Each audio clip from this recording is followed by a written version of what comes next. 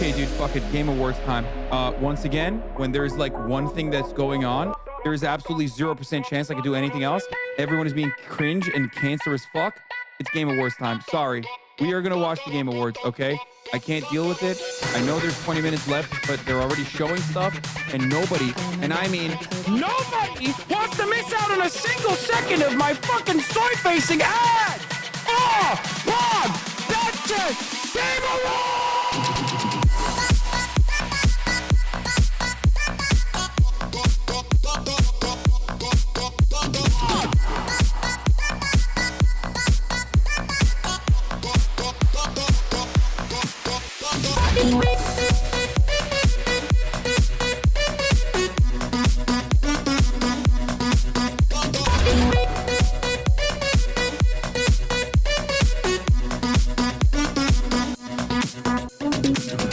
I can't focus on this anymore because all you motherfuckers keep talking about the PlayStation event. You dude, fucking leave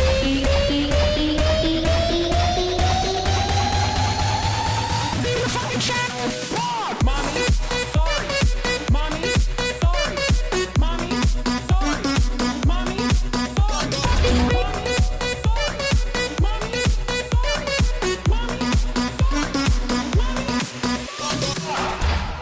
Dude, Megaphonics is literally just like What's hitting going on, everybody? I hope everyone's having a fantastic evening, afternoon, pre-noon, no matter where you are in the world. I'm Hasan Piker, and this is Hasanabi broadcast coming to you live from sunny California, Los Angeles. Folks, we're live and alive, and I hope all the boys, girls, and MBs are having a fantastic one because today's a beautiful day. Today's a wonderful day. Today is a Monday. It's Monday News Day. Ladies and gentlemen, boys, girls, and MBs, it's Monday News Day, August 18th, 2025, 11:26 a.m. It's 77 degrees and sunny here in California, Los Angeles. Folks, we're live. We're live, and I hope everyone's having a wonderful time. This is a part of the broadcast where I tell you about my personal news about what's going on in the world of Hasanabi Piker in between the time period where I press the stop streaming button and press the start streaming button. So help me God, that's what I'm going to do. And that is what is going on. That's what's going on in the world. In the world of Hasanabi Piker. And let me get started by saying yesterday into the broadcast, it was somewhat of a shorter broadcast. We were supposed to have some fun stuff, but it didn't turn out to be as fun. There was some incidents that took place, but it's all good. Ended the broadcast, and went and linked up with the boy Phineas and went and watched Weapons. That's right, ladies and gentlemen. I have a life. I have a life outside of the streaming space. And I did that. Sorry, no gaming. I know. I went and I watched the latest. This is a true story that happened in my town. This is the movie I watched. And let me tell you, bro. Okay, couple feelings straight off the rip. Okay? Weapons, very good. Terrifying. But they spam jump scares. Okay? So if you are not into jump scares, I'm going to keep it $150. This is not the movie for you, because as good as the movie was, they spam jump scares in it. Like, it's shameless. It's a shameless spamming of jump scares.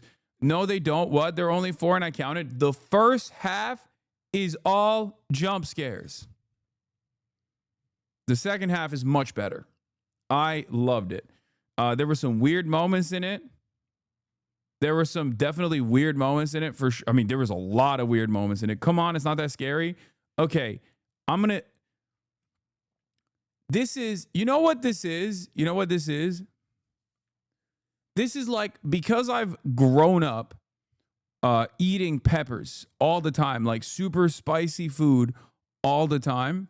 It's like when I tell someone, oh, that food's not spicy, and then people go, no, you're crazy. It's actually very spicy. Okay? The reality is I don't watch a lot of movies that are horror, in the horror genre. I just don't. I don't watch a lot of horror movies, and therefore, I don't have the built-in tolerance that a experienced horror enjoyer has. So for me,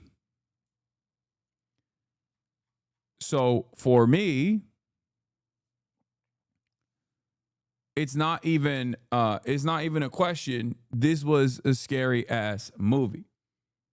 Okay? There was a gay dude sitting next to us and he was shrieking the whole time. 10/10 would recommend. How is it on gore? I love horror, but I can't handle gore. There's gore. There's definitely gore.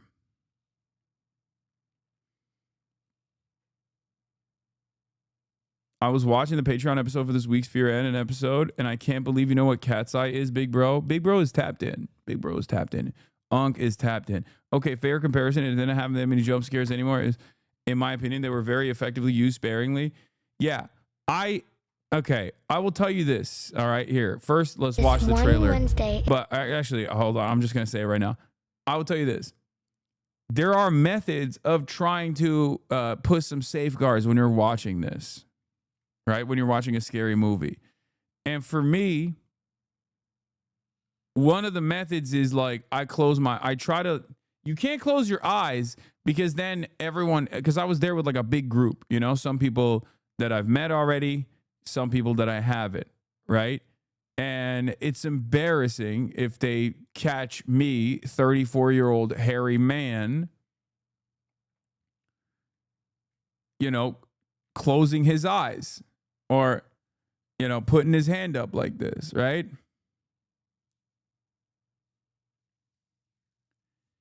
Putting his hand up like this, it doesn't work. But let me tell you something, okay? I didn't want to close my eyes either. I was embarrassed. I just like didn't want to look. I didn't want to look at the screen. But the problem was a lot of the jump scares are paced in a way where there is a tempered pause where it almost feels like the dude who made this movie basically timed it so that if you were like a scaredy cat and you closed your eyes and you went, oh, this scene has gone on for far too long. I don't think it's going to be a scary one. Okay. And then you look up and right at that moment it happens. That happened to me like 3 times, bro. That happened to me 3 fucking times, dude. I don't know what the hell Zach Greger was doing. I mean, the shots were amazing, by the way. God damn, he was so good. We get jump scared by Cook CNN audio every single day in your stream. This movie is totally fine for chat. The direction was incredible. Some of those shots, you're like, that is wow. I mean, it was actually awesome. The scissor ski scene made me so unbelievable. Oh my God, I know. It was so crazy. Your dad would hate this movie. My dad would never watch horror. Are you kidding me? And director of weapons.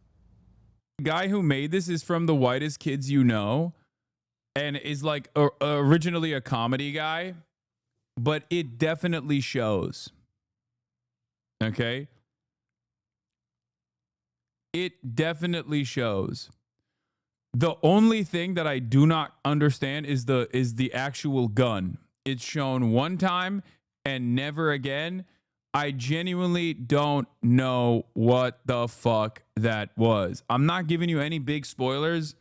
I think it's literally in the trailer.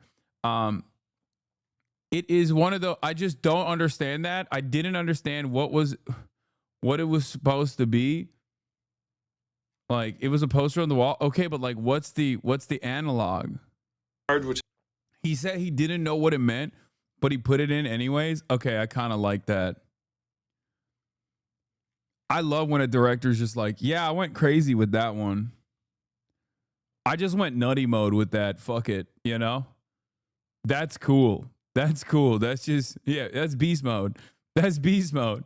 It's just like this thing that is so weird and never gets addressed at all.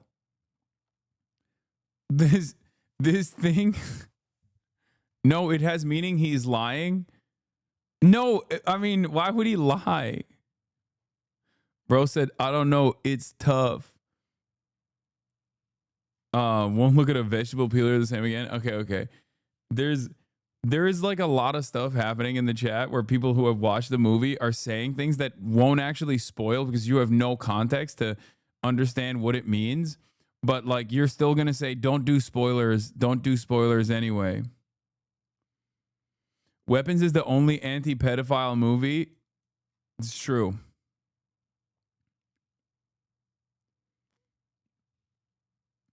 It was a reference to a bill that passed in the HOR with 217 votes, but did not pass in the Senate.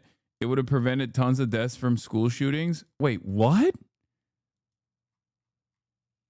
Really? Why did he say there's no reason for it then? What? You just made that up. Yeah, you fucking made that up, dude. You made that up. I wanted 7 hot dogs right after watching it. It's the perfect number of hot dogs. By the way, that was one of my favorite moments as well, because 7 hot dogs is the appropriate number of hot dogs to consume. The only issue I had with it was only mustard, no ketchup. And I thought that was kind of weird. Okay. Only mustard, no ketchup. Like, I know aesthetically it looks good, but you got to put some fucking ketchup on there, man. That's crazy. Only mustard on the dog is wild. 7 hot dogs is the whitest kids reference. Oh, okay. That makes sense. Okay.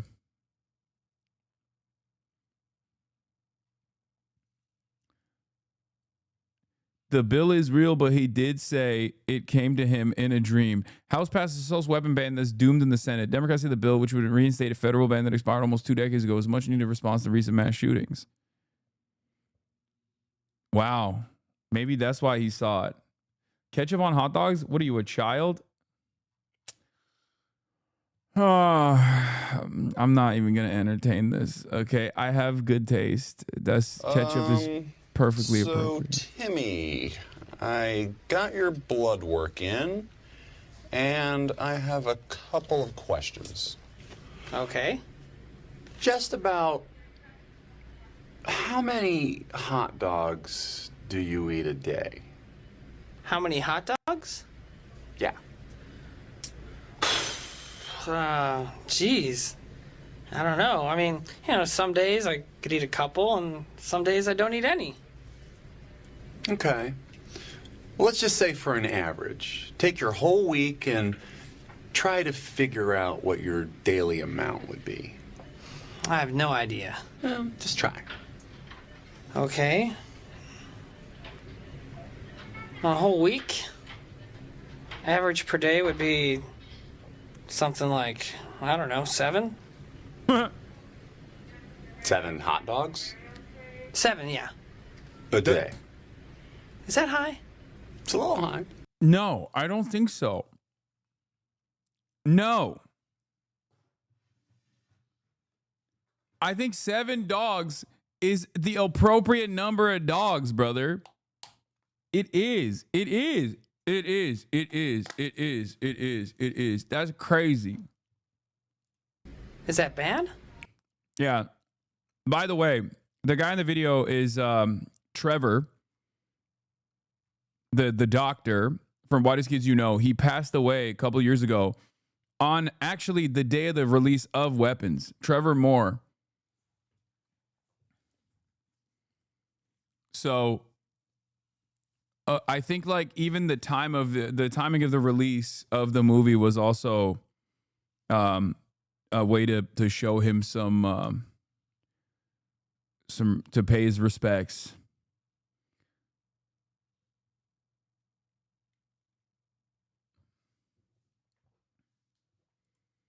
The Whitest Kids You Know YouTube channel released this video the day the movie released. Weapons is a sequel. Oh, wow. That's beautiful.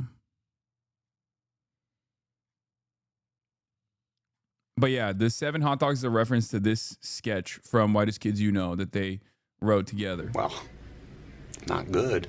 I mean, I'm just ballparking here, Sure, sure. Timmy, I want to try something if you don't mind.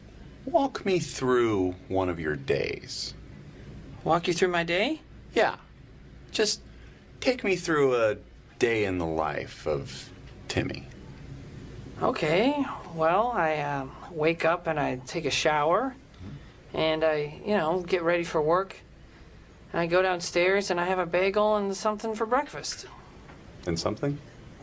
A hot dog. Hot dog. Okay. I mean, I do usually eat a hot dog there. Okay. Then I take the train to work. Well, slow down. Slow down. Does anything happen on the way to work? Oh, I almost forgot. On the way to the subway, there's a hot dog stand, so I usually have one or two. Yeah.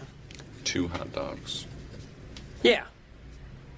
For those of you who don't know, you might know, if you don't know anything about Whitest Kids You Know, you definitely seen the Trevor Moore sketch about him saying, you can't say, I want to assassinate the president of the United States of America with a gun. You can't say that. Like, that's the one that you've probably seen that one. Like, that one is a fucking classic.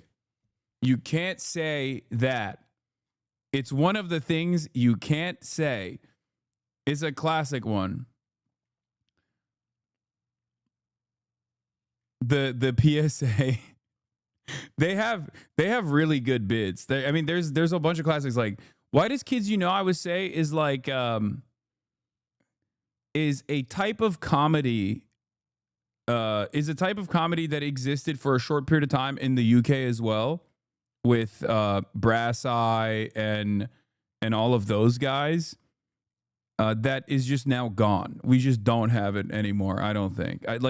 People have tried to make it happen. People have tried to do something similar to that, but it just doesn't exist, I don't think. We're just not funny as a society anymore. We're just fucking ass.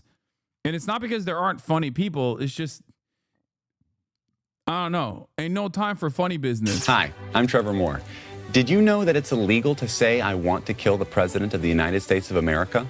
It's illegal. It's a federal offense. It's one of the only sentences that you're not allowed to say.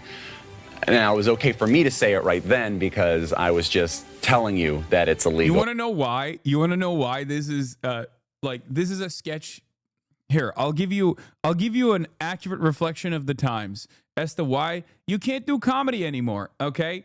Because some motherfucker is going to clip him just saying this part, the illegal thing you can't say, and then go, this guy wants to kill the president of America. We have to arrest him. You know what I mean? That's where we're at. That's where we're at. And it's not about being too woke to joke. It's just everybody is woke. The right wingers are woke. The liberals are woke. Everyone is behaving in the same way where they're like, no time for comedy for me. Okay? That's it. That's it. I mean, I deal with this on a daily fucking basis. I try to make jokes about the otherwise incredibly cruel world that we exist in. And motherfuckers will clip it to be like, oh, we gotta kill this guy. Federal offense. It's one of the only sentences that you're not allowed to say. Now, it was okay for me to say it right then because I was just telling you that it's illegal to say, I want to kill the President of the United States of America. I'm not actually saying it. I'm just letting you know that it's illegal to say that. It's kind of like a public service. I'm letting you know so that you don't accidentally go out and say something like that. But what's interesting is that it's very illegal to say. Like yesterday, I suggested that as a public service, we should have cops do, the cops should just eat it, right? At protests, you bring a cop out, only hand-to-hand combat to release stress, okay? There was 1 million people that heard that and went, this is my opportunity to shine. I am going to use this as a way to say, Hasan wants police officers to be shot in broad daylight in the streets, gunned down, fucking, or whatever number of different schizophrenic hallucinations. You can't even make a goddamn suggestion jokingly. Okay?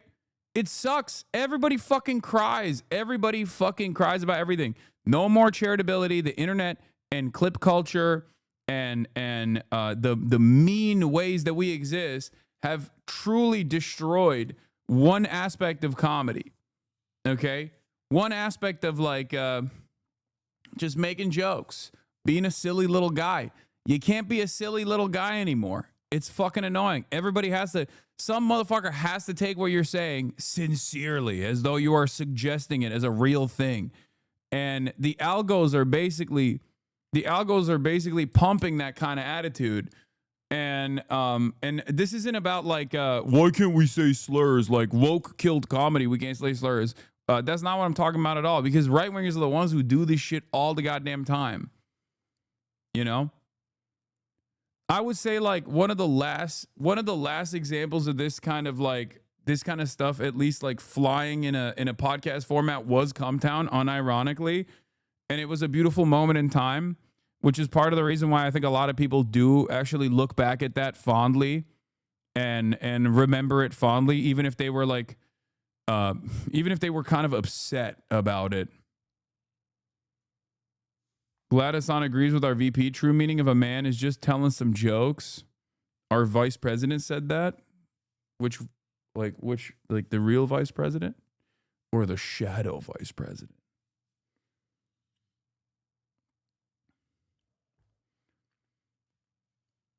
A man throwing a sandwich at a cop is comedy. Yeah, that's another one. Like, I was like, bro, really? You're going to fucking arrest people? And I talked to normies about this too. I was talking about the cop getting hit with a fucking ham sandwich thing, okay? And I was like, bro, you're really going to arrest this man for throwing a ham sandwich at you? Like, what do you have some fucking shame, you know, have some decency. And I talked to normies about it, and they unironically were like, nah, dude, fuck it. You can't throw something at a cop. You need to be killed. It's like Americans' brains are broken, dude. We used to have healthy attitudes. We used to be a real nation. People used to not really fuck with cops all that much. You know what I mean? People understood. People understood that it was like, you know, it's just, you got to let certain things slide, okay? We don't let nothing slide no more. Cannon Burglar, thank you for the 25 think someone out there should kill the President of the United States of America. That's illegal, extremely illegal, very, very illegal, but not illegal to say with a mortar launcher, because that's its own sentence. It's an incomplete sentence, but it may have nothing to do with the sentence before that. So that's perfectly fine, perfectly legal. I also found out that it's incredibly illegal. If somebody throws a sandwich at my mother, I would hope they would get arrested. Is your mother a cop wearing Kevlar vests, doing a fucking military invasion of DC, the nation's capital, and only getting a fucking light ham sandwich slapped to the chest? Like, what do you mean? What if my mother was in the trajectory of the sandwich? Like, why are you making this? Why are you building an entirely separate hypothetical here? Like, why do you guys have so much fucking... It just... I don't know if this is like debate pervertry or something. Like, I think it's objectively funny that a Department of Justice official walked up to a cop and threw a ham sandwich at one, okay? That's an objectively funny situation. I think it's entirely overkill to hunt this dude down and arrest him and hit him with a litany of different crimes, like assaulting an officer with a delicious weapon. Like, it's just crazy. No, you were going to get shaken for that statement. I think it's an objectively funny thing. Okay? It's an objectively funny thing. People get so fucking mad. If people are crazy. People are fucking nuts. I don't know. I don't know how to deal with it anymore. You're getting more trolls because last week you said you don't get hogs anymore. I know, that's true, but this one's not a hog. I think this was just a person who just wants to be contentious. Extremely illegal to go on television and say something like the best place to fire a mortar launcher at the White House would be from the roof of the Rockefeller Hewitt building because of minimal security, and you'd have a clear line of sight to the president's bedroom. Insanely illegal. Ridiculously, recklessly, insanely illegal. Yet even more illegal to show an illustrated diagram. Insanely illegal, ridiculously, horribly felonious, because they will come to your house in the middle of the night and they will lock you up. Extremely against the law. One thing that is technically legal to say. Dude, remember. Once again, you cannot post the diagram of the doohickey that was used in the assassination of Shinzo Abe as a quote retweet of a sitting senator demanding that people kill protesters. You can't do that. Okay? Also illegal. It's not allowed. I'm telling you right now, you cannot post the doohickey, the diagram of the doohickey,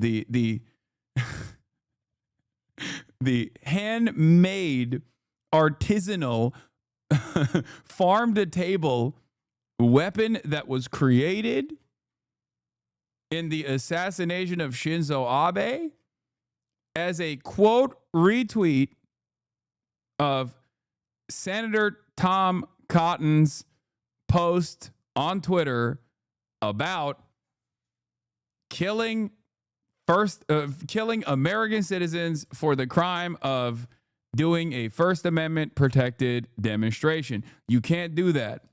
Okay? You cannot do that. It is illegal. It is illegal. Don't do that. Yeah. But do you see what I mean? Like that. Yeah. This I'm showing you right now. This illegal. Okay.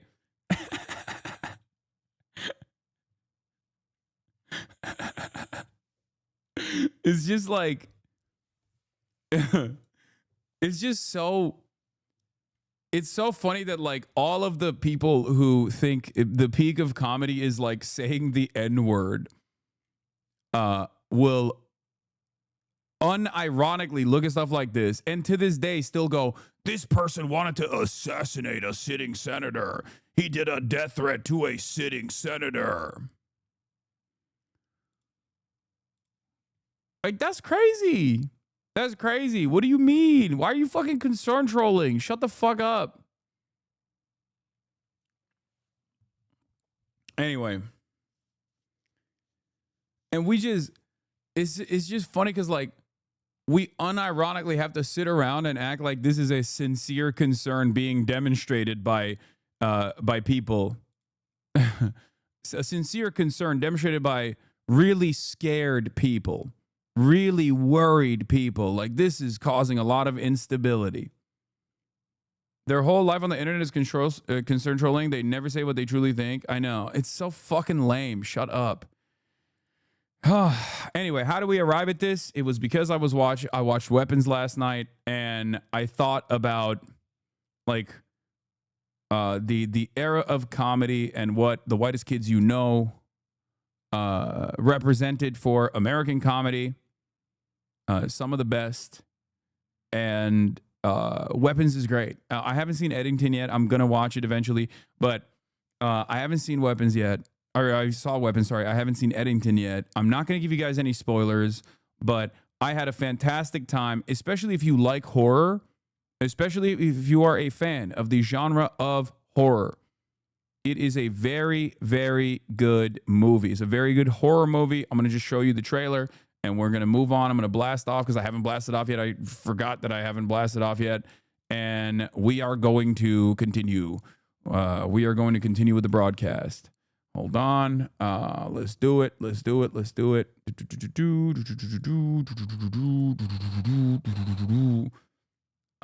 We're blasting. We're blasting.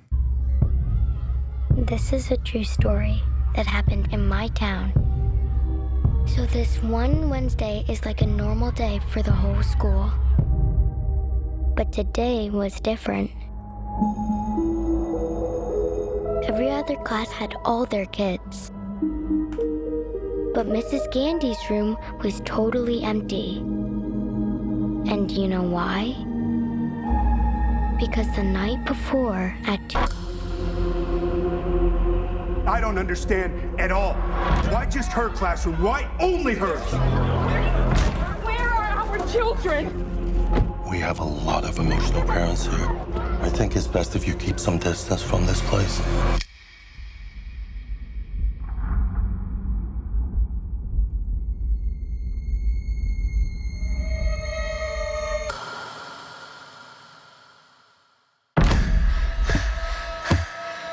There's even a scary moment in the fucking trailer, bro. Matthew, where are you?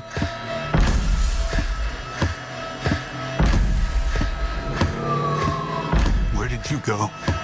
Okay, I gotta say something about this dude. I don't know who this guy is, but he reminds me so much of Noah.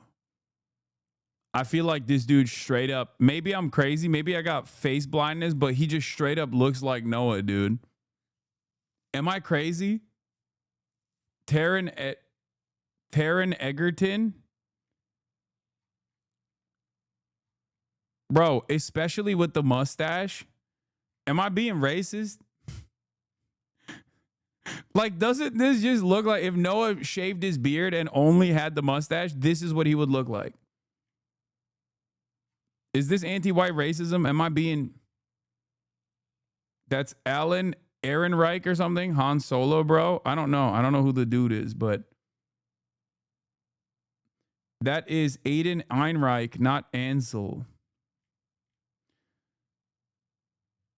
Okay, maybe I'm not the one who's fucking being an anti-white racist here, because y'all just said a bunch of different names. And it seems like they could all... I doubt it. Okay, but maybe. Bro, see?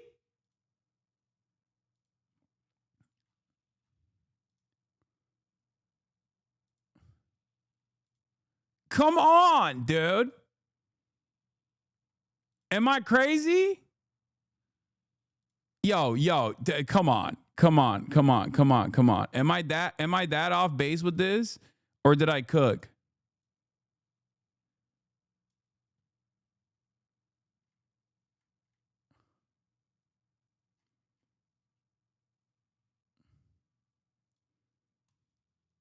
Am I crazy? Maybe.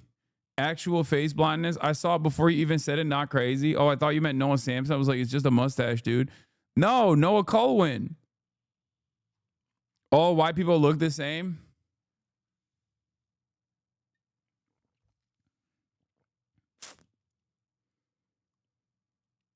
Wait, is this a picture? Why does Noah look like he go 2-3 year Dagestan? Yeah.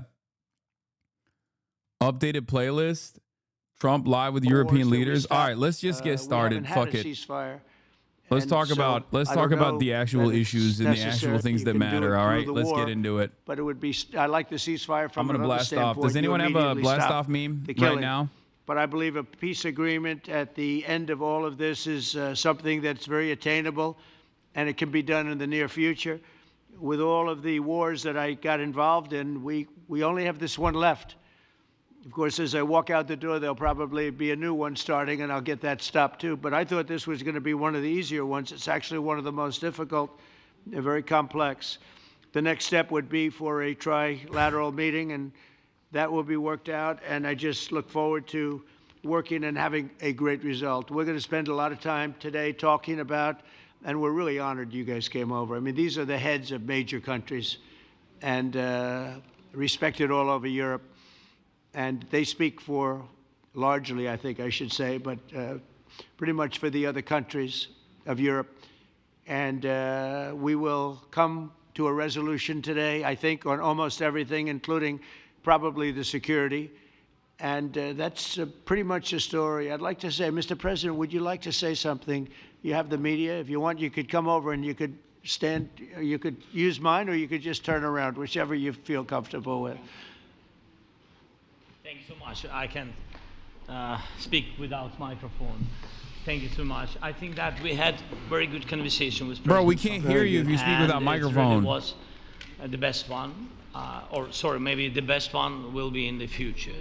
But it was really good, and we spoke about very sensitive points. The first one is security guarantees, and we are very happy with President that all the leaders are here, and security in Ukraine depends on the United States and on you and on those leaders who are with us in our hearts. They have been online before yesterday, and etc. So a lot of countries on the side of Ukraine, our people, and all of us want to finish this war, stop Russia and stop this war. We spoke about it, and we will speak more about security guarantees. This is very important that the United States gives such strong signal and is ready for security guarantees. The second point, or maybe the first, humanitarian direction, very important to exchange all the prisoners, and I think that President will help. And I was very thankful to your wife again, Mr. President, for the letter about our abducted children, and I hope that really it's not a suit. He's not wearing a suit. For the people he is to swagged out, though. I wouldn't say this is a suit. He's just wearing a jacket. No? And be happy. Get the people back, yeah. Yes, this is so important, and I'm happy that we discussed it, this track with the President Trump, and I hope that we will find decisions. And then what is very important, that all the sensitive things, territorial, etc., we will discuss on the level of leaders during trilateral meeting, and President Trump will try to organize such meeting, and he said that he will come or not come. Ukraine will be happy if you will both want me there, I will be there. Yeah, yeah, you know, thank you. And I think this is very important. Yes, so security guarantees, bringing kids back, and all our people, not only warriors, first of all warriors, and all the civilians, journalists, a lot of people in prison. So we need them back. And guarantees which will work for the years. We spoke about it, and I showed the President a lot of details on the battlefield, on the map. Thank you so much. Thank you for the map, by the way. Good map. It was great. Good map. I'm thinking how to take it back. We'll get you. Also, I we think blasted that off. Let the people know. We had constructive, specific meeting. Let the people know we're live. We're live. Let it be known. All the leaders who are here, and you help a lot, and so we are happy that we have such big unity today. Thank you, Mr. President. Thank you very much, for hosting us. Mr. President. I think you'll see that President Putin really would like to do something else. I think when we set that up, when we do, I think it's going to be when, not if. I think you're going to see some really positive moves. I know there's over 1,000 prisoners, and I know they're going to release them. Maybe they're going to release them very soon, like immediately, which I think is great. But we're going to set that up today after this meeting. So very good and great remarks. I appreciate it. Mark, as head of NATO, maybe you could say a few words, please. Yes, I will be very brief. I really want to thank you, President of the United States, dear Donald, for the fact that you, as I said before, broke the deadlock basically with President Putin by starting that dialogue. And I think it was in February that you had the first phone call, and from there we are now where we are today. And that is, I think if we play this well, we could end this. And we have to end this. We have to stop the killing, we have to stop the destruction of Ukraine's infrastructure. It is a terrible war, so I'm really excited. And let's make the best out of today and make sure that from today onwards, we get this thing to an end as soon as possible. I really want to thank you for your leadership, what you are doing for Volodymyr, but of course also all the European colleagues. It is really crucial. And the fact that you Dear Daddy Trump, I want to thank you for your leadership. Guarantees is a big step. It's really a breakthrough, and it makes all the difference. So also thank you for that. Well, NATO also has agreed. I just don't understand why Zelensky. Look, Zelensky seemingly looks happy. It's 2%. There wasn't. So I don't know what the fuck they told him, but that's a big difference, and so we appreciate that. That was a great move. Thank you very much, Ursula. Maybe on behalf of the Commission, you could say a couple of words. Yes. Thank you very much. It's a pleasure to be here, and it's a very important moment. Indeed, we are here, Europeans, as friends and allies. We had a fantastic NATO summit. Together as the two largest and biggest economies in the world, we had the largest trade deal ever agreed. And now we are here to work together with you on a just and lasting peace for Ukraine. Stop the killing. This is really our common interest, stop the killing.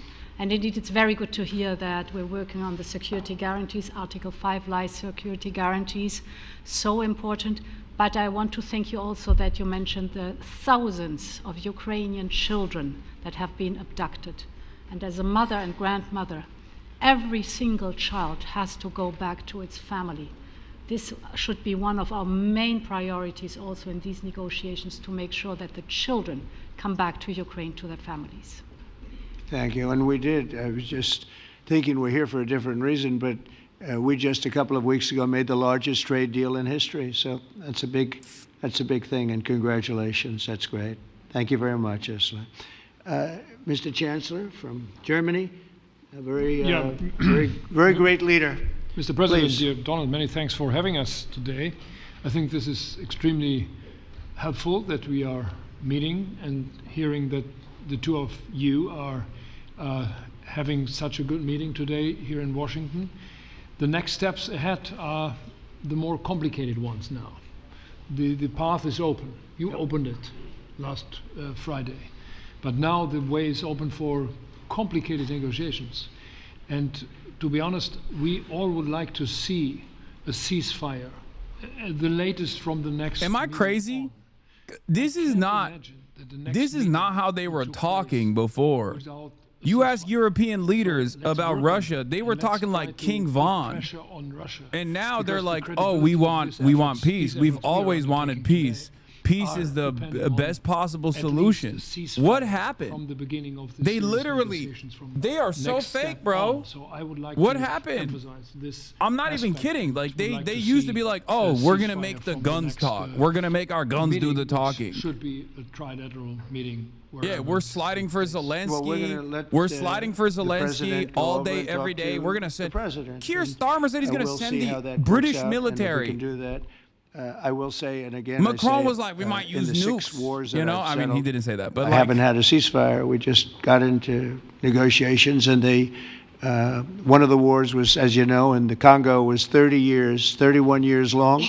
Another one that we settled last week with two great countries was 35 years going on, and we had no ceasefire. So if we can do the ceasefire, great. Oh my God! And He just keeps repeating it until it becomes a truth, I guess. Many other points were given to us. Many points were given to us. Remember all the wars I ended? Go ahead.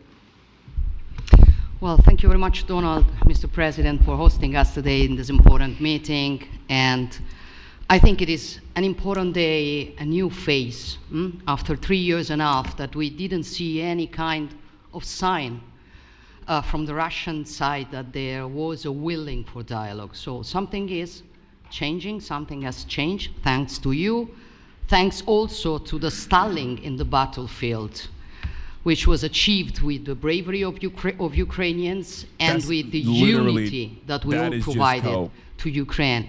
And the reason why I mention it is that we also have to remind that if we want to reach peace and if we want to guarantee justice, we have to do it united. So that's why it's a very good day, the one it's so funny that these like highly educated, well, not Maloney, she sucks, but like a lot of these guys are highly educated libs, right? They have a decent understanding of the world. I might not agree with their worldview, but like they're not stupid.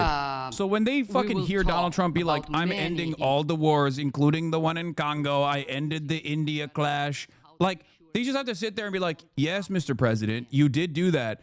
They know that's not the truth. But what can you do in the situation? He just kind of sits there and he's like, I've done it all. I've ended wars that you didn't even know. Like, they literally just have to sit there and appease him. So we are always ready to bring our proposals for peace, for dialogue. It's just like something a permanent we have ring-kissing to build operation. together to guarantee peace and to defend the security of our nation. So thank you, Mr. President, for hosting us. Thank you very much. Emmanuel? Thank you, Mr. President, for organizing this meeting and for your commitment. And everything was said, but I just have to say here, everybody around this table is in favor of peace. And we work very hard, and we've worked very hard during the past few years to have a peace which is a robust and long-standing peace. This is why the idea of a trilateral meeting is very important because this is the only way to fix it. And by the way, I think as a follow-up, we would need probably a quadrilateral meeting, because when we speak about security guarantees, we speak about the whole security of the European continent. And this is why we are all united here with Ukraine on this matter. In order to organize such a trilateral meeting, your idea to ask for a truce or ceasefire, at least to stop the killings, as we discussed, is a necessity. And we all support this idea.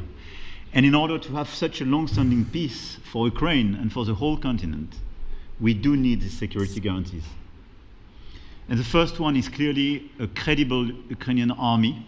What does that look like? What does that look like? And the second one is what does this look like? This is what I need to understand. And like they keep saying we're going to do security guarantees, but what does that mean? You know what I mean? Is it like NATO-style security guarantees without actual NATO intervention? Guarantees and our commitments. And you can be sure that Europeans are very lucid about the fact that they have their fair share in these security guarantees for Ukraine, but their own security is clearly at stake in this situation. So you can count on us, as we can count on you, in order to deliver this robust peace for both Ukraine and Europe. Thank you very much, Emmanuel. Mr. Prime Minister. Thank you very much, Mr. President, and thank you for hosting us here. Can I start where Emmanuel started, which is we all want peace. The war in Ukraine has had a huge impact, particularly on the Ukrainians who've borne the brunt of it, but it's also had an impact on Europe and on the United Kingdom. There's not a family or community that hasn't been affected. And when we talk about security, we're talking about the security not just of Ukraine, we're talking about the security of Europe and the United Kingdom as well, which is why this is such an important issue. I think this is such an important meeting. As a group, I think we've had a discussion on the phone a number of times, Mr. President, but be able now to be around the table to take it forward. And I really feel that we can, I think, with the right approach this afternoon, make real progress, particularly on the security guarantees, and your indication of security guarantees, of some sort of Article 5 style guarantees, fits with what we've been doing with the Coalition of the Willing, which we started some months ago, bringing countries together and showing that we were prepared to step up to the plate when it came to security.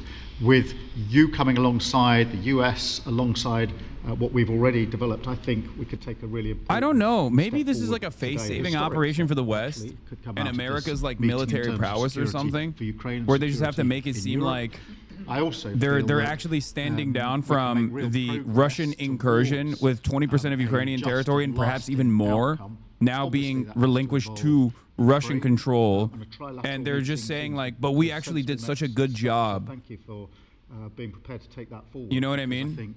I don't know what the security guarantees are going to look like. I don't even know if like Vladimir Putin is actually going to follow through on the conditions of the ceasefire. I don't know what the actual details of the ceasefire look like currently, but it doesn't. Difficult issues to a head. I don't know. It doesn't feel like this is anything different than just straightforwardly saying like, no, you get all of your maximalist positions, but please promise that you're just not going to hit Ukraine any harder. So thank you for that. Well, thank you very much. And, you know, it's very interesting because this is the first for the White House. You can't say that very often. It's seen a lot over the years. Maybe they're just like presenting this as a way to be like, see, we tried to do a peace. I could see them doing this as a way to be like, see, we try to do peace. Putin is actually the big hurdle to peace. And maybe they're going to get Donald Trump to finally recognize that Putin is a hurdle to peace or something. But then again, then you're back to square one. And the number of weapons you send to Ukraine is not going to actually make up for the lack of manpower. So even if you go back to square one and you just thank you very much, get Mr. everybody President. involved in like think in the past defensive posture for Ukraine, it doesn't change the dynamic on the battlefield unless there's like actual military 3.5 years. Military I think intervention. the fact that we're around this table today is very much symbolic in the sense that it's Team Europe and Team United States helping Ukraine. And the progress that we're looking out. Do you think Putin is a hurdle to peace? I mean, considering that he did invade Ukraine, yes. Which are a big part. he is the warring party and then, here. He is the belligerent. Towards a process with a trilateral meeting with you. Yes, I do think and that. President Putin and President Zelensky.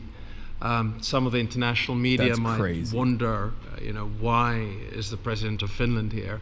I think the reason is probably you got to get out of your that we rational might come bag from on a this small nonsense. country, None of this is but rational. We have a long border with Russia, over 800 miles. I'm noticing of course, significant lack of Turkish presence at this table, and it's frustrating me. From World War II, the Winter War and the War of Continuation.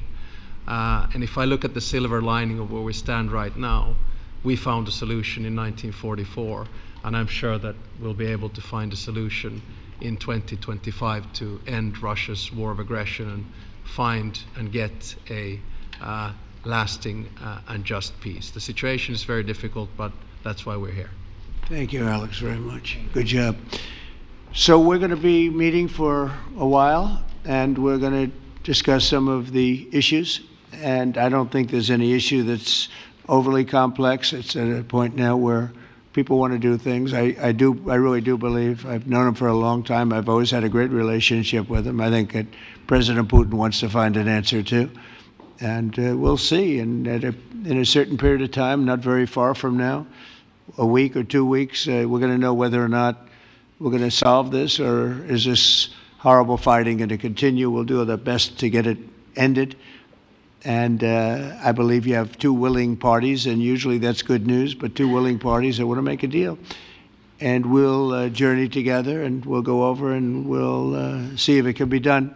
And it's possible it might not be able to be done. On the other hand, it's possible it will. And we're going to save thousands and thousands of lives a week.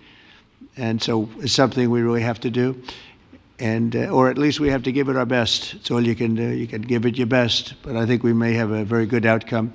So I want to thank you all, and the media, I want to thank you. We're going to be staying here for a little while. Then we're going to walk over to the Oval Office, and we're going to have another little discussion about similar matters. And then they're going to go home to their great countries and report. And I'm going to remain here and work, and you're going to go and work. We're all going to be working. We may be in a different location, but that's what we know how to do is work. But I want to thank the media. Has been actually very fair, generally speaking, very fair. I think it's important that they're fair because this is a very important. This is a very important. I can't be the only one confused by this, right? And like, so am I? I feel like I'm not alone in this, right? There is like this is a confusing set of events that has taken place, specifically around the issue. They just keep having meetings.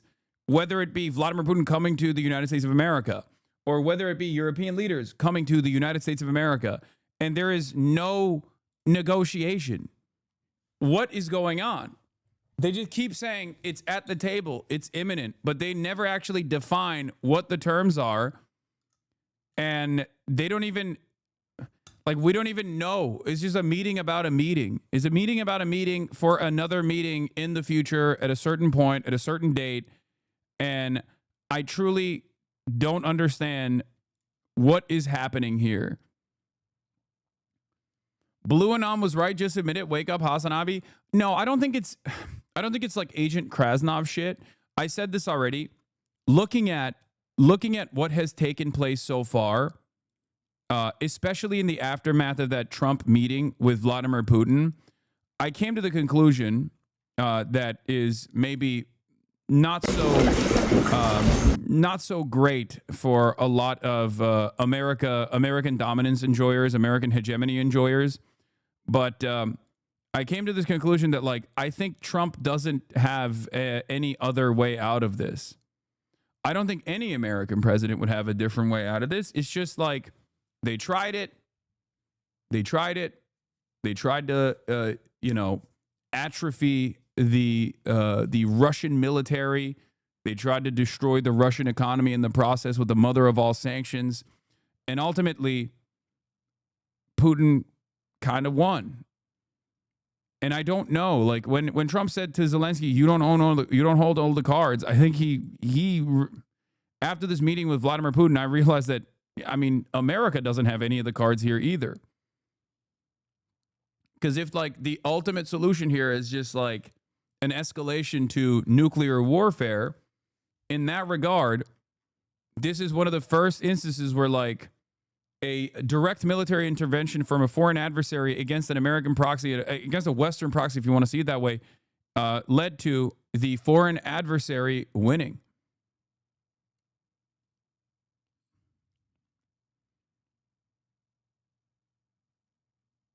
It's just because there's nothing else. There's nothing else that the Western world could do. There's nothing else that the Western world could do in this regard.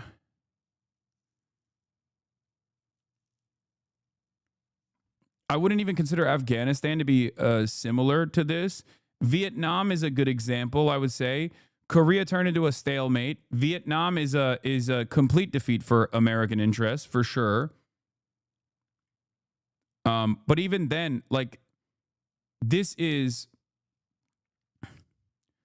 like with Vietnam, America was the Russia and didn't even have the same kind of ambition that Russia has with Ukraine, because it's not in their backyard. Vietnam is not America's neighbor, and America was militarily invading Vietnam. It's like if America invaded Mexico and then Russia and China were boosting the Mexican defenses to withstand like an American annexation.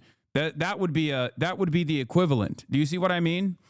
Like Vietnam is America creating a puppet state and trying to maintain some kind of control over the entire country through South Vietnam with puppet leadership, whereas like the USSR is obviously funding and is invested in the defense of the North Vietnamese liberation. But like, while that is also somewhat of a proxy, it's not a direct equivalent. Whereas Russia's actions, I say, is irredentist. With the investment into annexation, like permanent territory acquisition, and they seemingly won. They got their desire. Russia lost McDonald's because of this war. Now they're eating healthier, and Trump got scared seeing how low the Russian military's cholesterol results are. Okay, dude.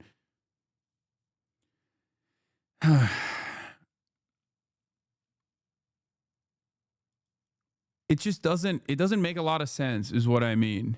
It just, like, they talk about how there is going to be a managed resolution, an end to this conflict. You're using words that people who should be understanding aren't.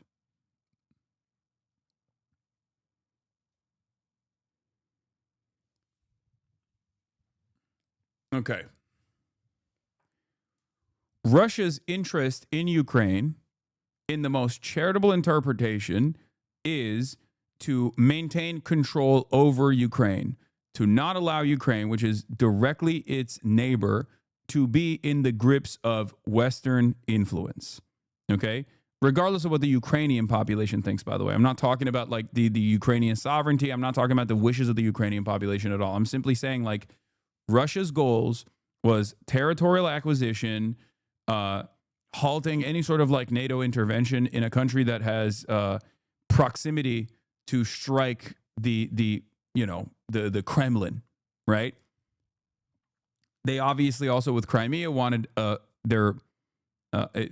protect their point of entry into the Black Sea, all that stuff. But I bracket that off separately because it does seem like even the European leaders and Ukraine has basically dropped Crimea from the equation. It seems like if they were to give Crimea permanent recognition, like permanent annexation recognition, legal recognition, as is, and say it's like Russian territory, and then in extraction for that, they got the Russians to pull back from like certain Eastern Ukrainian positions, that would be an insanely good proposition. It's just not even going to happen regardless, right?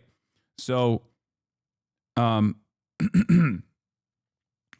that's, but it seems like even the Western leadership is on board with that. But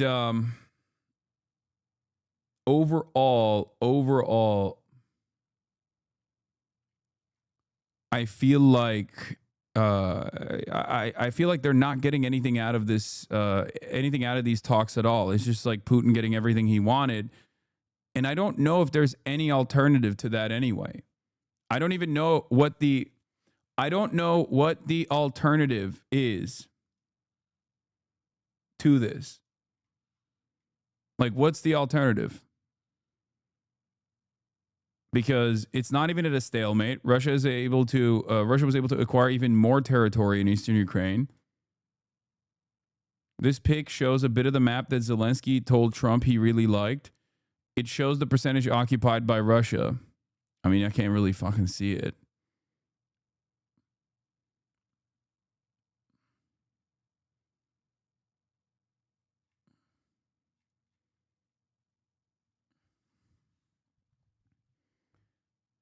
I don't get one thing. The West is telling how important Ukraine is for their safety and how important it is to provide them with weapons because they should not lose the war. Why the fuck don't they send their own soldiers then? As long as Ukrainians die, it's a war they should be fought. The fuck? The reason why they won't send their own soldiers is because all of the countries that have the capability of sending military into Ukraine to defend Ukraine, well, one, that would be unimaginably unpopular. Okay? As long as it's just Ukrainians dying, and it's they're using Western weapons, then they can manage that. Okay, that's number one. So domestic unpopularity is a major factor here. But the second part of the equation, perhaps the most significant part of the equation, is that if two nuclear armed nations or any nation that is under a nuclear security treaty like NATO were to go to war with one another, like official hot war with one another, that would trigger nuclear holocaust. That would trigger mutually assured destruction. That is the reason why they haven't sent troops into Ukraine. That's the biggest reason. And I think Vladimir Putin knows that, and that's part of the reason why he was able to push and push and push into Ukraine, knowing full well that they would not be able to amount a significant military force to withstand the Russian meat grinder trench warfare techniques, where they just basically bum rush further and further into Ukrainian territory because it's a significantly larger country. So NATO, which in other circumstances is supposed to be a security agreement, right, ended up becoming a bit of a problem for American interests, because that way you can't get France or the UK or Germany to send in troops to Ukraine because they're a part of NATO. That way you can't get Turkey to send troops into Ukraine because they're a part of NATO. If the Turkish military is directly in hot battle with the Russian military, all of a sudden Russia and Turkey are in war. If Russia attacks Turkey, okay, then you're triggering Article 5. Now you have a nuclear arms treaty going up against a foreign adversary that it was designed to be that it was designed to threaten, that also has nuclear arms. So in a weird way, NATO actually ends up being an anchor around the weight of American foreign policy, only because Russia was able to succeed militarily. This is why I kept saying, like, one of the weird solutions that I see is like is it's not going to happen, but one of the only solutions in this circumstance is, like, if you truly want to militarily defeat Russia, you have to go and fight to defend Ukraine. That's it. You have to send soldiers to defend Ukraine. That's an incredibly unpopular prospect to begin with. That opens you up to Russian counters. That opens you up to going into battle with Russia. And you can't do that when you have NATO anyway. For some reason, I'm skeptical that most NATO countries would actually go to arms if Article 5 was triggered. I feel like a lot of them would try to find some loophole to justify not doing it. I don't disagree with you. I think I've said this before. I don't think America would, like, the American calculation of, like, defending Poland or defending Estonia, Lithuania, any of the Baltic countries does not revolve around, like, genuinely caring about the lives of people that live in the former Eastern Bloc or whatever. It actually is about defending America's military prowess around the globe. And in that situation, if Russia had the smoke, they would just let it go. Potentially.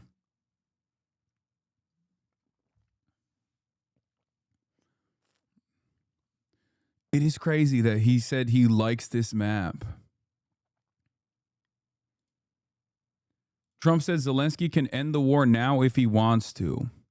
President Zelensky of Ukraine can end the war with Russia almost immediately if he wants to, or he can continue to fight. Remember how it started. No getting back Obama giving Crimea 12 years ago without a shot being fired, and no going into NATO by Ukraine. Some things never change. Trump announced that Ukraine will not get Crimea back and no NATO for Ukraine.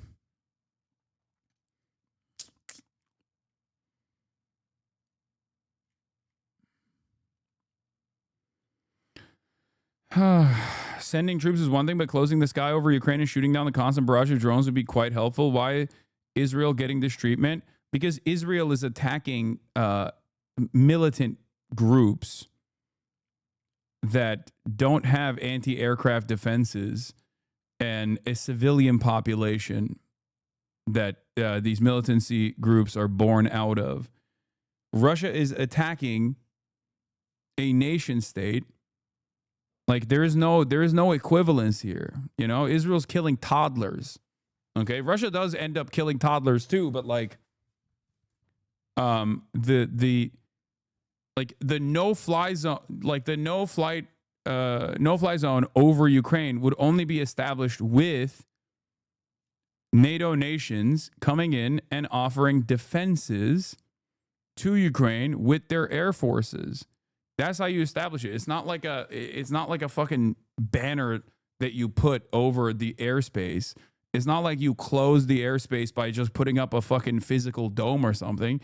You literally have to establish it with deterrence. You have to establish it with air forces. And the moment that you do that, it's basically the aerial equivalent of sending military into Ukraine. This would imply that these countries are going into war. It's no different. It's no different than like sending troops.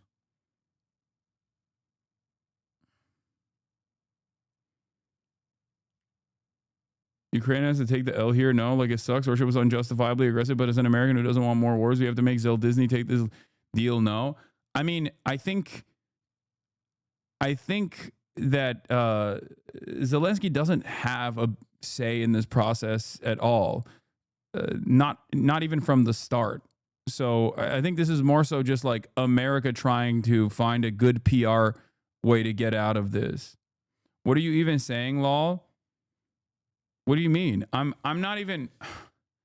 It's not even about like making Zelensky hold the L or something, okay? Because he's already doing that. He's going above and beyond by shitting on Zelensky like the last time he had that meeting. It was embarrassing. It was disgusting. It was fucked up. But I think that also serves a role in basically making it seem like America's washing its hands from this. And it was maybe just the foreign leadership or the former leadership's fault that America's even in this quagmire to begin with. I'm worried that after the war ends, Europe and the U.S. will try to normalize relations with Russia and they will never face accountability. There's really no justice when state actors are involved, huh? Yes. If the West had been even more supportive early on, letting Ukraine use long-range missiles, sending jets, and setting up a no-fly zone, etc., is there any chance this could have turned out differently? No, because no-fly zone was always a red line that they were not going to cross for the reasons that I mentioned. It's like the same as sending fucking military. Do you not understand? You cannot establish a no-fly zone by saying it's a no-fly zone now. You have to set up military deterrence, and Ukraine doesn't have the capabilities because they tried. To destroy like Russian air superiority early on, they were able to take out a bunch of. I mean, they were able to establish some semblance of deterrence with anti-aircraft weaponry and things like that with the Ukrainian Air Force. But overall, a no-fly zone could only be implemented by Western forces and their Western air forces specifically, and that would require, just like sending military troops on the ground into Ukraine, that would require having, Polish Air Force fly over the Ukrainian airspace to literally shoot down Russian aircrafts. That would be the same as going into direct battle. And as long as Poland and as long as all these other countries are under the security banner of NATO, then that is the maximalist position. It automatically triggers nuclear deterrence. It automatically triggers nuclear retaliation. And that's the reason why they never did it. That's the reason why it was a non-starter. It wasn't even like, no serious person was actually discussing these options. Well, thank you very much. It's an honor to have the president of Ukraine with us. We've had a lot of good discussions, a lot of good talks, and I think progress is being made, very, very substantial progress in many ways. We had a good meeting, as you know, just a short while ago with the president of Russia, and I think there's a possibility that something could come out of it, and today's meeting is very important. We have, I guess, the seven very powerful leaders from Europe, and we're going to be meeting with them right after this meeting, and thank you very much for being here. Thank you so much, Mr. President. If I can. This is also interesting. Brian Allen, based on reports, including from those even from Fox isn't denying it, it looks like Trump's Alaska summit went sideways, and the staffers like Caroline Leavitt and Steve Witkoff reportedly left ashen and wide-eyed. I wasn't in the room, but if seasoned operatives come out looking like they saw a ghost, that's panic. Whatever Trump agreed to or failed to push back on clearly set off alarms, and judging by the rush of European leaders of the White House afterwards, the damage control started before Air Force One even landed. Having said that, today's meeting with Zelensky and all the European leaders seemingly is much cheerier, which implies that either, I mean, there's something in it that we don't understand, that I don't understand, that I don't see, that clearly there's something there that is clearly positive for them, that they think is good, because they wouldn't be faking it. If they actually didn't like the outcome here of this meeting, whatever Donald Trump told them, they probably would say it out loud, right? First of all, thank you for invitation, and thank you very much for your efforts, personal efforts to stop killings and stop this war. Thank you. And using this opportunity, many thanks to your wife, First Lady of the United States. She sent a letter to Putin about our children, abducted children, and my wife, she, First Lady of Ukraine, she gave the letter.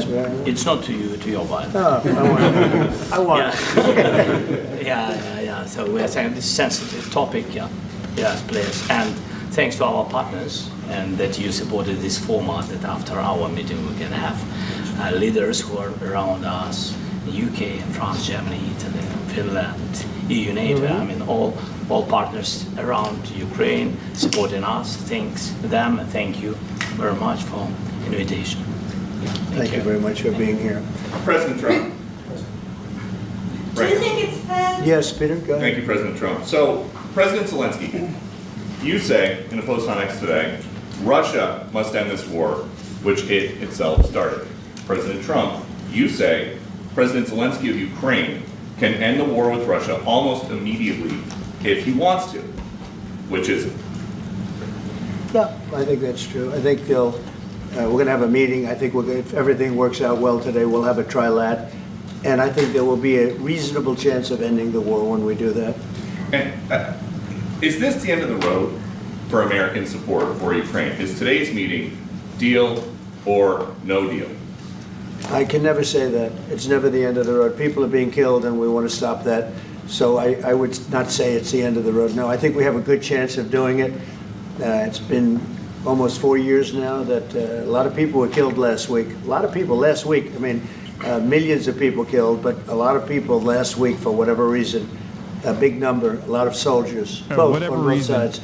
And I know the president, I know myself, and I believe Vladimir Putin wants to see it ended. And as you met with Putin on Friday, today you've got President Zelensky here. As you listen to Russia and Ukraine, which side has the better cards? Well, I don't want to say that. I'm just here to be. Look, this isn't my war. This is Joe Biden's war. He's the one that had a lot to. I'm telling you, like, you look at this and you go, oh, this is Trump just like shitting on Joe Biden. No. This is Trump trying to wash his hands of this equation The very fact that he did not respond to who holds all the cards as a question, terminology that he has used against Zelensky easily, implies that he doesn't want to admit that he does not have the cards. He does not want to admit that the Western world, all the Western powers, do not hold the cards here. That, as we've said over and over again, as many leftists said over and over again, the conditions, like the end to this conflict, will be defined by what takes place on the battlefield. And what is going down on the battlefield shows that with all of the weapons that were sent to Ukraine, from the Western world, with like all the sanctions that were implemented, Russia has still been able to firmly acquire territory and embed themselves deep into the Ukrainian border and take over 20% plus of Ukrainian territory in eastern Ukraine. It seems like it wasn't enough, and Donald Trump sees that, and he basically wants to hold the L. He wants America to hold the L without saying that he was the one holding the L. You know what I mean? It feels like this is a way for Trump, in the Trumpian way, in the most Trumpian way possible, to say, sure, we lost, but it actually wasn't us who lost. It was Ukraine who lost. It was Joe Biden who brought us into this. I don't think he wants to take a small L to avoid a much larger L, Russia going further into Ukraine. I don't think that's the equation. That's what his argument is.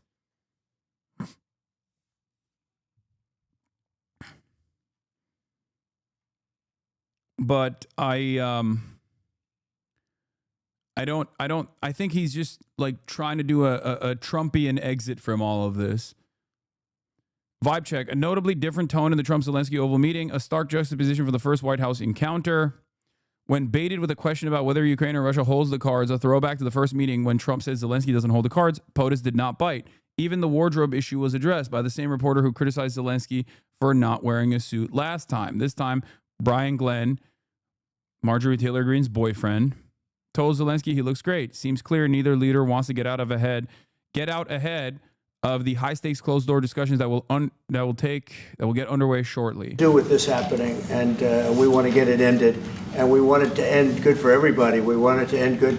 The people of Ukraine have suffered incredibly. President Zelensky, are you prepared? This is the most insane position. I'm a reformed IDF soldier, so I support Gaza because of you. I still support Russia, though.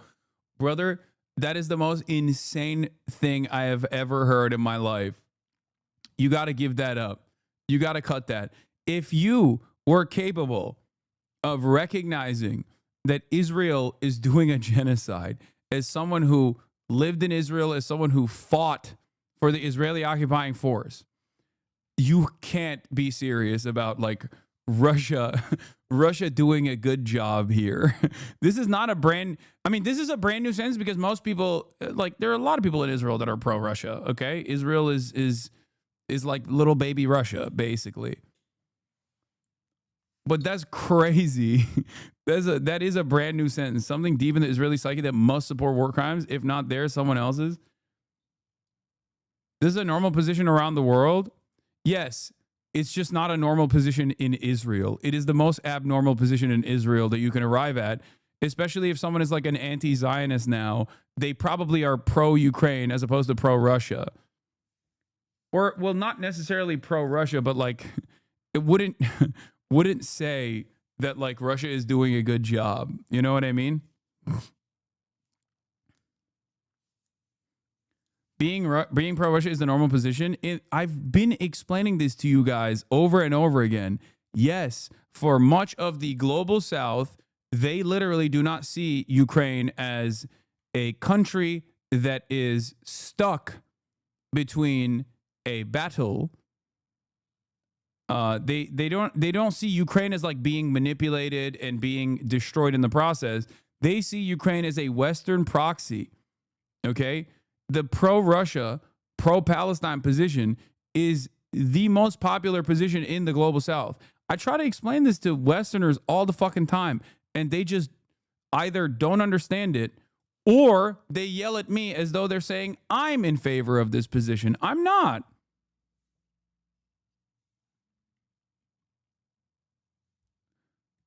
But if you were to like get out of your bubble, there are probably a lot more people on the planet.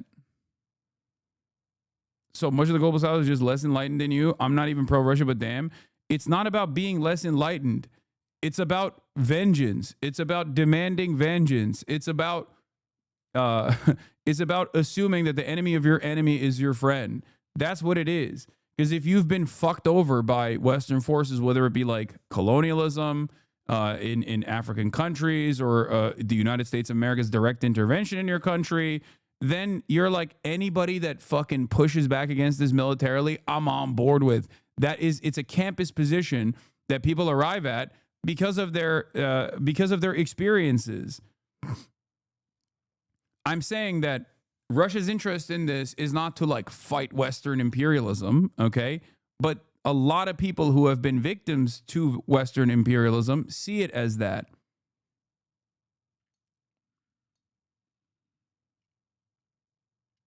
So if you want to understand like where people are coming from when you see that, like when you see the Bangladeshi unks with the pro-Russia, pro-Palestine stance, and you're like confused by it, this is the reason.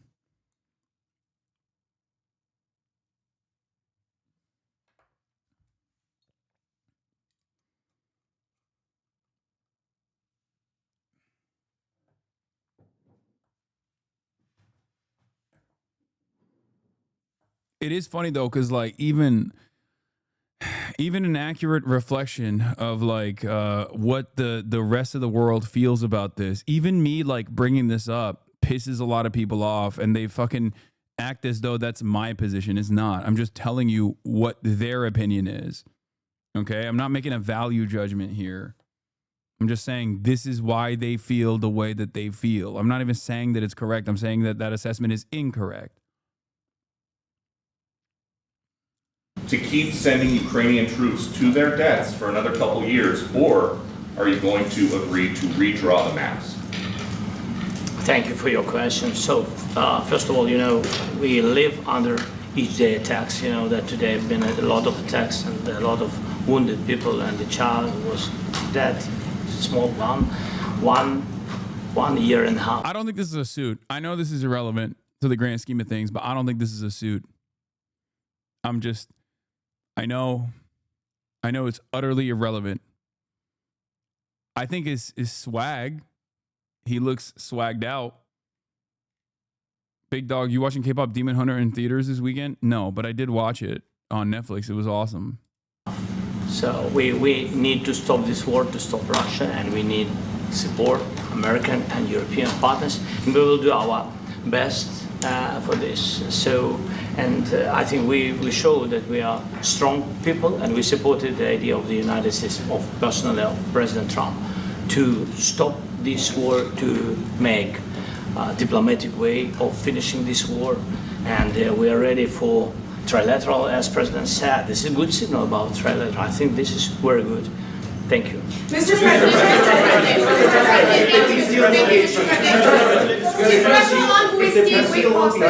yes, if the peace deal will be achieved, I love how Chad is pretending like there isn't a lot of pro-Ukraine and pro-Israel people out there. Yeah, no, that's the other side of this, which is also, again, incredibly incorrect of an assessment to make. But there's a lot of people in the West that are pro-Israel and pro-Ukraine. The numbers have actually diminished now. Okay. But it is a common position. At least it's like the only position that Western leadership has. It's the only position that like Western governments have. That is their position.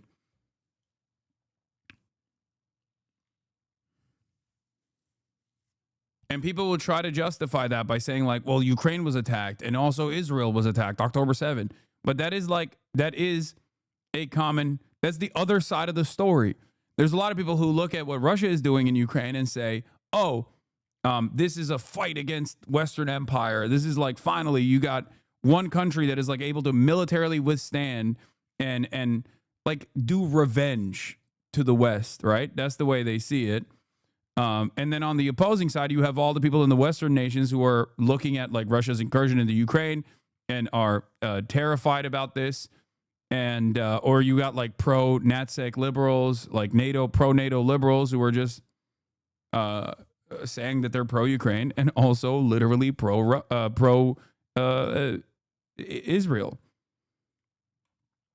Not recognizing how insane and how untenable and how utterly hypocritical this position is. Someone being pro-Russia and pro-Israel would be insane. Haven't met one of those. Israelis. I've definitely met pro-Russia and pro-Israel people. MAGA. Okay? Some of the MAGA base are pro-Russia because Russia is fighting woke, and pro-Israel because Israel high. Israel is the Holy Land. Okay? There are pro-Russia, pro-Israel people. They're just called Russians. They're also called Israelis of Russian descent, of Russian background. So, that's definitely not I mean, it's marginal in the grand scheme of things. It's like a much smaller percentage of the population if you adjust it to the entire world. But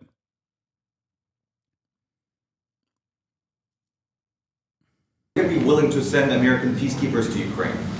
Well, we're going to work with Ukraine. We're going to work with everybody, and we're going to make sure that if there's peace, the peace is going to stay long. Did you say Tucker Carlson yet? No, Tucker Carlson is no longer pro-Israel. Let's be real. This is very long term. We're not talking about a 2-year peace and then we end up in this mess again. We're going to make sure that everything's good. We'll work with Russia. We're going to work with Ukraine, and we're going to make sure it works. And I think if we can get to peace, it's going to work. I have no doubt about it. Your team has talked about security guarantees. Could that involve U.S. troops? Would you roll that out in the future? We'll let you know that maybe later today. I think pro-Russia, pro-Israel is like the South African, like the white South Africans who left after the dissolution of the apartheid and went to Israel. They're just one note. They don't care who's doing it. They just like war crimes. They just like dominating people. They're like, nah, it's fine. If there's another country, it doesn't matter.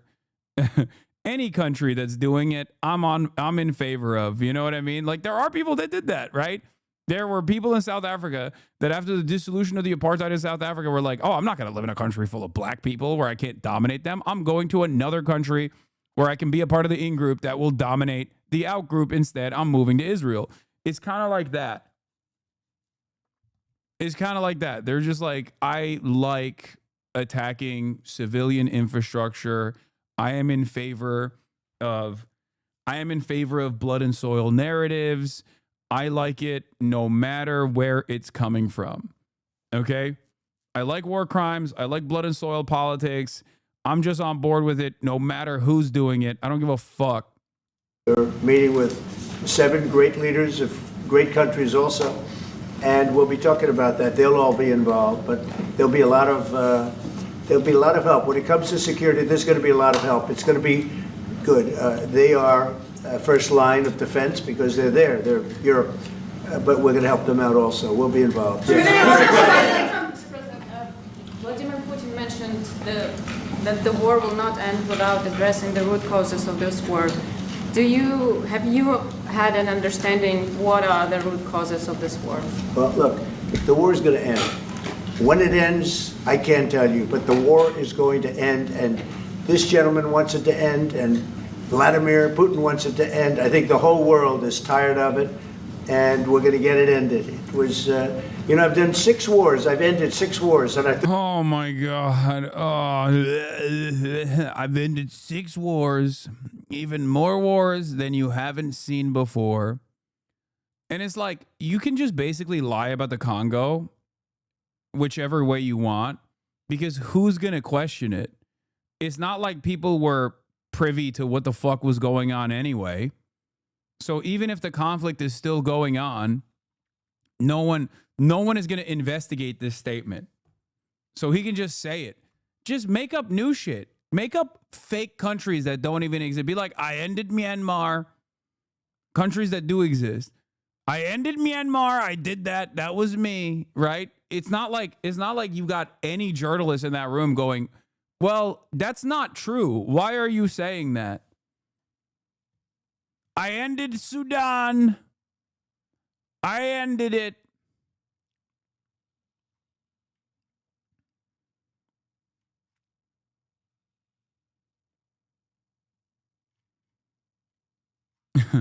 I ended the Martian war. There was a big war being waged with an asteroid. I ended that too. But this maybe would be the easiest one, and it's not the easiest one. It's a tough one. A lot of reasons for it, and they'll be talking about it for a long time. But they'll be talking about the others. Look, India, Pakistan. We're talking about. That's racist. Assuming Americans don't care about wars in Africa. Shaking my head. Yeah, exactly. They don't. They don't. The big places. When you look at, you just take a look at some of these wars. You go to Africa and take a look at that. Rwanda and the Congo, Republic of the Congo.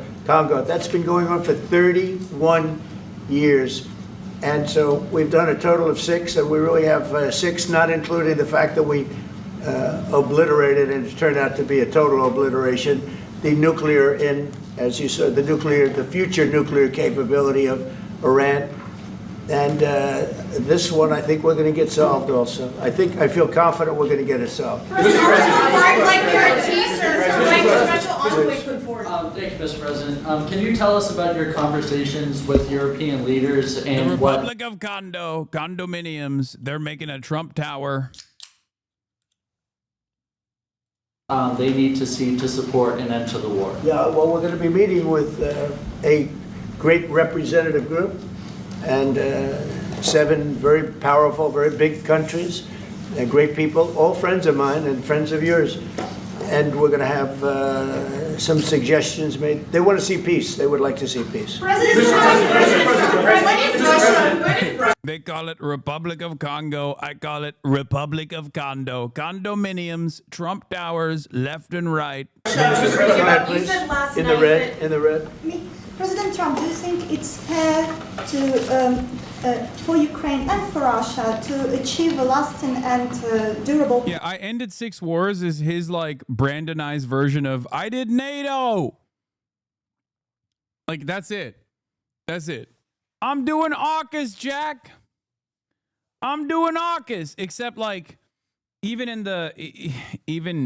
Even though it's, like, basically the same shit that they're saying, which is an old man rambling, obviously Trump's rhetoric in this regard is more palatable to the average person, because like he's saying that he's ending wars. He's saying that he's ending wars, even though he's not. It doesn't really matter, but like people understand that as like a thing that the president is doing. Whereas people don't understand when someone says like, I did NATO, I did AUKUS. It's territories that Russia hasn't yet conquered. Do you think it's a fair peace for Ukraine? We're going to have a lasting peace. Just to answer the first part of your question, we're going to have a lasting peace. I hope it's going to be immediately. I hope it doesn't have to go on. And I think people of the whole world is going to be very happy when that's announced. Mr. President, you posted on social media, Mr. President, a very touching letter from the First Lady. And the letter was hand-delivered to President Putin. And it calls for an end to the war, essentially, because of the children and the children's future. Why did the First Lady feel that letter was necessary? Was it because she believes that Mr. Putin is the aggressor in the war? Is a similar letter being hand-delivered to President Zelensky? So the First Lady felt very strongly. She's watched the same thing that you watch and that I watch. I see things that you don't get to see, and it's horrible. But when she's got a great love of children, she has a wonderful son that she loves, probably more than anybody, including me. I hate to say it, but She loves her son. She loves children, and she hates to see something like this happening. And that goes for other wars too. I mean, she sees the heartbreak, the parents, the funerals that you see on television. Always funerals. We want to see something other than funerals. No, she felt it was a beautiful letter. It was very well received by him, and she did ask me to say, you know, she would love to see this end. She would love to see it end, and she says it very openly, very proudly, and with great sorrow because so many people have been killed. Mr. President, last week, Brian, go ahead, Brian. Yes, sir. I've got a question for each of you. Yes. First of all, Mr. President Zelensky, you look fabulous in that suit. I said the same thing. Yeah, you look. Oh, clown show, dude. Fucking clown show. That's what this is. It's a real dog and pony show. A real clown show. Good. I said the same thing. Yeah, looks good on I you. said to the one that attacked you last time. Yeah. See, now he's I remember that. Yeah, I apologize to you. You look wonderful. No, my first question for you, President Zelensky. In the same suit. You see, I changed, you are not. Maybe yours is much better. Real quickly, upon peace, God willing we get peace, are you open to holding an election in your country? Yes, of course. We are open for election, yes. We have to do safety circumstances, and a little bit we need to work in the parliament, because during the war you can't have elections, but we can do security. We need, maybe, how to say, we need a truth, yes, everywhere, in the battlefield, in the sky, and the sea, yeah, to make possible for people to do democratic, open, legal elections. So you say we're ready. during the war you can't have elections. So let me just say 3.5 years from now. So you mean if we happen to be in a war with somebody, no more elections? Oh, that's good. I wonder what the fake You like this idea? Yeah. No. Speaking of news, I got a question for you. This sounds insane for me even to ask this, but do you think the American media really doesn't even want a peace deal because they've seen they've been so critical of you every step of the way as you lead the charge for peace? It's an amazing phenomenon. I said that if in the settlement you got Moscow, St. Petersburg, and thousands of miles around them, they would say I made a bad deal. That's not...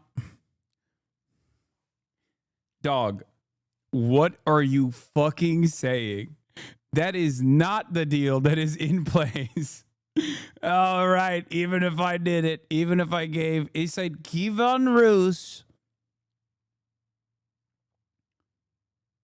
Go back, you missed Trump, what Trump said. What? Do democratic, open, legal elections. So you say we're ready. during the war you can't have elections. So let me just say 3.5 years from now.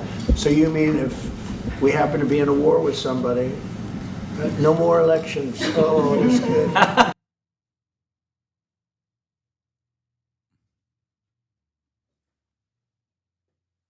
You're right, I did miss that. Even Kaya got up for that one. She changed positions. I like that. I like that. No, I said no new wars, but it turns out if there is a new war, maybe no election in 3.5 years here in the United States of America.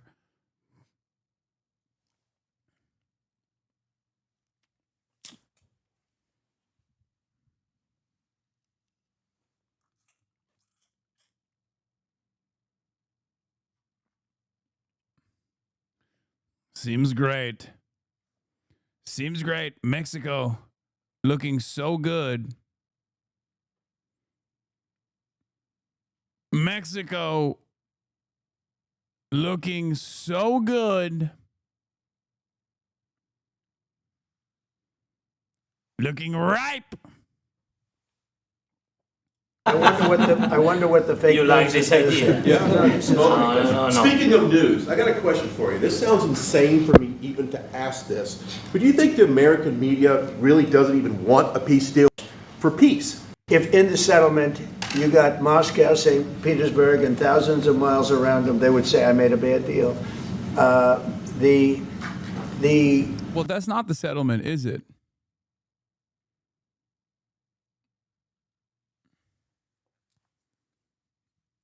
That's not the deal, is it? It's the opposite, actually. It's basically the opposite of that deal. Level of hatred and animosity is incredible. Not with all. I mean, we have great people up here. We also have terrible people up there that I think are told what to say. But, you know, in solving all of these wars, they don't even write about it. You know, I saw major wars. I saw wars that have been going on for 31, 35, and 37, and a couple of quicker ones. One that was going to go into a full-blown deal very quickly. You know what the one I'm talking about. It was a big one. But they don't even write about that. No matter what I do, no matter what, and you know, this is not anything to do with you. It's probably to your advantage in a certain way. But no matter what I do, no matter what deal I make, from my standpoint, you'll come out good. Maybe President Putin will come out good. But they'll say, Trump was absolutely horrible. It's just that, and I've lived with that for a long time. I've lived with it since just before the first election. I used to get great publicity. Now I get the worst publicity anyone's ever gotten in office, but I won in a landslide, so that people understand. They're the only ones that count, ultimately.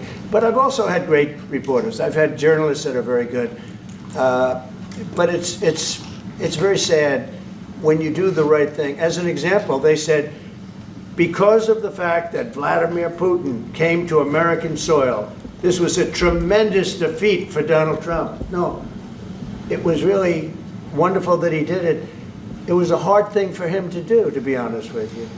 It was the opposite of what they said, but they said it. Now, if he didn't come, they'd say that was also bad for Trump. You know, there's no way. And there's just a great dishonesty of the press, and I think that's why it's lost its credibility. You know, its credibility is at an all-time low. We have a thing going on right now in D.C. We went from the most unsafe place anywhere to a place that now friends are calling me up, Democrats are calling me up, and they're saying, sir, I want to thank you. My wife and I went out to dinner last night for the first time in 4 years, and Washington, D.C. is safe, and you did that in 4 days.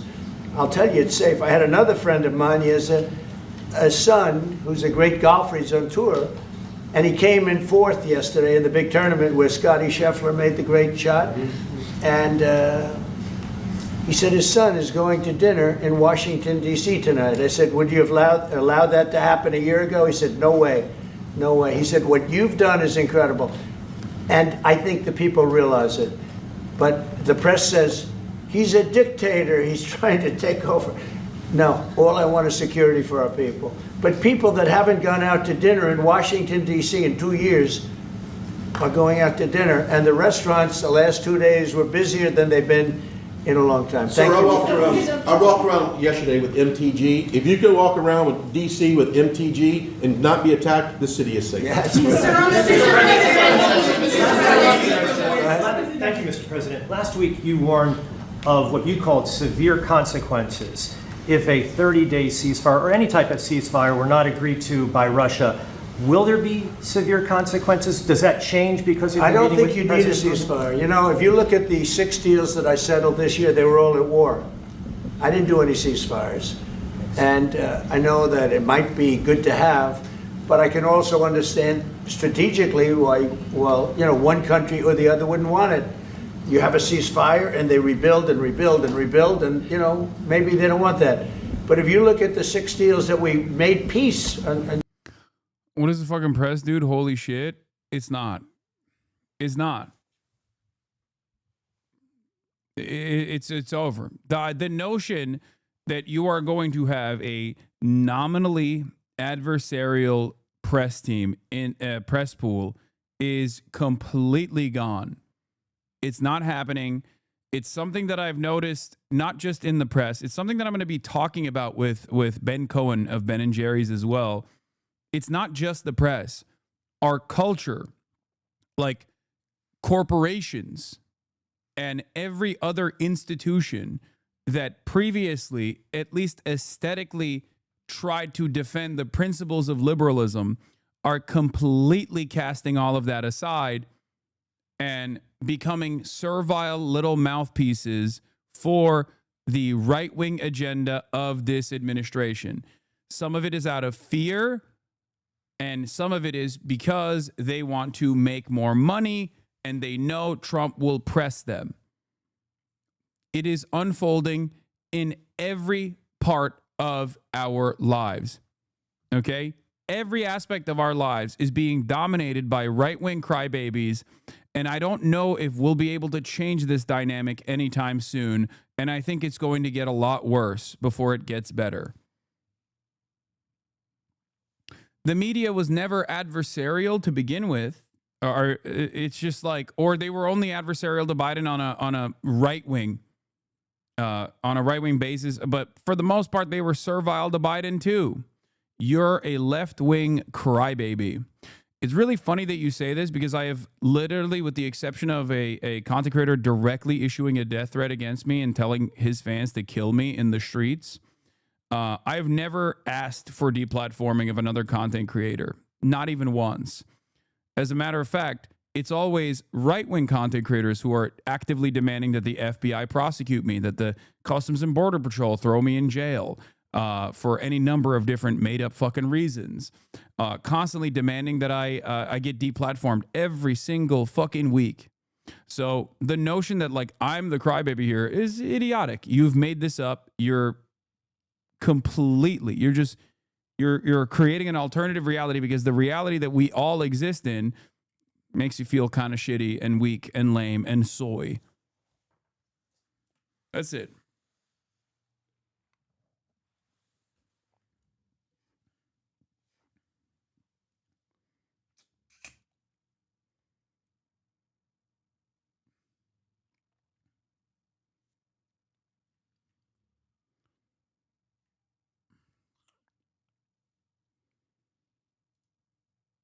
Anyway.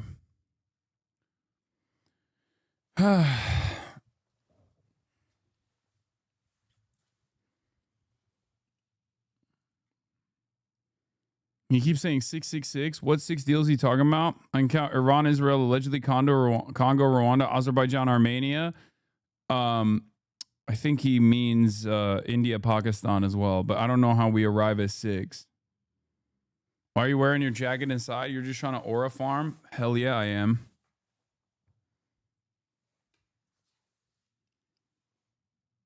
I have a friend who I recently learned is a D-fan who has always been a liberal and fought against me. I now realize why. He never wanted to talk issues and just wanted to shit on us all amount. Yeah. For many of those people that get their notes from content creators, I try to stay away from that parasocial back and forth, that parasocial drama aspect of things, because I think it's better to be issue focused. But for many people, they simply analyze a lot of this stuff off of content creator drama. They don't actually care about the issues, because if they did, they'd be like, I don't have any issue with this fucking guy. He advocates for the same things that I advocate for. What the fuck are we talking about? Anyway, that's irrelevant. Let's continue. You know, long-term, long-running wars, I didn't do any ceasefires. Would I like the concept. You know, I like the concept of a ceasefire for one reason, because you'd stop killing people immediately, as opposed to in 2 weeks or 1 week or whatever it takes. But we can work a deal where we're working on a peace deal while they're fighting. They have to fight. I wish they could stop. I'd like them to stop. But strategically, that could be a disadvantage for one side or the other. But all of these deals I made without even the mention of the words ceasefire. President Zelensky, can you explain the decision to offer Ukraine Article 5-like security guarantees, but stop short of pushing for their full membership? Yeah, well, we haven't done anything on that yet. If you look back and you go back long before President Putin, it was always a statement that they would never allow Ukraine into NATO. So that was a statement that was made, but we haven't discussed any of that yet. We're going to be discussing it today, but we will give them very good protection, very good security. That's part of it. And the people that are waiting for us, they are, I think they're very like-minded. They want to help out all. Thank you, President. Thank you, President Trump. Are you disappointed there's no The United ceasefire, States. Mr. President? The United States has already given hundreds of billions of dollars to this. Happening, bro? What is like? They're just like yelling. It's just. Do they give the right wingers better microphones or something? Like, what the fuck's happening? They're like, they just tune it up. They're like, oh, it's douchey talking. We gotta fucking tune it. This war effort in Ukraine. Biden. At best, it is a stalemate, and the killing continues. So, President Trump, how much more is the United States willing to give Ukraine? And President Zelensky, how much more do you want? Well, I'll start off just by saying we're not giving anything now. We're selling weapons. This is something before, I guess the number is well over $300 billion. That was under Joe Biden, a corrupt politician, not a smart man, never was. By the way, go back 40 years, he was not a smart man 40 years ago either. But now he's in particular bad. This is MAGA's take on Ukraine, and you said I was wrong? What? That MAGA hates Ukraine, bro? I told you. Yeah, I don't think that's wrong. What do you mean? No, I think there are a lot of Americans. I talk about this all the time. They got duped by like Telegram. There are a lot of Americans who unironically, there are a lot of Americans on the right that unironically think that Russia is actually engaging in a moral war against woke. They see Ukraine as like Fox does still pummel MAGA with anti-Russia sentiment. That's true.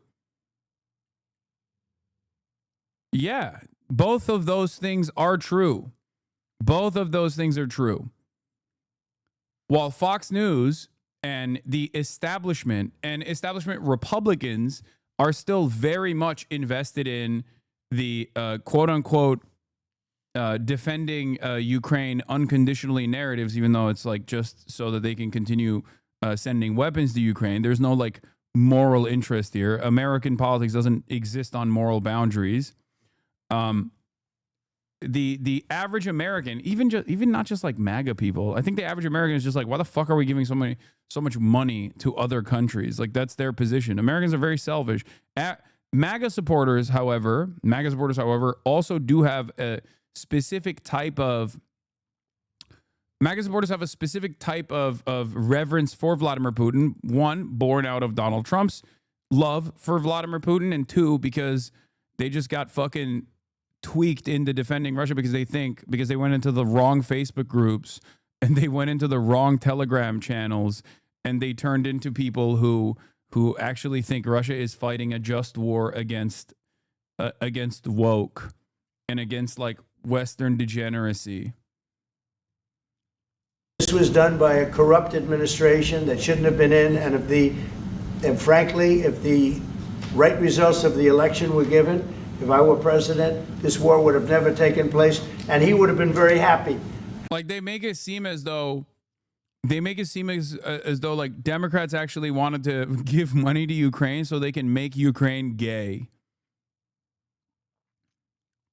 Okay? That's it. They think like Democrats wanted to homify Ukraine, and Vladimir Putin is invading Ukraine to stop the gay, stop the woke. Because he would have liked to have seen, they went through hell. He went through hell. This war would have never happened, and the people that were killed, a couple of million people, a lot of people with soldiers and everything else, and the people that have been displaced and forced into other areas and other countries because of what's happened, none of that would have happened.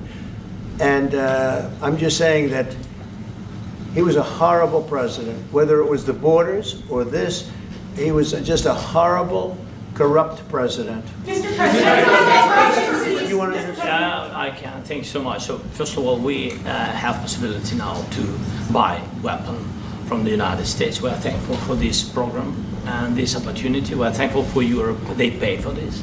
And through NATO program, for example, Pearl and etc. We have some programs where we can have some money to finance this. And this is a part, I think. It's not a part for the war and to defend us. It also will be a part for security guarantees, to strengthen our army, to rearm Ukrainian army. This is very, very important.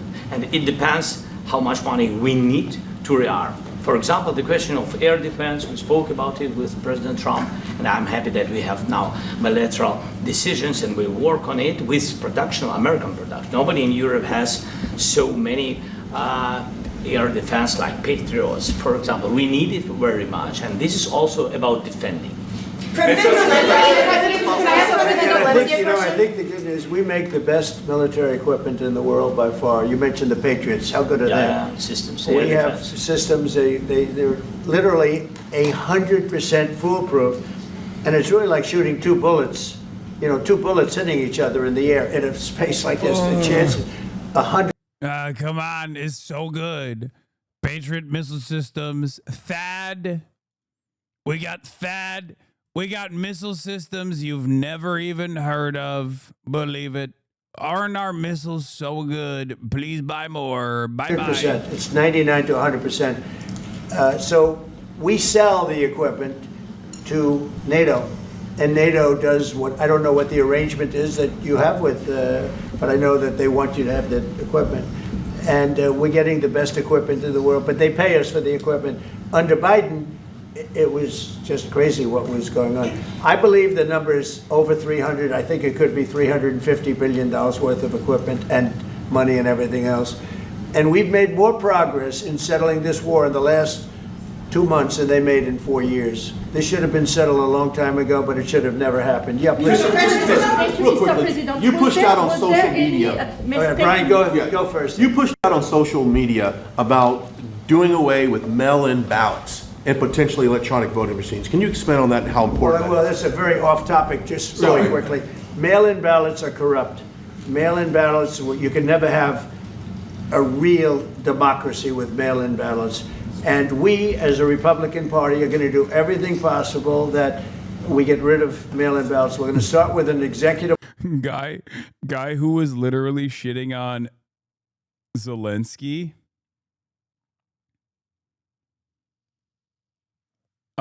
For not holding elections. He's a dictator. Now talking about undermining another pivotal part of like American democracy while sitting next to Zelensky only moments after he said, oh, if you get into a war, maybe you can, if you get into a war, maybe you can avoid having an election. How nice. I will think about it.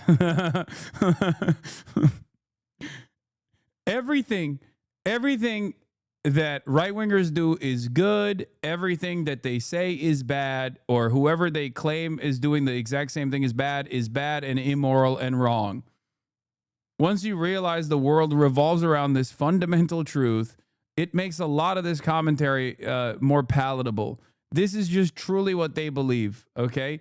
It's good when I do it. It's bad when anybody else I say is bad is doing it. And it's woke, it's gay, it's communist. Order that's being written right now by the best lawyers in the country to end mail-in ballots because they're corrupt. And you know that we're the only country in the world, I believe, I may be wrong, but just about the only country in the world that uses them because of what's happened. Massive fraud all over the place. The other thing we want change are the machines. For all of the money they spend, it's approximately 10 times more expensive than paper ballots. And paper ballots are very sophisticated with the watermark paper and everything else. We would get secure elections. We'd get much faster results. The machines, I mean, they say we're going to have the results in 2 weeks. With paper ballots, you have the results that night.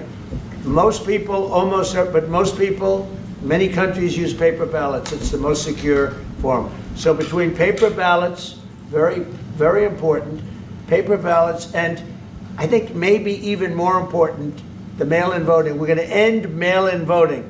It's a fraud. If you have mail-in vote, even Jimmy Carter with this commission, they set it up. He said the one thing about mail-in voting, you will never have an honest election if you have mail-in. And it's time that the Republicans get tough and stop it because the Democrats want it. It's the only way they can get elected. Because with men and women's sports and with transgender for everybody and open borders and all of the horrible things that you like, Zelensky. You want to do transgender sports in Ukraine. That's why Putin invaded. Right? You want to do mail-in voting, don't you? Be honest. You want to do transgender mail-in voting, everybody transgender, everything's computer, everybody transgender. And now the new thing is they love crime. They're fighting me on the fact that I've made Washington, D.C. safe. We're not going to get mugged, beaten up, or killed like all the people you've been watching get so badly hurt. I'm glad, I hate to take your time with this, but I'm glad you asked me that question. Sorry. We're going to stop mail-in ballots because it's corrupt. You know, when you go to a voting booth and you do it the right way and you go to a state that runs it properly, you go in, they even ask me, they asked me for my license plate, for identity. I said, I don't know if I have it. They said, sir, you have to have it. I was very impressed, actually. But it's very hard to cheat with mail-in voting. As you know what happens in California, it's so corrupt, where some people get 5, 6, 7 ballots delivered to them. Now, we got to stop mail-in voting, and the Republicans have to lead the charge. The Democrats want it because they have horrible policy. If you have mail-in voting, you're not going to have many Democrats get elected. That's bigger than anything having to do with redistricting, believe me. And the Republicans have to get smart.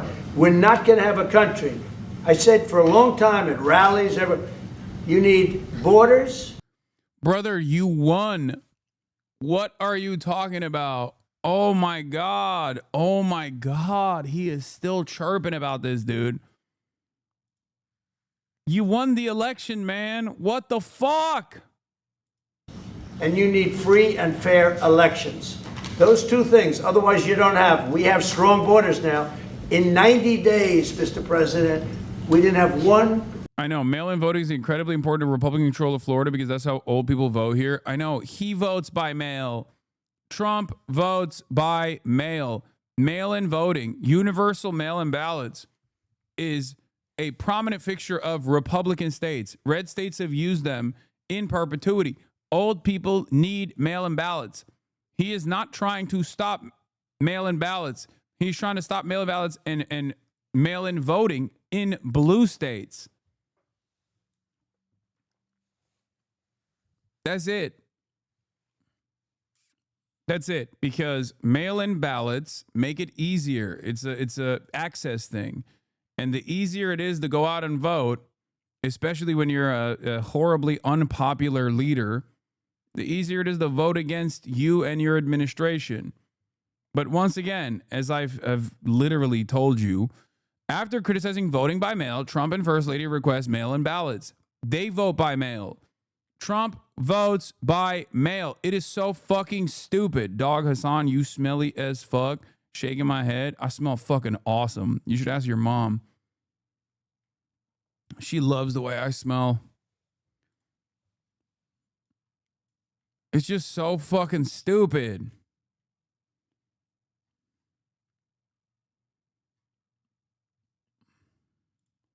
Zero, and 3 months. Not one person came in illegally into our country. In fact, even I find that hard to believe, but it's run by a little bit of a liberal group that put out the numbers, so I guess it's, but 0, and 0. Mail-in voting is not available in Ukraine. Mail-in voting is only available in 12 countries in the world. It's not safe. 8-month subscriber. What the fuck are you talking about? Do you think the American elections are some of the safest elections around the planet? Okay? American elections are some of the safest, most secure elections around the planet. I cannot defend this position enough. Okay? It is just the truth. The notion that mail-in voting is not safe is insane. Okay? It's also conducted with paper. Paper is the safest method, for the record, before people yell at me. But it is done by paper, and it is the safest method. I don't know, it just feels unsafe. Okay, but that's your feeling. You can't just operate off of your feeling. Can we? Can we operate off of your feelings? Don't you think what matters more than your personal feelings and your personal fears is the million different times that this has been endlessly relitigated? Like, do you think that they don't do checks after the election? Bipartisan committees have been launched to investigate the security of our elections. Republican think tanks have tried to tackle this issue to make a claim that American elections are insecure, they're unsafe. Every single time this has been investigated, every single time, the results have always been the same. The results have always been the same. American elections show very little irregularities, and the fake voting, or like the voter fraud narratives, the voter fraud narratives have always been fraught. It's been fraudulent. Look up the Election Truth Alliance, please. Hasan will not look at the fraud. Oh no, we got Blue Anon in here. No, they are not. This was a hacked election. Holy shit. Hasan will not look at all the fraud in the last election.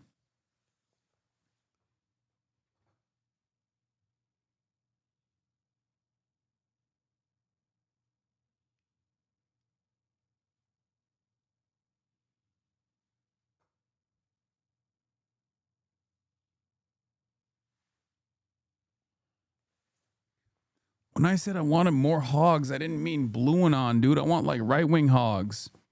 This is crazy. Oh.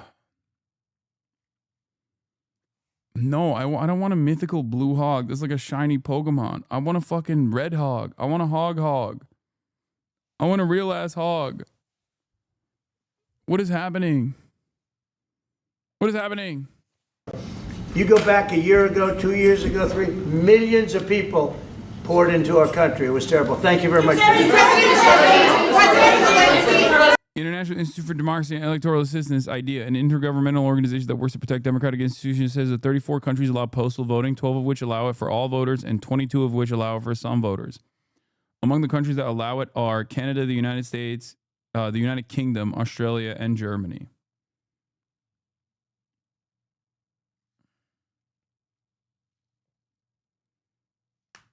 Dude, mail-in ballots are fucking awesome. Y'all are crazy. I voted by mail every single time, and I will continue to do so. It is ridiculous. It is a massive convenience. It is great.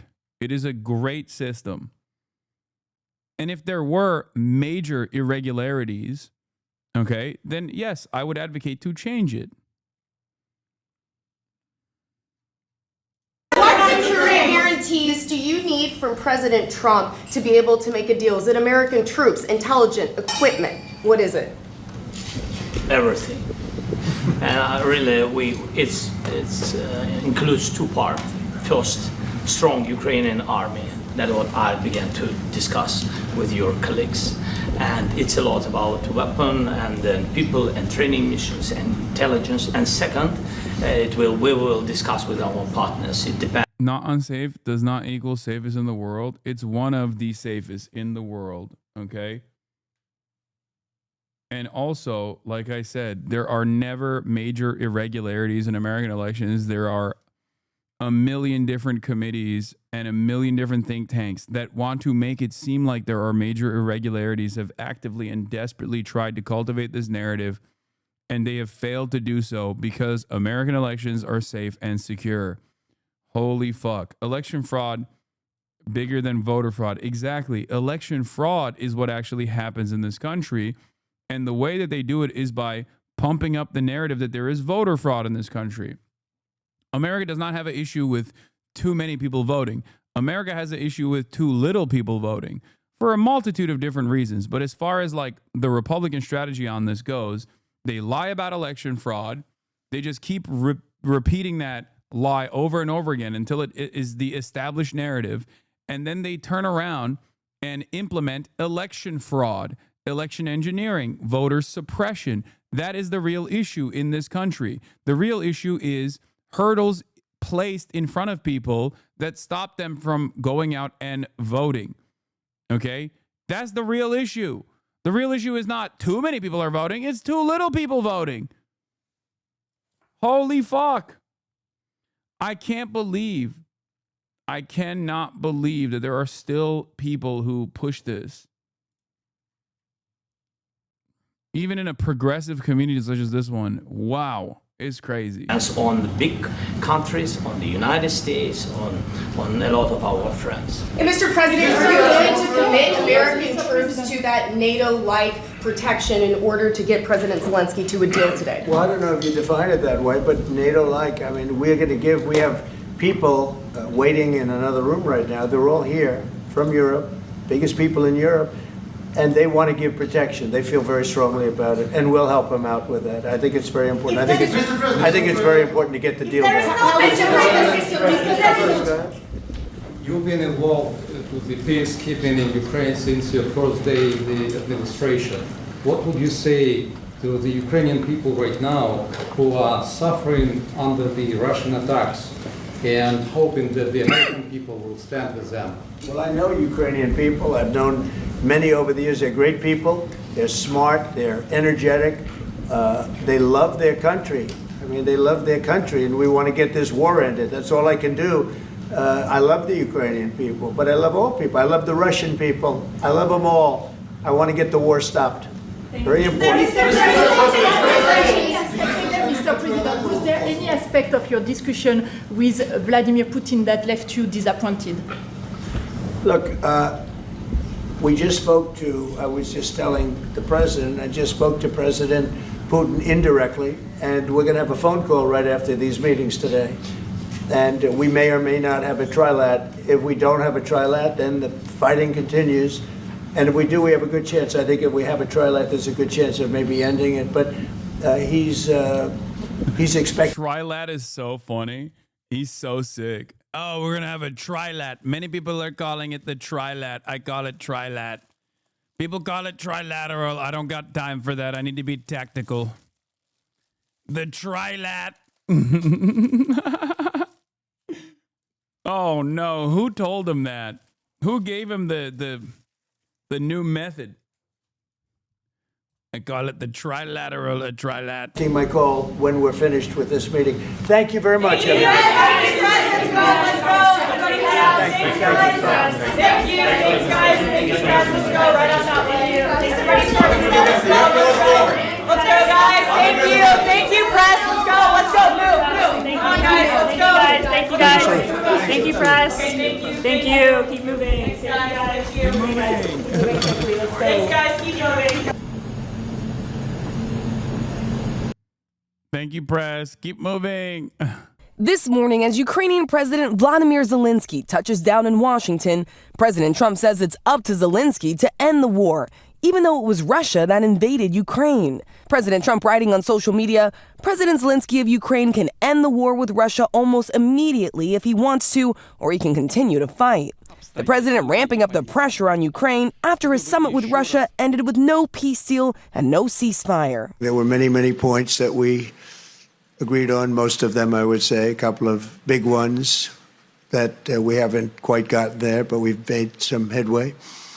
So there's no deal until there's a deal. Zelensky expected to show up to the White House today, flanked by several European leaders, including the French president, the German chancellor, the British prime minister, and the Italian prime minister.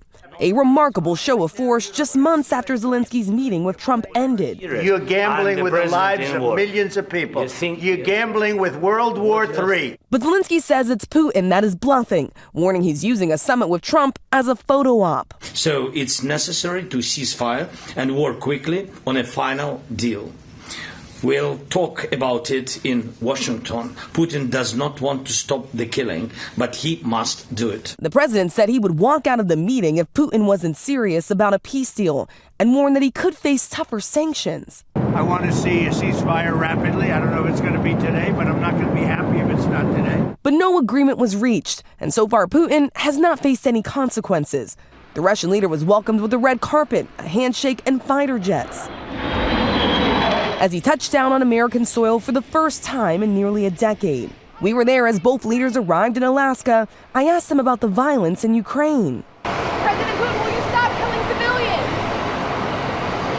Trump and Putin riding together in the... Can you imagine the press asking that question to Benjamin Netanyahu, by the way?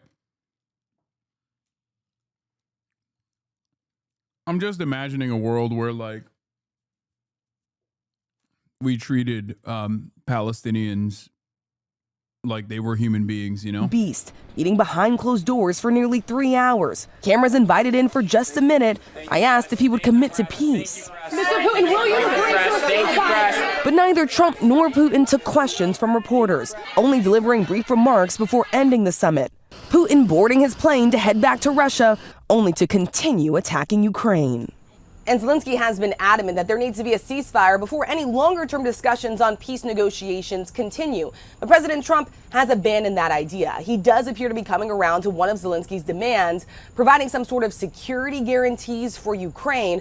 On the way to Alaska, I asked the president about if he'd be discussing territory swaps with the Russian leader. He told me that that would be on the table, but ultimately it would be up to Zelensky to decide what, if anything, he'd be willing to hand over to Russia. We have former National Security Advisor for President Trump and former U.S. Ambassador to the UN, John Bolton, and CNN Chief National Affairs Correspondent, Jeff Zeleny. Ambassador, what did you think of the meeting? Did you think that it went well, better than it could have gone for sure? Well, I would say it was a normal meeting, which is progress. But remember what the iconic French Foreign Minister, the Marquis de Talleyrand, once told his young diplomats. Don't get too enthusiastic in your work. And I've always found that good advice. They had a normal meeting. That's great. Now let's see what happens. You, in an op-ed you wrote for the Wall Street Journal, talked about the silver lining being that a ceasefire not being reached in Alaska actually helps Ukraine. Help us understand why. Well, I think a ceasefire along the existing front lines on the battlefield, then followed by what could well be very extensive negotiations lasting months, years, could turn that ceasefire line into the new Ukraine-Russia border. There's always a risk of that. It's happened in numerous other UN peacekeeping operations, in the case of Korea in the 1950s. So there's a big caveat to that, which to carry on the war, Ukraine still has to have necessary military support from Europe and the United States. It sounds, so far at least, like that could continue.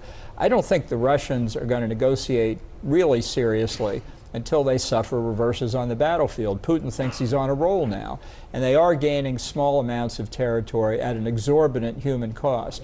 I think if those the movement of the troops was in the other direction, he'd be a lot more eager to talk. Can you help us understand, Jeff, how... Okay, that last part is not wrong, but that's not the case, is it?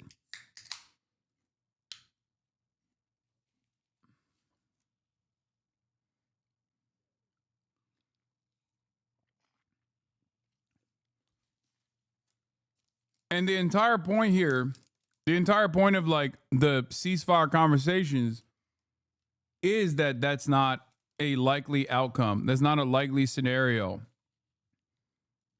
The White House, how President Trump sees Ukraine's land and what he believes Zelensky needs to cede to Russia.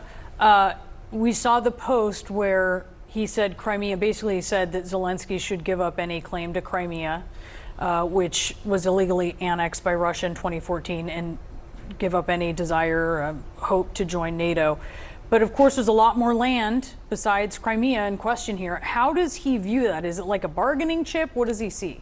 Well, he certainly does not view the land in the way that President Zelensky does, or the people of Ukraine does. I mean, for President Trump, it's just something on a map that he's not that familiar with. It doesn't take that much interest in. But I think going into this meeting specifically by saying a no Crimea and a no in NATO, that is what was his kind of opening bargaining point here. I'm not sure he is that interested in the fine print of what specific part of the Donbass is going to a Russia, or if a Ukraine can hold on to. But I think that he is willing to, it sounded Friday like he is willing to effectively agree with President Putin's view of that. But I think one thing that strikes me in this, I mean, President Trump said he wants a trilateral meeting to come from this. Putin has never agreed to that. So I think after this meeting, President Trump said he's going to talk to Vladimir Putin. He said he's expecting my call. So if President Trump is able to coordinate a trilateral meeting that would happen sometime in the coming days or weeks, that would be significant. That's something that has not happened yet, of course, but I think it's important to point out that Putin has not agreed to the meeting, and he has insisted on effectively wanting to buy more time. And so we'll see how quickly that meeting is scheduled. And in terms of crisis being averted, I think you make a very good point. It was a normal meeting. We have zero idea what's happening right now in the Oval Office or what is going to come up when the European leaders sort of join this. So I think it is very, very early on, probably at the first quarter of this very consequential day in the White House. Ambassador, when you look at what's been reported about what is on the table regarding a potential peace deal, you're talking about some sort of security guarantees in the form of a reassurance force that President Trump, as you pointed out earlier, Jeff, would not rule out U.S. forces being a part of, even though he's been skeptical of it, expressed skepticism of it before. And then also this idea that there would be some kind of Article 5-like agreement between allies of Ukraine to intervene if Russia were to advance its incursions down the road. Is that actually enough to keep Vladimir Putin away from his ambition of remaking the Russian imperial order? I think we're a long way from any of that. I can't wait till the MAGA base hears that Donald Trump has committed American combat forces, U.S. forces against Russian forces on the line in Ukraine if the Russians violate the ceasefire. One nuclear power directly against another nuclear power. I don't think that's what they signed up for with Donald Trump, and I don't think he's necessarily thought through that implication either. He wants a Nobel Peace Prize, and he wants it now. So he's willing to say a lot of things. He didn't really commit to anything. You could have all kinds of U.S. troops in Ukraine, as we did before the invasion. We had train and assist missions. They weren't there to fight anybody. They were there to train the Ukrainians. That's very different from a combat force. And in terms of Article 5... yeah, right. That was what we did in Vietnam, too.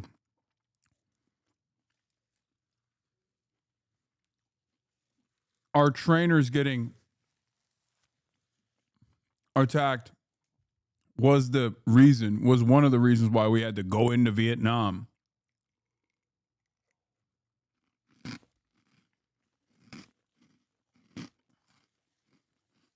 Hey, Jake Weber. Thank you for the raid. Hope you had a good stream, brother. I was just talking to Jake this morning about collabing with him and doing some IRLs with him in the future.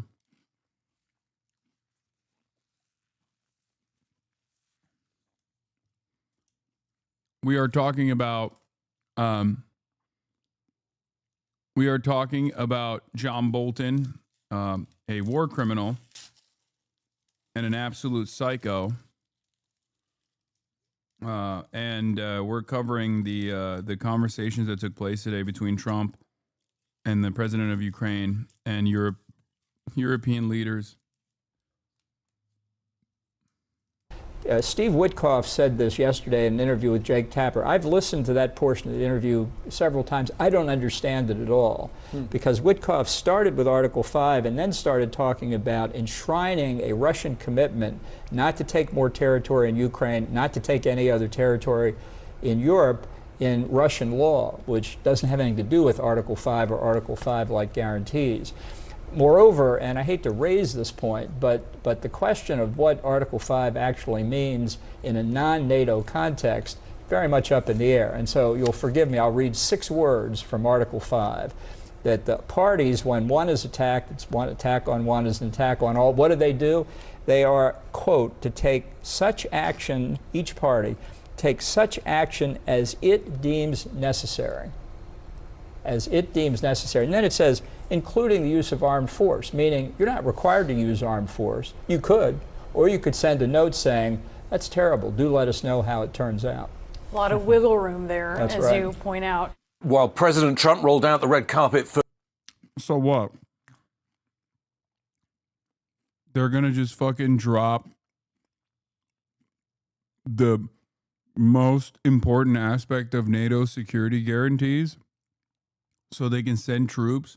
Which country? I don't even know which country would be down to relinquish Article 5 NATO security guarantees. Which NATO nation would be like, yeah, we're sending our troops to defend Ukraine? There's no shot that any country would do that.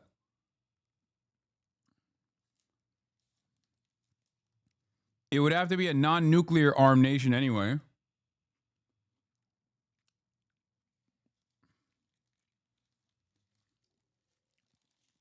And also, on top of that, it would be the most unimaginably unpopular. Like, I can maybe Poland, but even then, I feel like that's a very, very different world we're living in.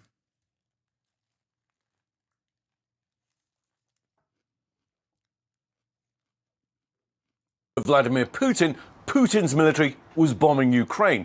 President Trump in that press conference saying, quote, "We're going to stop thousands of people a week from being killed." And President Putin wants to see that as much as I do.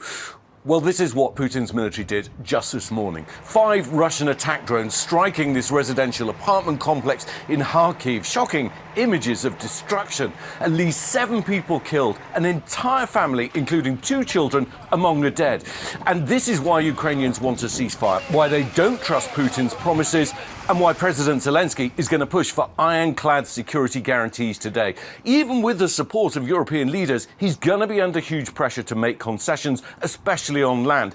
But I think his priority is twofold. Stop the attacks on civilians, like the one this morning, and ensure that Russia doesn't invade Ukraine for a third time.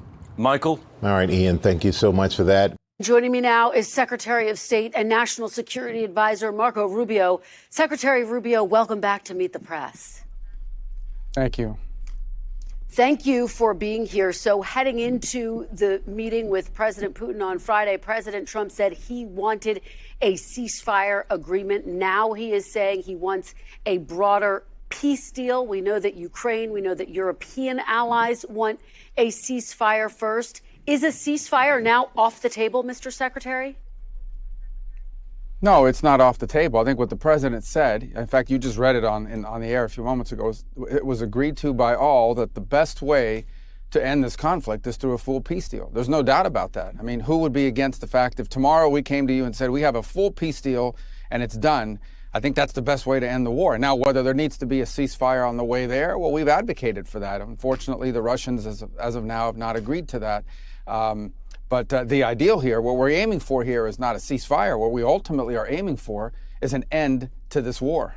Well, I want to drill down on that exactly and what happened, because as you just heard before the meeting with President Putin, President Trump warned there would be, quote, very severe consequences for Russia if it didn't stop the war. Here's a little bit more of what he said on the plane ride over. Take a look.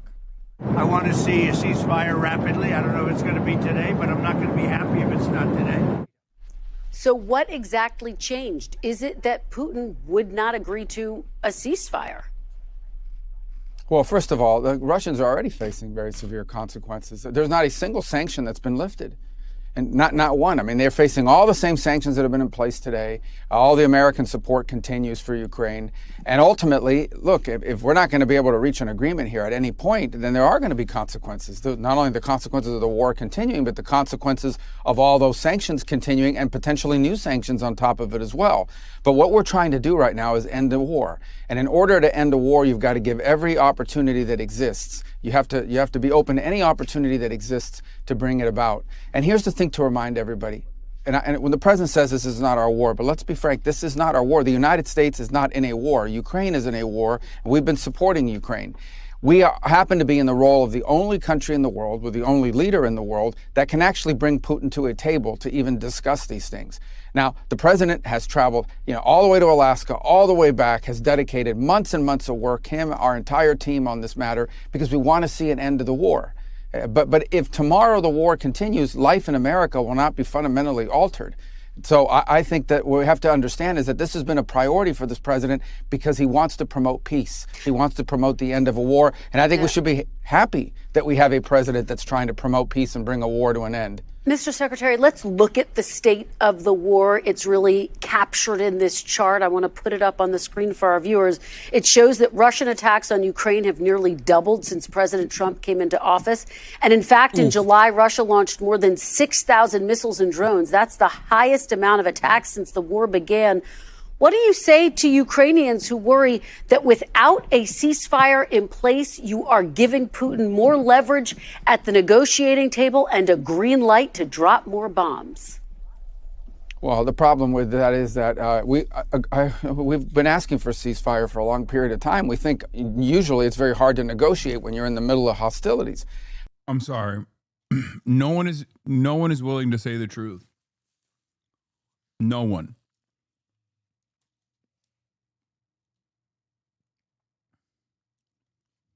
It's over. It's over. They lost. America does not hold the cards any longer. That's it. Like, these guys are at least trying to entertain the reasons, like the different reasons as to why they're trying to they are trying to concede to every single maximalist demand that Putin is making by removing their own personal responsibility, or removing the American government's responsibility, at least under this administration. But Russia holds the cards.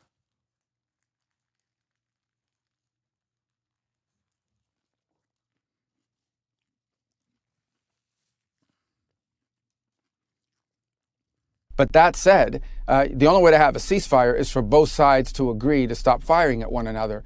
Beyond that, and the Russians just haven't agreed to that. Beyond that, I would say that one of the complications about ceasefires is they have to be maintained, which is very difficult. I mean, every single day we keep an eye on what's happening between Pakistan and India, what's happening between Cambodia and Thailand. Ceasefires can fall apart very quickly, especially after a 3.5-year war like what we're facing now. But I don't think anyone disagrees that the ideal here, what we're aiming for, is not some permanent ceasefire. What we're aiming for here is a peace deal, so there's not a war now and there's not a war in the future. But why not impose more sanctions on them and force them to agree to a ceasefire instead of accepting that Putin won't agree to one? Well, first, I think that's something that a lot of people go around saying that I don't necessarily think is true. I don't think new sanctions on Russia are going to force them to accept the ceasefire. They're already under very severe sanctions. I think that it should be. You could argue that that could be a consequence of refusing. Well, I'm telling you, it's because you can't sanction Russia any more than you already have. You have to start sanctioning your allies. That's the reason why I said it's over. Mother of all sanctions, weapons transfers to Ukraine, all the fucking tech, and Russia still just kept sending human waves over and over and over again and bludgeoned their way into the fucking battle lines that they have arrived at now. At this stage, there are additional sanction packages that you could implement, which would be threatening India, because India is one of the countries in the region that is allowing Russian oil and gas to enter the market. India is the mediator, right?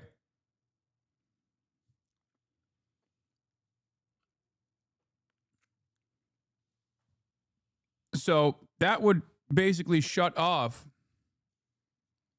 That would basically shut off a big chunk of the Russian economy. The problem is, I don't think anyone would be on board with that, because we've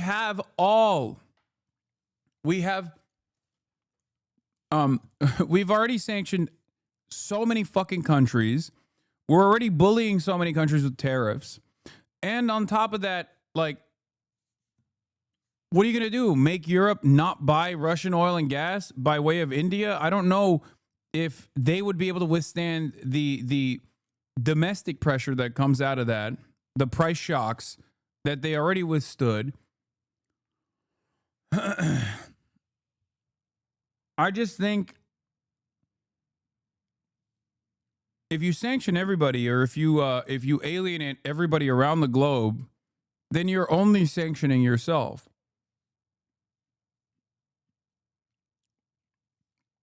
So I feel as though in this situation, it's just like, stop spreading the human wave myth, man. People have been saying this stupid shit since World War II. Russia employs just like Ukraine infantry tactics suited for the situation as per doctrine and strategy post-2000. Human wave is just a buzzword. I mean, they're throwing fucking bodies on the pile. It's true. Okay? It's true. I don't know why. I'm not saying like, I'm not doing like Orientalism or anything. It's Russia, ironically enough. They're white. Okay? Trump trade advisor Peter Navarro wrote a very hostile op-ed in the Financial Times today targeting India over its purchase of Russian oil and threatening the cessation of technology transfer and other retaliatory measures. The thing that does not make sense is that if the U.S. is anyways interested in rebuilding ties with Russia, why is it so offended by India purchasing Russian oil? There's a significant hostility which may be explained by frustration over India declining to reduce protectionist measures in its own economy and open it up to U.S. competition. I think the other side of the story is that this is in the cards for America. It is the nuclear option for the last remaining sanctions package that they could apply. The problem there, however, is that just like they went in and thought, oh, we are going to cause a significant defeat for the Russian military here by using Ukrainian manpower and failed to do so, the alternative is the acceleration of American demise even further if they try to push for a sanctions package on India and then they force India into Russian arms by doing so. I think it's a dangerous proposition for American, the continuation of America as a nation state in the global markets where you're just like, oh, we're going to sanction India. We're going to sanction Europe for purchasing Russian oil and gas. But we're gonna sanction India for being like an entry point for Russian oil and gas into the global markets. When you do that, well, India is supposed to be a major role player against China, major bulwark against China. India is supposed to be your big ally there, a manufacturing hub that you could transfer over to if you want to forcibly remove trade relations that other countries, other allies, regional allies and international allies alike have with China. You got to move them to fucking India. But if you also are entertaining the notion of like crippling the Indian economy, then you have no cards remaining.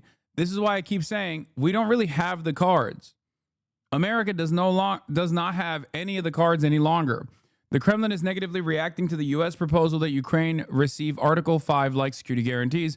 Russian Foreign Ministry categorically rejects NATO countries sending a military contingent to Ukraine. For the record. So when Trump says like, oh, I'm going to do a NATO-like guarantee here, I don't know what he's talking about. To agree to a ceasefire or the end of hostilities. But there is no evidence that more sanctions, because sanctions take months and sometimes years to bite. And we may very well wind up in that place. I hope not, because that means that peace talks failed. But we have to give every opportunity for peace a chance in this particular case. And that's what we're trying to do here. And so those options remain to the president. The minute he takes those steps, all talk stop.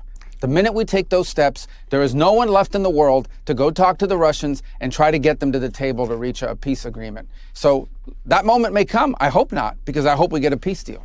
So, Mr. Secretary, a lot of people have heard President Trump threaten sanctions for months, and they are wondering, are they empty threats? Why hasn't he punished Putin to date for this war since taking office?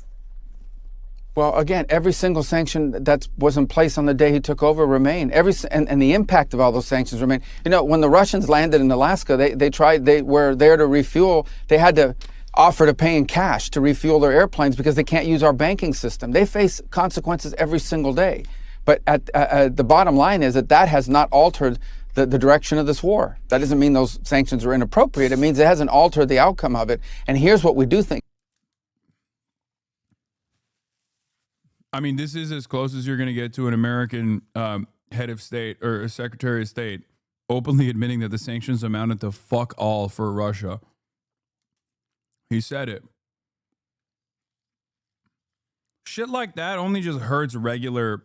For foreign adversaries, sanctions like that only hurt regular people in these countries, and they're not exactly as harmful for like the governance in general. I mean, if they worked, they would have worked in fucking Cuba, or if they worked successfully, they would have worked in Venezuela. All it does is just destroy people's livelihoods. Sanctions only work on your allies, okay?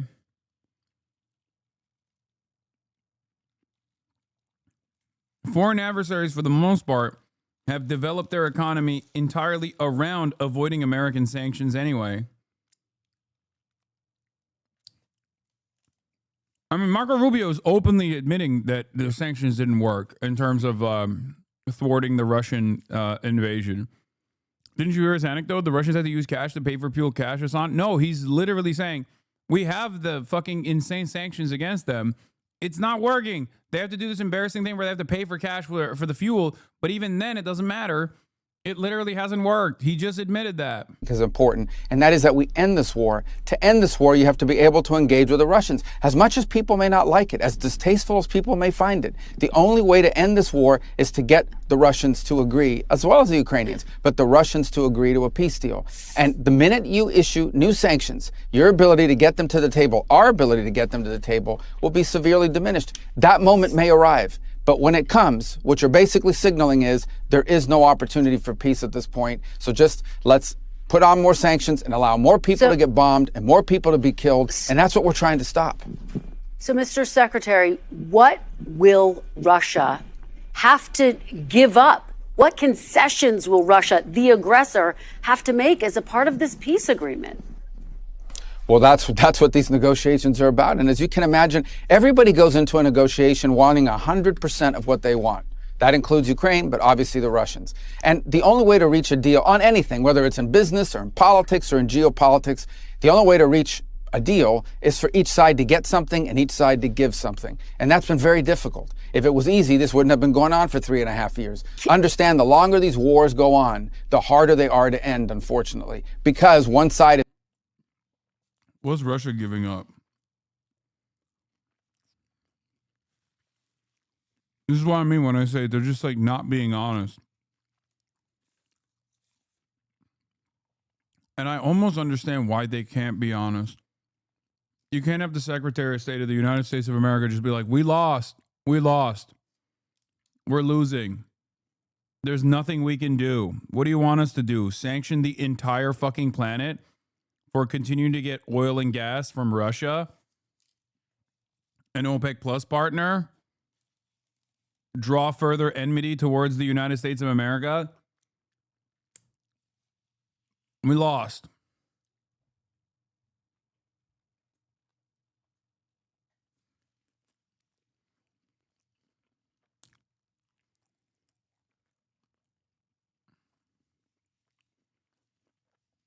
We thought we could have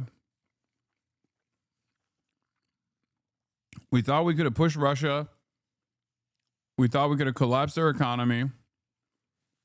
We thought we could have purged their forces from Ukrainian borders without expending a single American active duty combat service member.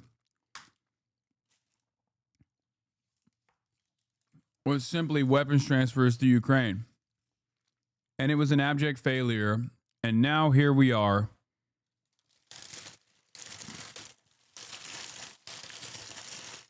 I think that's the reason. I think in a weird way, I feel like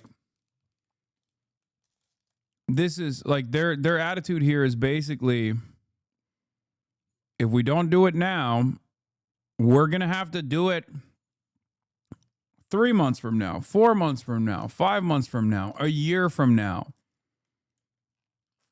And the battle lines will look even worse. It's basically a way, it's in a way not dissimilar to the immediate off-ramp that Ukraine had in the beginning when they were able to successfully push back the Russian forces from Kyiv. In the first half, why are people saying fun half? Did I say fun half? On accident.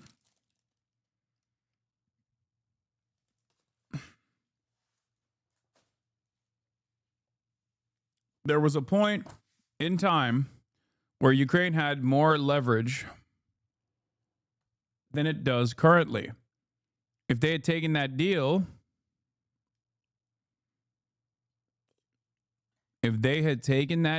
back then, Ukraine would be in a much better predicament. They didn't. They pushed. They said, we can continue supporting Ukraine militarily. We can see it out all the way to the end. And in that time frame, Ukraine lost more civilians, Ukraine lost more soldiers, and Ukraine lost more territory. So now, what remains for the Trump administration to do here is to come to a settlement with Russia that doesn't actually embarrass America too much. You see what I mean?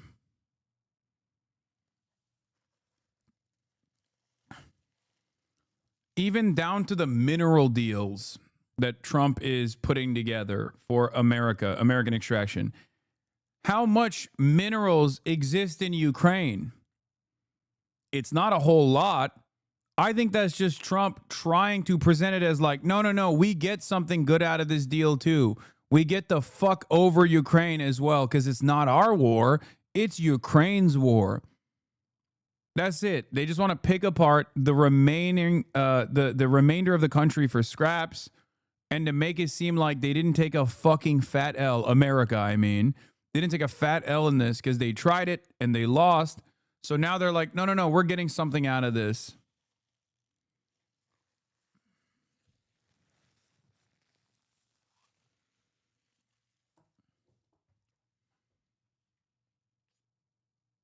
That's what it feels like.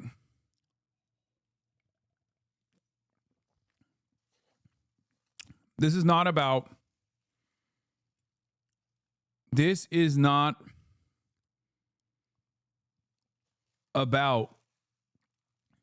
in my opinion,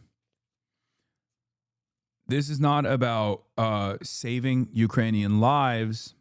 This is more so about how much of a runway we have remaining with two different proxies taking place with Israel and with Ukraine, and with a lot more interest in defending Israel than defending Ukraine, and a lot more interest in helping Israel commit ethnic cleansing in Gaza than defending Ukraine from Russian interests.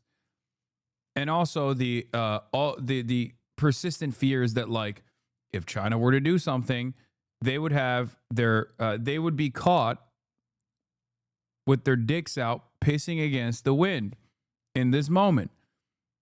Because remember, missiles are not an infinite resource. You have to make more missiles. You have to make artillery shells. You have to make more tanks. You have to make more drones.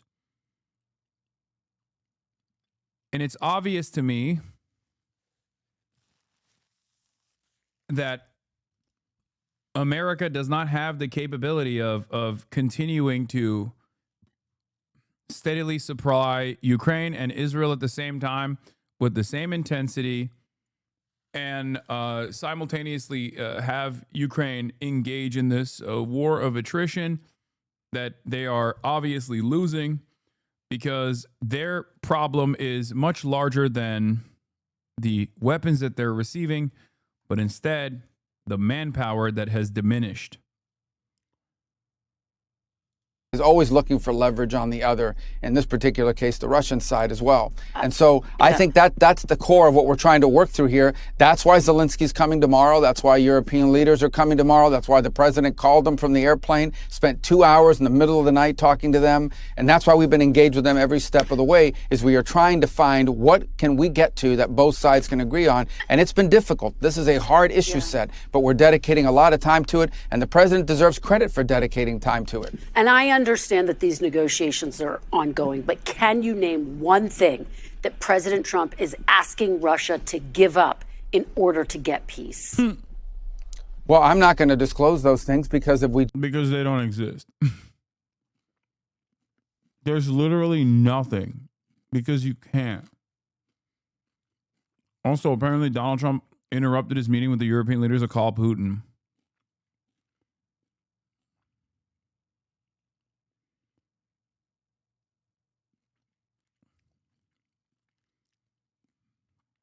He's like, Vladdy Poo, I'm calling you right now personally from my cell phone. I miss you. I'm with a bunch of these gay woke Europeans.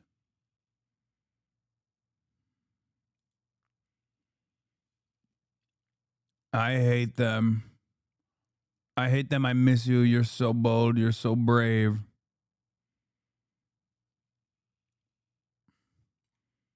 You're not like those wokes.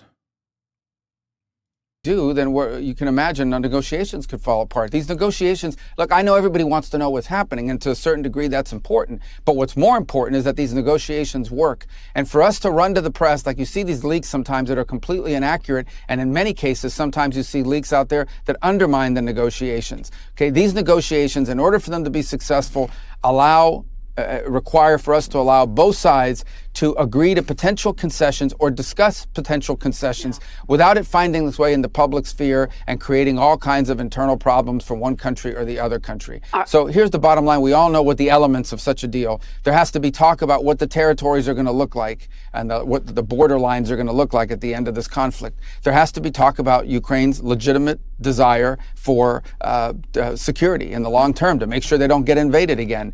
There has to be talk about how Ukraine is rebuilt and how do you rebuild a country that's been attacked as often. What is this? Hasan, you say they can't do anything further to sanction Russia or get an upper hand, but their low-key is law? Explain. Because if you say India, again, India is more important to American global dominance right now than ever before.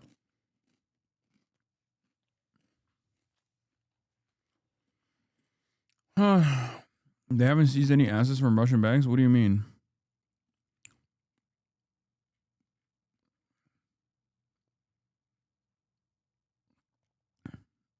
They did, didn't they? I thought the EU did. Am I wrong? I'm pretty sure they did. Not only that, but they were also entertaining, like, giving that money to Ukraine to purchase American weapons. Russia continues to move money within the U.S. commerce, and Trump can stop that within 1 second, and he doesn't? Wait, what?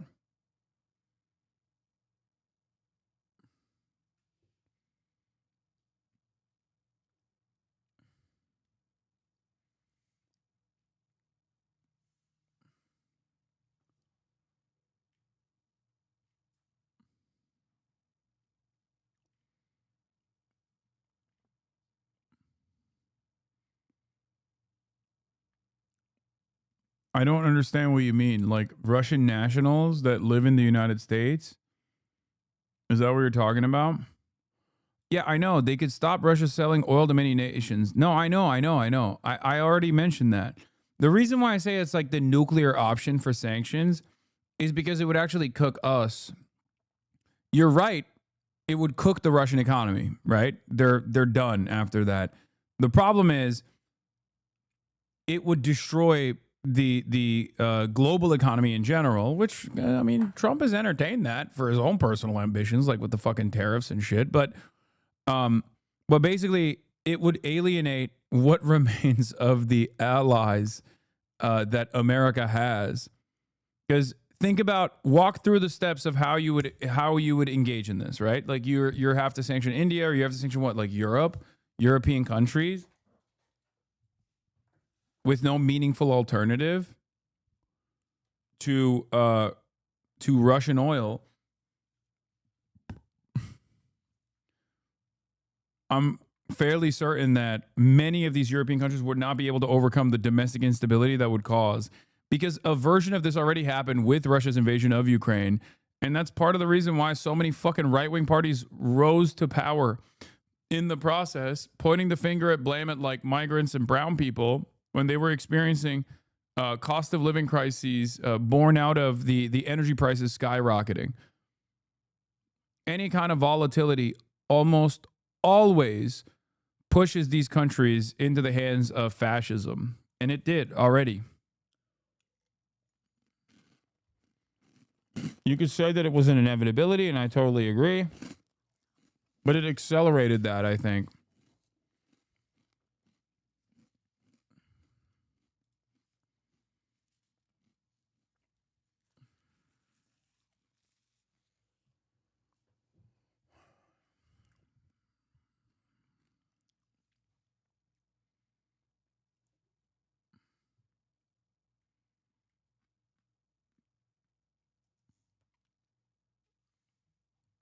I would say that America also is like used. America also used the opportunity that it had to become a market substitute for American gas in Europe as opposed to Russia. So they already took advantage of that too.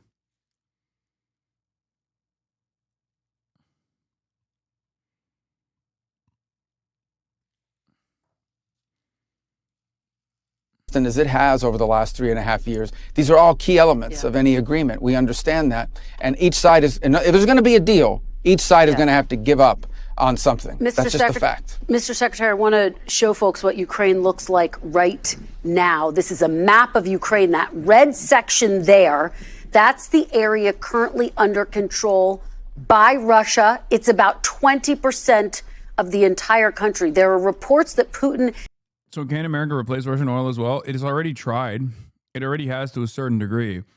But like the American oil and gas industry, the American fossil fuel industry also relies on OPEC Plus setting the standard and setting the prices. Russia has a lot of influence over that. So they are still absolutely beholden to market conditions. They're still absolutely beholden to the cartel. And more importantly than all of it, they're beholden to the profit incentives there.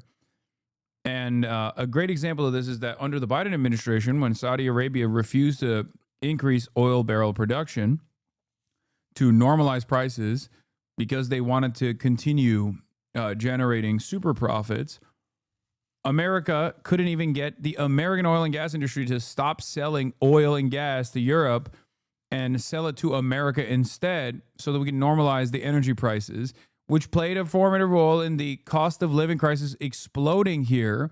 1.5 years of real negative wage growth in the United States of America under the Brandon leadership, which played a role in Donald Trump winning again.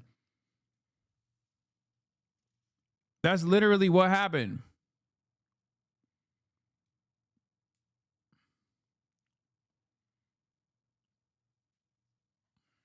So if your argument is, why doesn't the American oil and gas industry like undercut the competition and artificially lower the price of oil and gas by like pumping out as much oil as possible?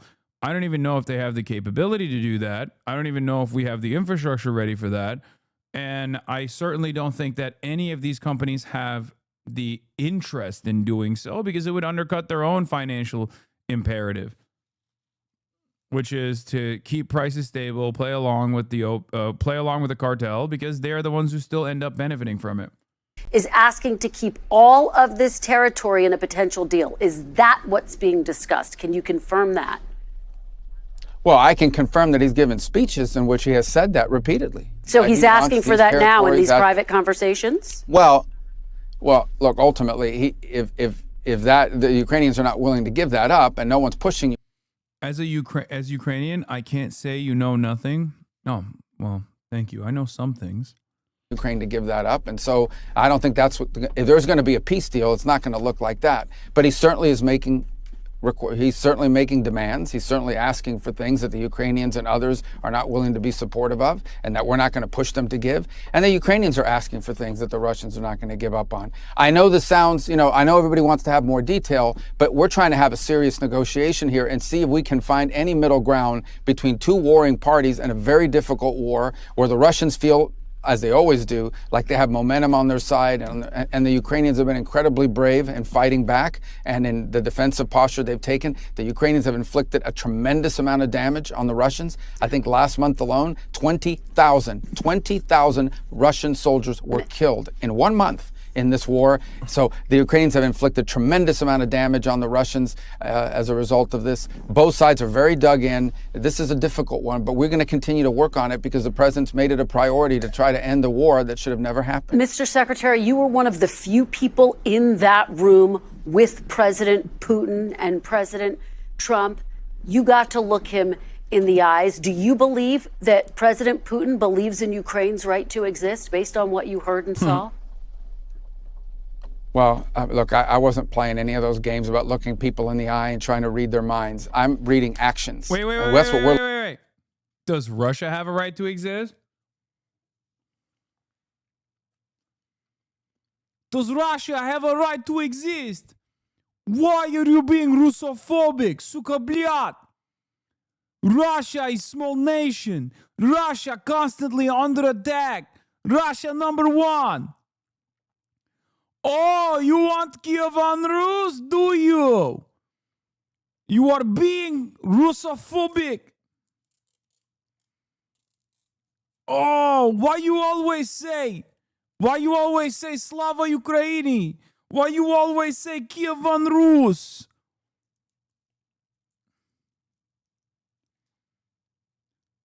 Russia small nation.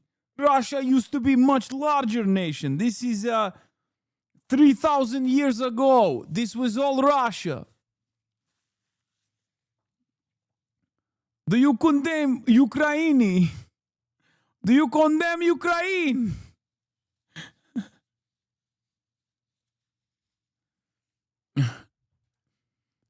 That's what it would be like if the media treated Russia like they treat Israel.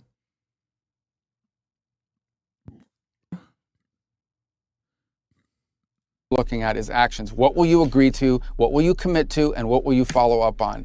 And in order for this war to end, Russia will have to take actions. Ukraine will have to take actions. Ukraine's partners and allies will have to take actions as well to enforce that peace in the long term. That's what we're interested in. Not all, I get all the drama around this stuff, but at the end of the day, we are talking about a war in which people are being killed and maimed every single day. Yeah. Do you condemn Nord Stream 2 explosion? Do you condemn Nord Stream 2 explosion? Do you condemn Ukraine drone attacks in Moscow? Do you condemn? Do you condemn 14,000 killed in LPR, DPR? Да, давай. Как дела, как тебя зовут? In which a country has been dismembered by 20%, as you've just pointed out, and it's really important to bring this war to an end. This war doesn't get better. It gets worse as time goes on. It gets worse. It actually threatens to spill over into other areas. So it needs to be stopped. That's why the president's made it a priority, and that's what we're focused on. Concrete actions by both sides, especially the Russian side, to bring this conflict to an end, and we're going to do everything we can to make it happen. Is it possible? I don't know, but we're going to try. We've spent a lot of time on this issue. We have a lot of other issues to focus on, but the president's made this a priority, and he deserves credit for that. Mr. Secretary, Yeah, it's actually Russophobic to call it Ukraine. It's Greater Russia. Yeah. 3,000 years ago, it was promised to me. It was. I mean, Vladimir Putin does say that. Not 3,000 years ago, but he's like, look at map. Look at map. The Ukraine, it means the border. The border of what? Russia. Ukraine and Russians, they are brothers. They are brothers. Why? Why are you so... what is it? What would it be? It's... You're so Orthodox Christian phobic. I don't even know. You are being anti-Slav.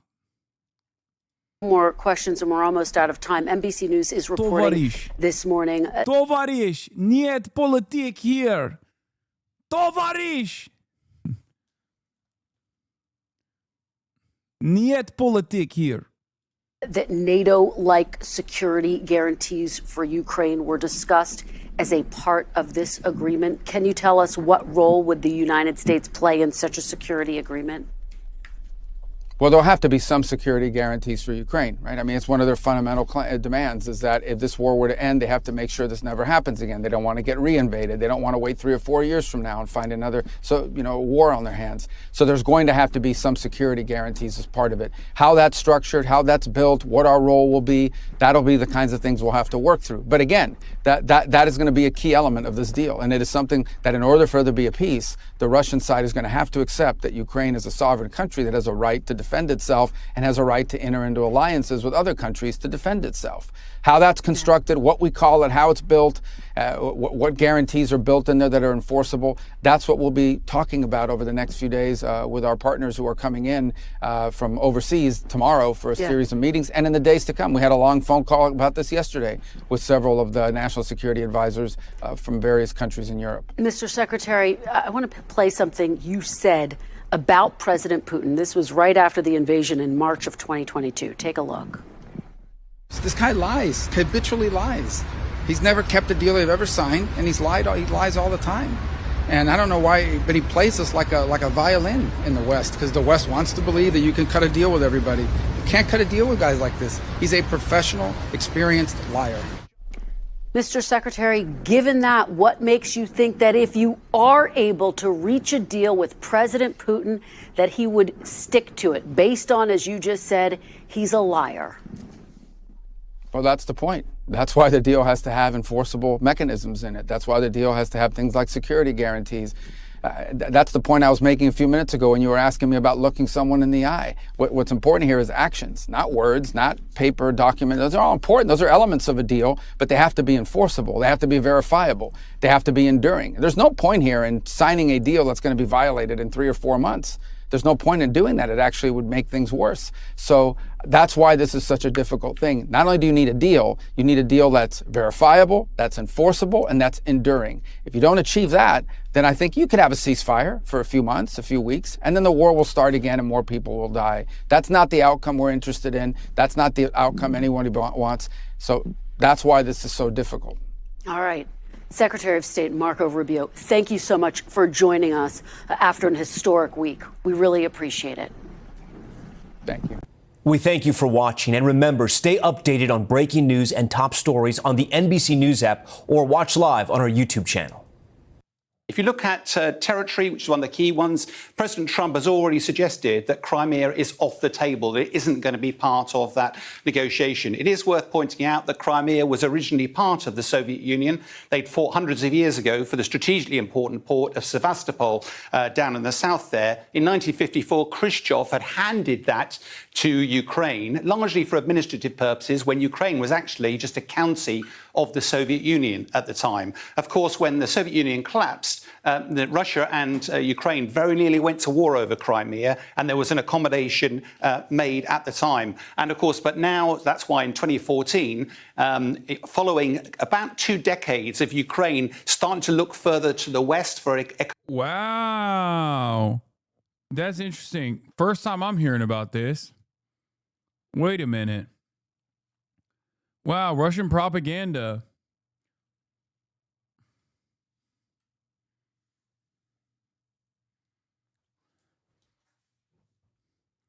People used to get so fucking mad at me for saying this. Like, this is one of the major points of contention with this was like the starting point of the fucking downfall, with people being like, Hasan is pro-Russia, Hasan is pro-Russia. For just like an accurate reflection of events, while also simultaneously talking about like Russia as a separate fucking nation state. As a separate nation state that already had complete control over Sevastopol and was his like entry point into the Black Sea anyway.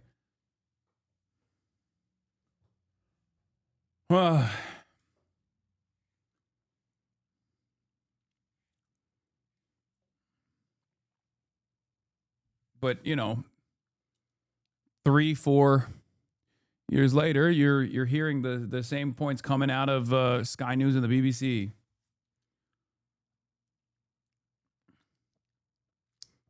Economic support, and with NATO starting to become on the agenda, that the Russians moved into Crimea. Now, having got in there, it'd be incredibly difficult military operation to liberate that. And that's why many people think that Crimea is not a useful negotiating tool at the moment. Having moved into that, though, Russia built a bridge across the Kursk to actually join this to Russia itself. But, of course, that was incredibly vulnerable. I think one of the craziest things is, in an effort, I could totally see the Trump administration, in an effort to try and shift the blame to the Democrats entirely and to rid themselves of this like Ukraine issue, in order to not take the L and be the responsible party that did the historic appeasement to Russia or whatever. I could see them gray zone posting. They kind of are already doing that. I could totally see them start gray zone posting. What I mean by that is just like talk about, you know, Euromaidan, talk about American intervention, and be like, that's what they did. They did that. Obama did it. Victoria Nuland, she said She said, Ukraine is ours. It was never supposed to be. It was the apple of Obama's eye. I could see them start gray zone posting like crazy. Oh, Bungler. He's the one who did it. He's the one who did it. And then Biden said, Russia, Russia, Russia. Obama did Euromaidan. I had a perfect phone call with Ukraine. They impeached me. Victoria Nuland did not have a perfect phone call.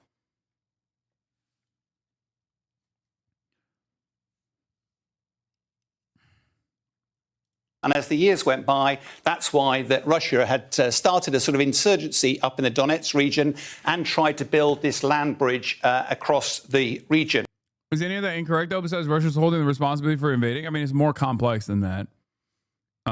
It's a more complex subject matter than that because it does avoid like whatever the Ukrainian people wanted as any part of the process. And not only that, but also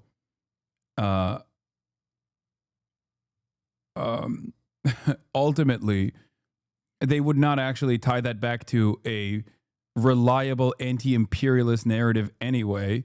That would be ridiculous. He would say some shit like Hunter Biden is the reason why Joe Biden fucking fought Russia or something. I'm joking when I say that. I just don't think that they would say that at all. But every good grand narrative, no matter how conspiratorial, has a nugget of truth in it. That's why I'm saying, like, I could totally see them shifting their conversation away to at least, like, have a kernel of truth at the heart of it. To be like, American intervention is real. We did do it. It was bad. It was bad. Now, why the focus on the Donbass region? Well, a lot of it's mineral resources and the like. This is the one area that Russia hasn't yet taken. But this isn't about just trying to get to the borders. It's not like they're trying to secure Somerset. Why is this actually key? If we zoom in a little bit further, there's a line of cities, based on road junctions and rail junctions, strategically important, that are, if they are going to be very difficult for Russia to take. If you remember the battle for Bakhmut back 18 months ago, about 60,000 people died in that battle about 18 months. So it's really difficult for any of these to fall. Russia is, of course, paranoid that if they don't take these, then there is the danger that Ukraine in the future cuts the land bridge and therefore isolates the Crimea. From a Ukrainian perspective, if these were to fall, there's lots and lots of free area up here that Russia could actually rampage across. The real key here, though, is what is going on in President Putin's mind. Is his ambition still to take the whole of Ukraine, or is it simply to secure this land bridge? I mean, the very fact that Western press is now talking about this with real terms means that the end is imminent. Or at least, like, they are coming to terms with holding the L here. Because it is the exact opposite of how the coverage has been for the past 3 years. Anytime I spoke on these terms, anytime I spoke similar to this, everybody fucking came up to me and was like, you're pro-Russia. You're you love Vladimir Putin. Vladimir Putin is giving you back shots. You want to suck and fuck Putin. You love Trump. You love Putin. All this stuff. And now you got Western press covering it. I also kept reiterating that eventually this would come down to whatever Putin is able to do, whatever the Russian forces are able to do in the front lines, and also that the appetite for funding, okay, Hasan, you're the victim. No, I'm not. Of course not, because the real victims are, and always will be, the Ukrainians that are getting fucked over in the process. 100%. The reason why I'm bringing this up is because media narratives oftentimes have a capacity to delude people into thinking an alternative reality than the one that is unfolding if they are to pay close attention to what's actually happening. Okay? I'm not saying that I'm a victim in this at all. I think the real victim is the truth. Truth is the first victim in this process.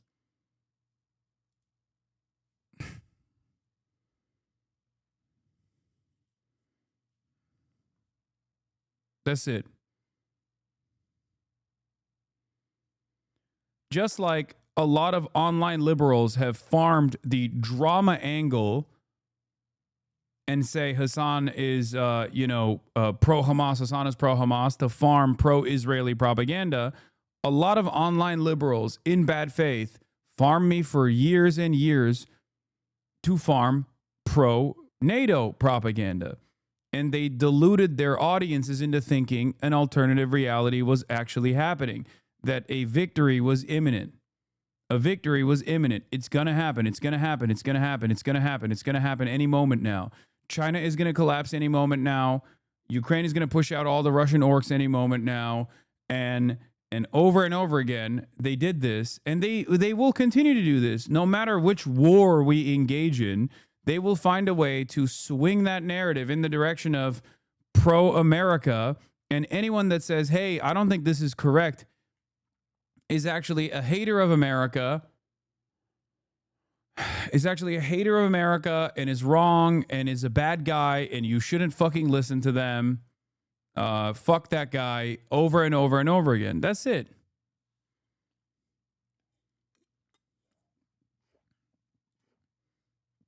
How has NAFO been handling this? I don't even think they deserve to be mentioned at all. Just the land bridge, then the conversation is about territory and it's about security guarantees. And therefore, there's just the faintest prospect of a negotiated settlement. If actually Putin's ambition is still the whole of Ukraine, then I'm afraid all of this is just window dressing. It's Putin playing for time. And frankly, we're no closer to any sort of solution than we were a few weeks ago. Jeff Zeleny, I want you and our viewers to listen to something that the President This was interesting. Yeah. Hot mic moment. Is Trump still riding that dick? I say yes. Trump didn't intend to be public, but his mic was hot. This was as he and the other European leaders were sitting down to the meeting, and he was talking about Vladimir Putin and what Trump believes Putin will do for him personally. I think he wants to make a deal.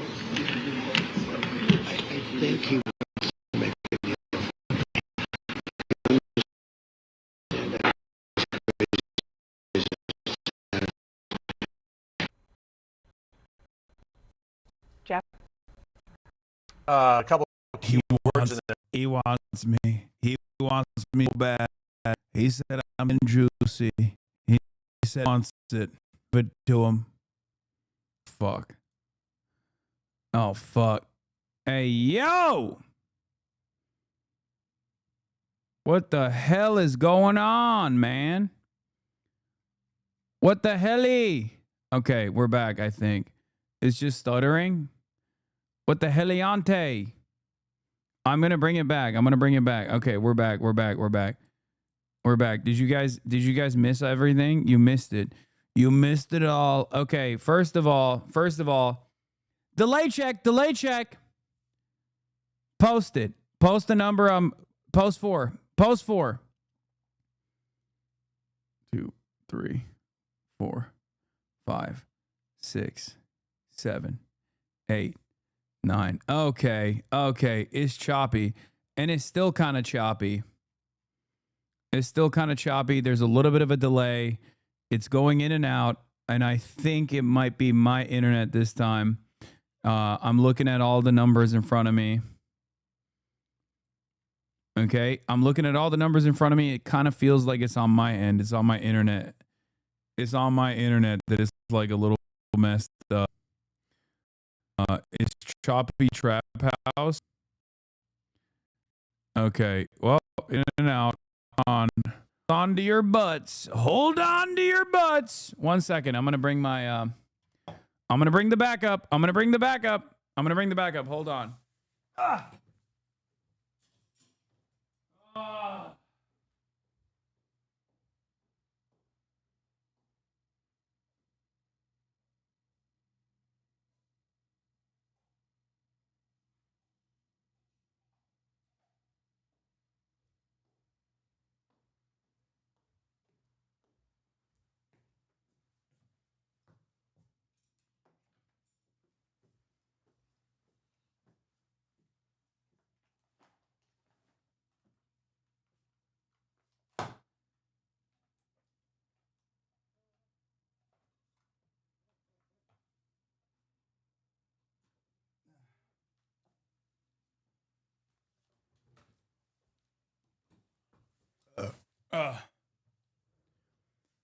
It's fine now.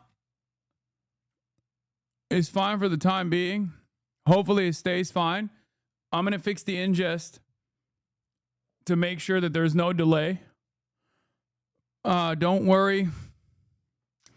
Make no mistake, I am a political engineer, which means I got the engineering background. I'm a technical internet engineer. So you're going to see a minor F.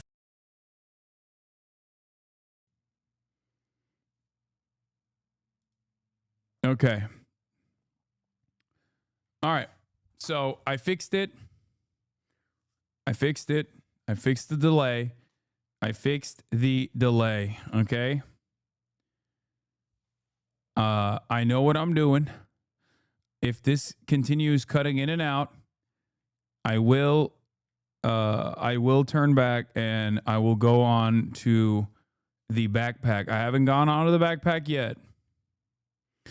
Okay.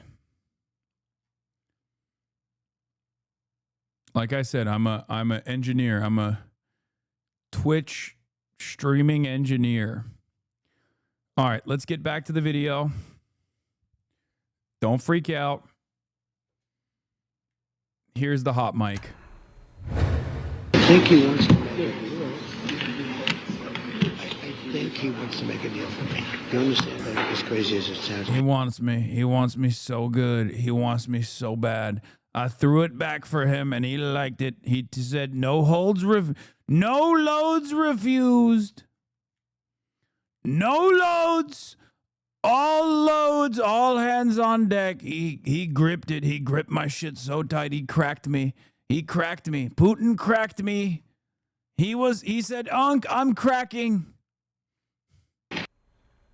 Jeff? A couple key words in there are "for me." I think he wants to make a deal for me.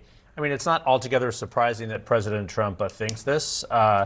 Whenever there's a hot mic moment, we're always slightly more interested than when it's something that he would have just said.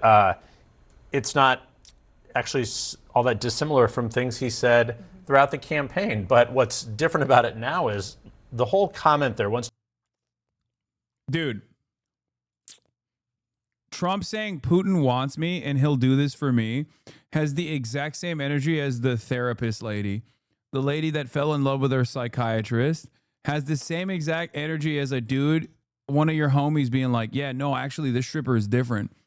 Like she truly does want me. We did actually establish a real relationship. Like that's what it feels like to me. Yeah, he's supposed to say that because you're fucking stupid and you get duped by that sort of thing. So of course he's going to say that. That's it. That's what he's doing. That's what he's been doing, and he's seen a lot of success so far. Why wouldn't he keep doing that?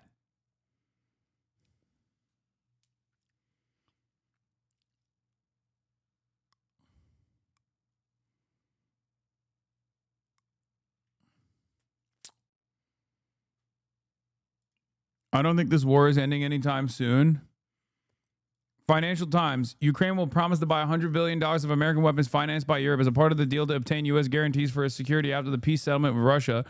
According to a document seen by the Financial Times, under the proposal, Kyiv and Washington would also strike a $50 billion deal to produce drones with Ukrainian companies that have pioneered technologies in Russia. Okay. Yeah, it's not going anywhere, I don't think.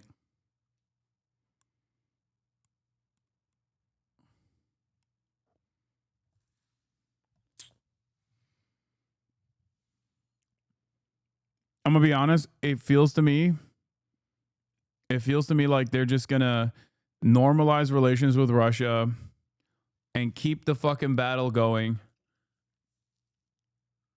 I don't know. Like this was hurting. This was hurting Russia too much.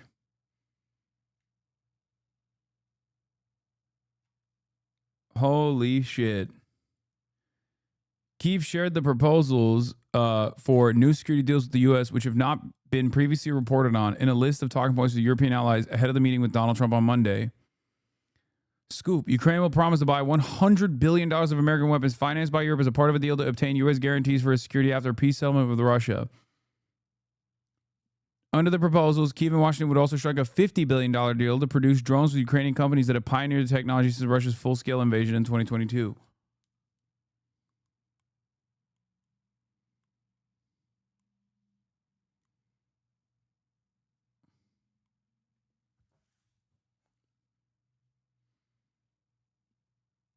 I feel like I'm watching Meat Canyon video featuring Jake Paul. Putin is literally Jake Paul Lamau. Trump is just happy to be touched, even though he's being robbed. Yeah, it doesn't seem like this is an anti-war initiative as they presented it, and maybe that's the reason why Zelensky was happy at the end of this. Yeah, I don't know.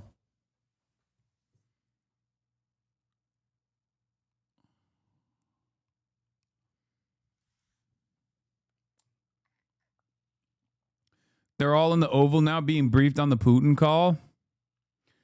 Harry Enton, holy Toledo. Every poll that comes out of New York City mayor leaves me with the same question. How does this not end up with Mamdani winning? Like there's A, no sign of consolidation of an anti-Mamdani vote behind one opponent of his. And B, it appears Mamdani is the most popular candidate.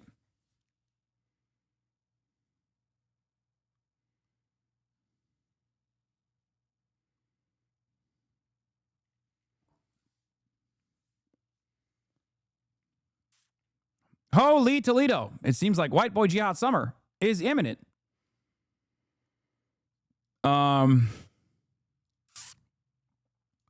Yeah. To make a deal for me. That was at the root of President Trump's entire argument that I can end this on day one. That his relationship with President Putin was so strong from that first term. They were stablemates, as he once said on 60 Minutes, of which there was no evidence of. But this is just kind of the latest version of it. There's been zero evidence that President Putin is using his relationship with Donald Trump to do anything for Trump, to end it for Trump. So I think it was just a window into President Trump's mindset. There, and perhaps not that surprising, but yeah, I mean, it is a good point that most of what President Trump says, you don't need a hot. OSINT Twitter / Walter Bloomberg, everyone's most reliable fucking news resource that actually erased $4 trillion and then replaced $4 trillion of market value with one fucking tweet, a real mover and shaker, reports Ukraine's Air Force says Russian strategic bombers take off for a possible attack on Ukraine. This is right after the Trump phone call. Dude, I swear to God, Russia is doing Israel shit without being Israel. I guess everyone is Israel now. The world is Israel. This reminds me, I don't know if it's real or not, and it probably might be fake, but they did do a version of this after the fucking Trump talks in Alaska. And that reminds me of the way Benjamin Netanyahu has treated Joe Biden and also Donald Trump. We are so fucking washed, and it's not just because Trump is a joke. We're just fucking washed, man. We're washed. We're washed. Everything is Israel. Even our foreign adversaries are behaving like Israel. By the way, not sure if you saw this. Beitar is claiming that the ADL is pro Zohran Mamdani. That's amazing. Oh, that's amazing. Also, speaking of Zohran Mamdani, I saw this. This was really funny. Love the product placement during a discussion of how capitalism ruins everything. Make sure the label is facing the camera before we talk about killing CEOs. Yeah, because that's what we were talking about, killing CEOs. And also, we're drinking water. We have officially arrived at the point where socialism means you can't drink water unless it's directly out of a glass.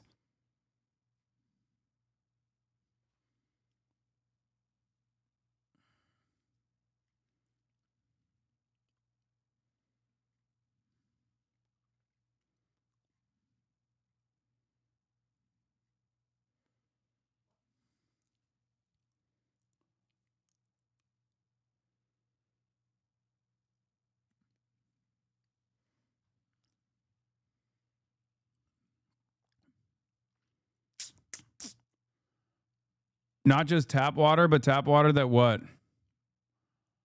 That you put into a cup. It cannot be a bottle. It can be a can.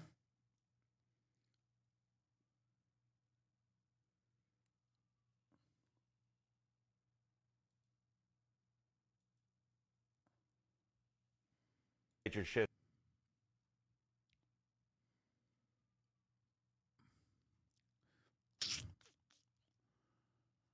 I just don't know, man. I don't know what to do. Like, how do you argue with these fucking people, dude? How do you argue with these fucking people? Love the product placement during a discussion of how capitalism ruins everything. Love this app. Oh, is this what I think it is? Type of shit that makes you say mushy mush. Yup. Report Hamas Piker for supporting terrorists. He should be banned already. It's a bot, man. It's a bot. It's not even a real human being. I think that one is just like straight up a bot. Apparently, that's all that fucking account was responding to, people with like people who are not even fucking affiliated with me. That can never be enough water. Yeah. People are asking if this is sponsored content. No. I was just drinking it. My God. I know. There's no sponsors. Yeah.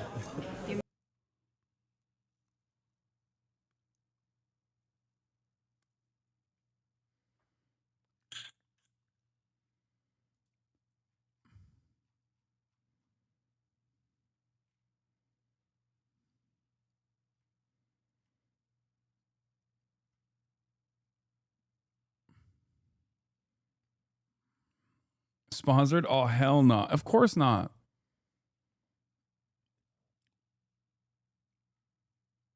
It's just like, it's so fucking stupid, man. It's so fucking dumb. Yeah, I saw this one too. This must hit so hard if you're a moron. Mamdani featuring a water brand valued at $1.4 billion while shitting on capitalism is peak irony.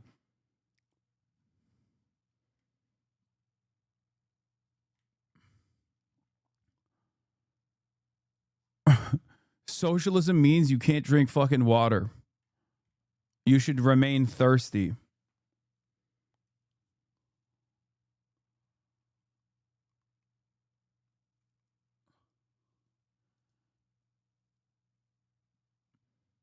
A little scared that Hasan is advocating for every single person alive to take TRT, HRT, and Ozempic. Yeah, this is a joke, but this is unironically the way people approach anything that I say as a joke.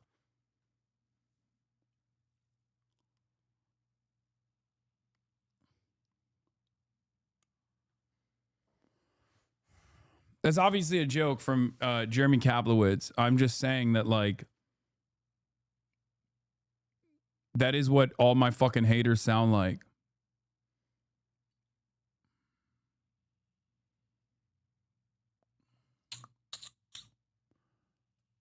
Anyway.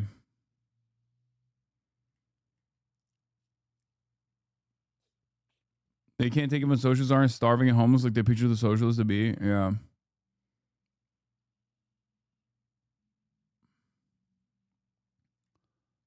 What? Don't want to be annoying about this, but did you see a French cake streamer got killed by his friends on stream? Is on Hostwit? No, I did not see that. That sounds insane. What the fuck is going on Kick, bro? I didn't even realize that, like, that Kick brain rot was like international.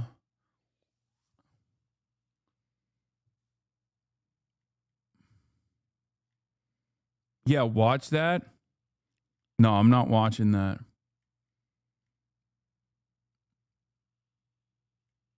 He was not their friend. They abused him for months. What the fuck?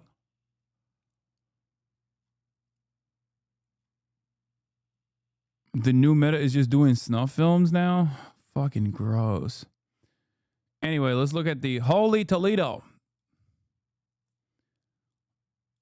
Harry Enton talks about support for Ukraine. It's the idea that Ukraine's going to achieve complete victory. That idea has collapsed within Ukrainian society. What are we talking about here? Ukrainians on the war versus Russia. You go back to 2022, the start of the war. Fight until Ukraine wins. Look at this. The vast majority, about 3/4, 73% agreed with that position. Negotiate to end the war as soon as possible. Only 22%. Look at where we are now. It's a complete flip. It's the inverse. Now 69% want to negotiate to end the war as soon as possible, compared to just 24% who want to fight until Ukraine wins. That's a 49-point drop in this position. Now, of course, negotiating to end the war as soon as possible, that's a bit more nuanced, right? Ukrainians don't want to agree to all of Russia's demand, but I think the idea of even there being some territory that would be not formally recognized as being given that Russia could in fact stay in, that does have majority support, but the idea of formal recognition of Russia's demands, absolutely not. All right. Why do you think that opinion has changed to the extent that it has? Well, I think one of the big reasons why opinions have changed is this idea that this war is going to end anytime soon.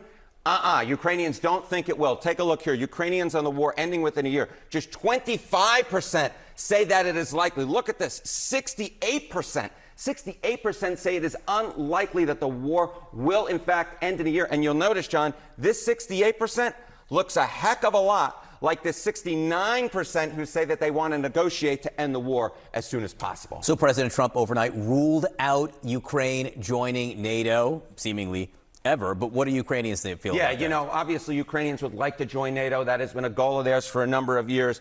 But the idea that that NATO admission will happen within 10 years, look at the collapse in this position. 2022, it was 64%. Now it is just half that level at 32%. So again, this is one of the goals that, Ukrainians had since the beginning of the war. They no longer believe that it's achievable. Well, the idea that Russia is going to be forced out of all of that land that they're occupying, they don't necessarily believe that that is going to happen. So again, I think this is one of the reasons why Ukrainians, they certainly don't want to accede to every Russian position, certainly not most of them, but the idea that they do want to negotiate an end to this war as soon as possible, that has now gone through the roof. Again, we're talking about 69%, which is such a big difference from where we were at the beginning of the war when it was just 22. Wanting to negotiate doesn't mean wanting to surrender. Correct. It means wanting to discuss, and not believing that they'll join NATO is different than wanting to join NATO. You got it. But you can very much see how Ukrainian thinking has changed over the last few years. Absolutely, John. Erin, thank you. Thank you.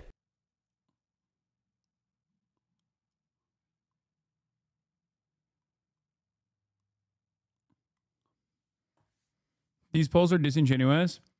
We do want negotiations to end the war, but for sure, but do not accept permanent occupation. This is a crucial detail missing. I mean, that's also reflected in the polls as well. They say they don't want that, but like I've said from the start, which has, again, drawn a lot of controversy to my statements, but like Ukrainians and their real emancipatory need is not a part of the equation here.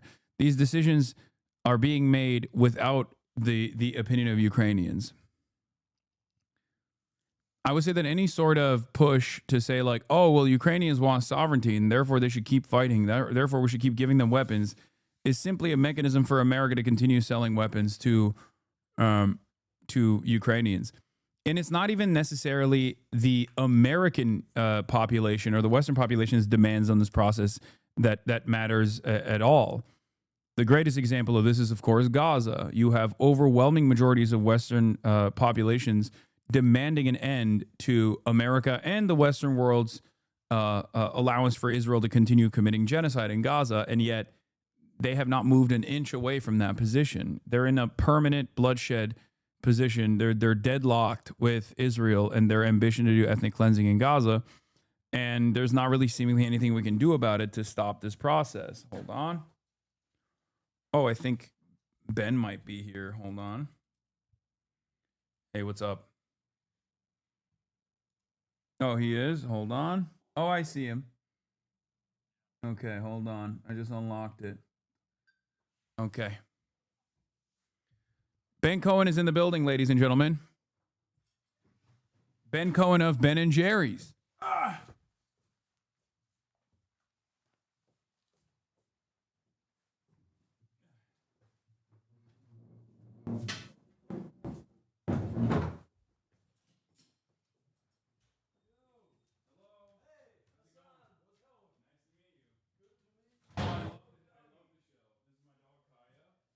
I'm already live. Oh, you were? Hell yeah. All right, well. And I really dig your chainsaw-equipped motorbike. Oh, yeah. That is very cool. Now, That's my brother's. yeah, and Where does he go? Do you want me to put that somewhere, or you got it? Do I got it? All right, you got it. You mean like plop myself down here? What Yeah. are we on? What are we live? What are Oh, we we're doing? live already. We got 34,000 people watching. Yo, hello everybody. Look, I just put on my up in arms hat. Hell yeah. Hi everybody. All right, Kaya. Oh, and I got the dog. Do you want me to? I can tell her to. No, go back I like the dog. Okay, Ben Cohen, ladies and gentlemen, of the Ben of Ben and Jerry's. Jeez. Live and alive in the building. Very excited. People are saying ice cream, you scream. We all scream for ice cream. Yeah. That wasn't yeah. a joke. No. Ben I is. should have brought you ice cream. Shit. Damn. Well, Well, oh. I thought you would. I'm not Sorry, gonna man. lie. You I know, thought you would. You know, I thought I would too. I mean, I didn't know. I was look. I got some kind of magic. I got magic pieces of paper. What is that? Oh my God! No. Turns into ice cream. No. Yeah. That We got turns in- free. This coupon's good for anyone. Ben and Jerry's pint. Bag of cookie dough chunks. Let's go. This is for your listeners. Okay. Do you want me to just show it and whoever gets it first? Yes. Is that how this goes? Yes. Like I just put it on the screen? Yes. Okay. Whoever gets the coupon first and takes it to a store wins. Okay. Are you ready? There it is. Hold on. Boom. I hope that works. And if not, I'll just post it. I'll just post it on the I'll post it on my Twitter. How about that? What? You post it on your Twitter and it works? I'll take a photo of it on my There's Twitter. Another one. Another one. You're giving me so much free ice well, cream. because I forgot to bring you the No, pints, no, man. it's I gotta fine, it's bring fine, you it's the fine. pieces of paper here. Okay. I'm gonna. I'm gonna have be- to come up with Zin favorite ice cream for you. Oh wow. Okay. Well, I mean, you're. What? He's got Zin. Yeah, He's got I have extra. Zin everywhere. He's got essential. Man, what? The guy runs on The zero Dr. sugar, Pepper. Dr. Pepper and cream. Yeah. All right. All right. So, Ben, I have so much to talk to you about. You were detained briefly, right? I Where was. You were protesting at the RFK Yeah, Jr. it's hearing. true, yeah. You're very progressive. You're an OG. You're one of the OGs. I'm definitely original old. gangster. No. That doesn't mean old. That means you're the original All right. gangster. I'm an original gangster. And I want to hear more about the story of how Ben and Jerry's came about, where you're from, for the people that might not know. Let's get started at the beginning. Sure. I was born in 1951 in Brooklyn. I stayed there for a year and a half. My parents moved to Long Island. I stayed there till I was 18. I met my friend Jerry running around the track in gym class. We were the two slowest, fattest kids in the class. We learned to like each other. We stuck together. I dropped out of a whole bunch of colleges. Jerry went to 4 years straight, tried to get into med school and couldn't get in. I tried to become a potter. Nobody would buy my pottery. We felt like we were both failures. And we decided to start our own business. Our idea was that we wanted to live in a rural college town, and we thought we would take a food trend that was just starting off in the big cities. And Like you were there when ice cream was popping off for the first time ever. That's crazy. Well, when homemade ice cream was Yeah. popping off, I think it was Dolly Madison, the president's wife, who really started ice cream in the U.S. But that was before my time. Have you ever seen in the USSR they have like they place a lot of importance on ice cream, where I think it was like there's this thing, I forget what it is. Hold on, I'm gonna pull this up real quick. And we do things a little bit non-traditional here for the record. It's just like it's a normal organic conversation. There's a lot going on. Yeah, I mean, so if I have a pain in my neck and I just bought some off-brand Icy Hot, I can rub it on. While Yeah, I'm I have like pads and stuff too if you want one. You got pads? Yeah, I could What get you kind? like a heating pad. You can slap it on if you want. Yeah, man, I want to be like Hasan. For sure. Plombier is a type of ice cream made with vanilla, cream, eggs, and sugar, originally created in the Soviet Union in 1937. And I think it was like a big, what do you call it? It was like a big deal where they wanted to make sure that all kids were able to get it. So ice cream has been an important Ice cream has had a history in politics as well. It seems where even in the USSR they were like we gotta make sure that the kids and everybody else gets to have their treats, specifically ice cream. Absolutely true. I was actually in the Soviet Union. At the end of the Soviet Union, Gorbachev was setting up. He allowed you to have joint ventures. Yeah, and we set up a Ben & Jerry's joint venture. No way. Yeah, that's sick. That's like in Karelia, the Russian state of Karelia. Wow. Wow, that's amazing. Petrozavodsk. It's right on the border with Finland. Let's see. Okay, that's never mind. That's whoa, jeez, what the heck was that? That's just Reddit, Ukrainian conflict. But what is this? Okay, never mind. All right. That most of it is just about Ukraine. So you're wearing a common side effect shirt. Before we continue with the history lesson about how you arrived at this ice cream behemoth, and became known for that. You're wearing a common side effect shirt. Have you watched it? It's one of my favorite shows. I love it. Yes, I watched the whole thing. I totally it's amazing. love it. They're in the middle of producing a new series, a new. Is the second season or just like an entirely new season? Okay, the second season. Thank God, because some of those shows, dude, they can just get canceled, even if it's good. Especially if it's good, they usually cancel them.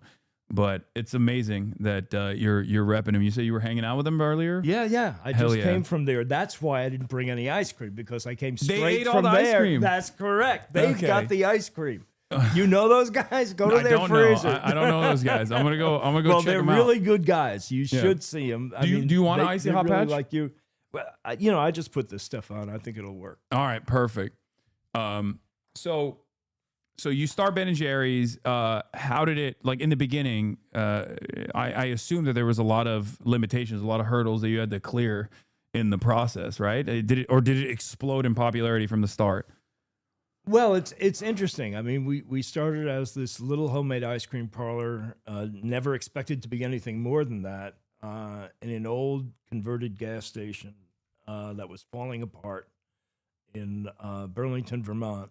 And in terms of getting business permits back then and health permits and, the fire permit, all that stuff, it was a lot easier than it is now. Oh, okay. So there's kind of less, in that way, there was less obstacles. Yeah. The pesky nanny state hadn't intervened. Right.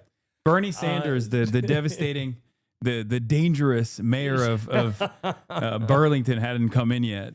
He was just running for mayor for the first time as we were starting up. I guess we started a little before him. And I remember being at the incredible, huge celebration in the basement of Memorial Auditorium, scooping ice cream for the victory party. Wow. You were there from the beginning. Yeah. That's crazy. Yeah. I feel like he hasn't changed his look at all. He hasn't changed his look. He's looked like he was this age back then. It's true. He hasn't changed his look. He hasn't changed his politics. He hasn't changed his stump speech. I know. It's the beautiful thing about Bernie is just how consistent he is. And, some people complain, Bernie, you're always saying the same thing. And he was saying, when we start having justice in this country, I'll start saying something different. Yeah. So you go through the process, not as many hurdles back then as there are now. I mean, the big hurdle was we didn't have enough money. Yeah. I mean, we had $4,000 a piece, and we were planning on getting a loan from the SBA, but we couldn't get a long enough lease on this old gas station that was falling apart, so we couldn't get the loan from the SBA, and the bank kicked in another $4,000, so it was $12,000. Mm-hmm. Started Ben & Jerry's. It's kind of amazing. I guess you can't really start a business on $12,000 now. Yeah, no, that definitely can't. So let me ask you, getting right into it, Trump is president again. Oy. Yes, I don't know if you knew that. Trump is president. Guys, that's what's going on. Sorry. On, Hate to be the bearer. happy. Hate to be the bearer don't of rub bad it in. news. Hate to be the bearer of bad news. And one thing that I have routinely talked about with Ben and Jerry's is the component of marketing and political advocacy. Specifically because I always use Ben and Jerry's as a great example of a company that, in spite of corporate takeovers, in spite of control by much larger conglomerates, Ben and Jerry's has always maintained political advocacy as a part of its mission. And I think is largely in part because of your direction, right? Like this is a genuine thing that you care about, as opposed to Target, for example, or many other mega corporations in this country that will only aesthetically get on board with performative activism in an effort to do marketing. And the second part of this is that I now fear that we're moving in the direction where a lot of companies have completely cast aside the previous performative liberalism, the performative wokeness, if you will, to now move in the direction of right-wing politics, broadcasting right-wing politics as though it is a virtuous position to have. Have you noticed this as well in your experience? Well, as a matter of fact, I have, Hasan. That was a wordy question. I just lobbed it up for you.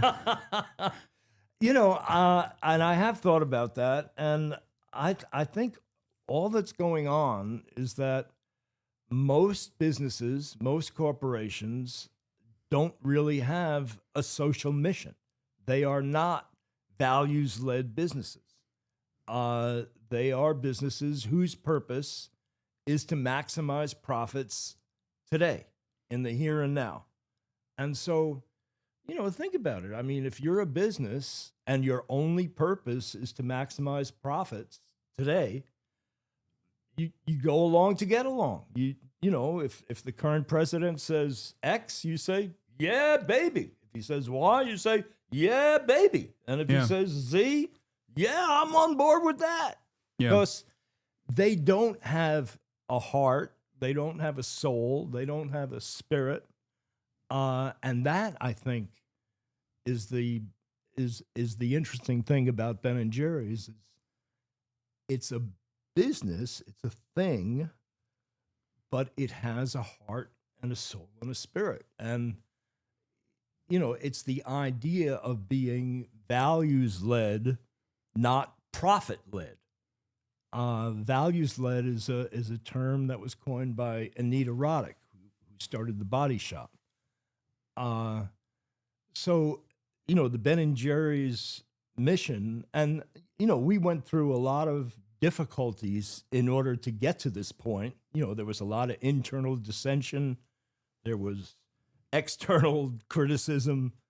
But the Ben and Jerry's mission is a three-part mission.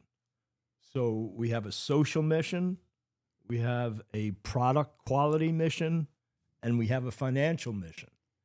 And the interesting thing about them is that they are written horizontally to make the point that no one of them comes before the other. They're all interconnected. And staying true to those missions is what keeps Ben and Jerry's Ben and Jerry's. Yeah. You mentioned that there was some struggles that took place in the process. Do you want to elaborate a little bit on that? Sure. In the early days, the struggles were mostly internal. I would say, let's take a stand on a particular issue. For instance, peace. Dangerous prospect. An ever-present danger to the military-industrial complex. You're speaking a dangerous language, sir. Let's suggest that the government take 1% of the Pentagon budget and use it for peace through understanding activities between the U.S. and the former Soviet Union.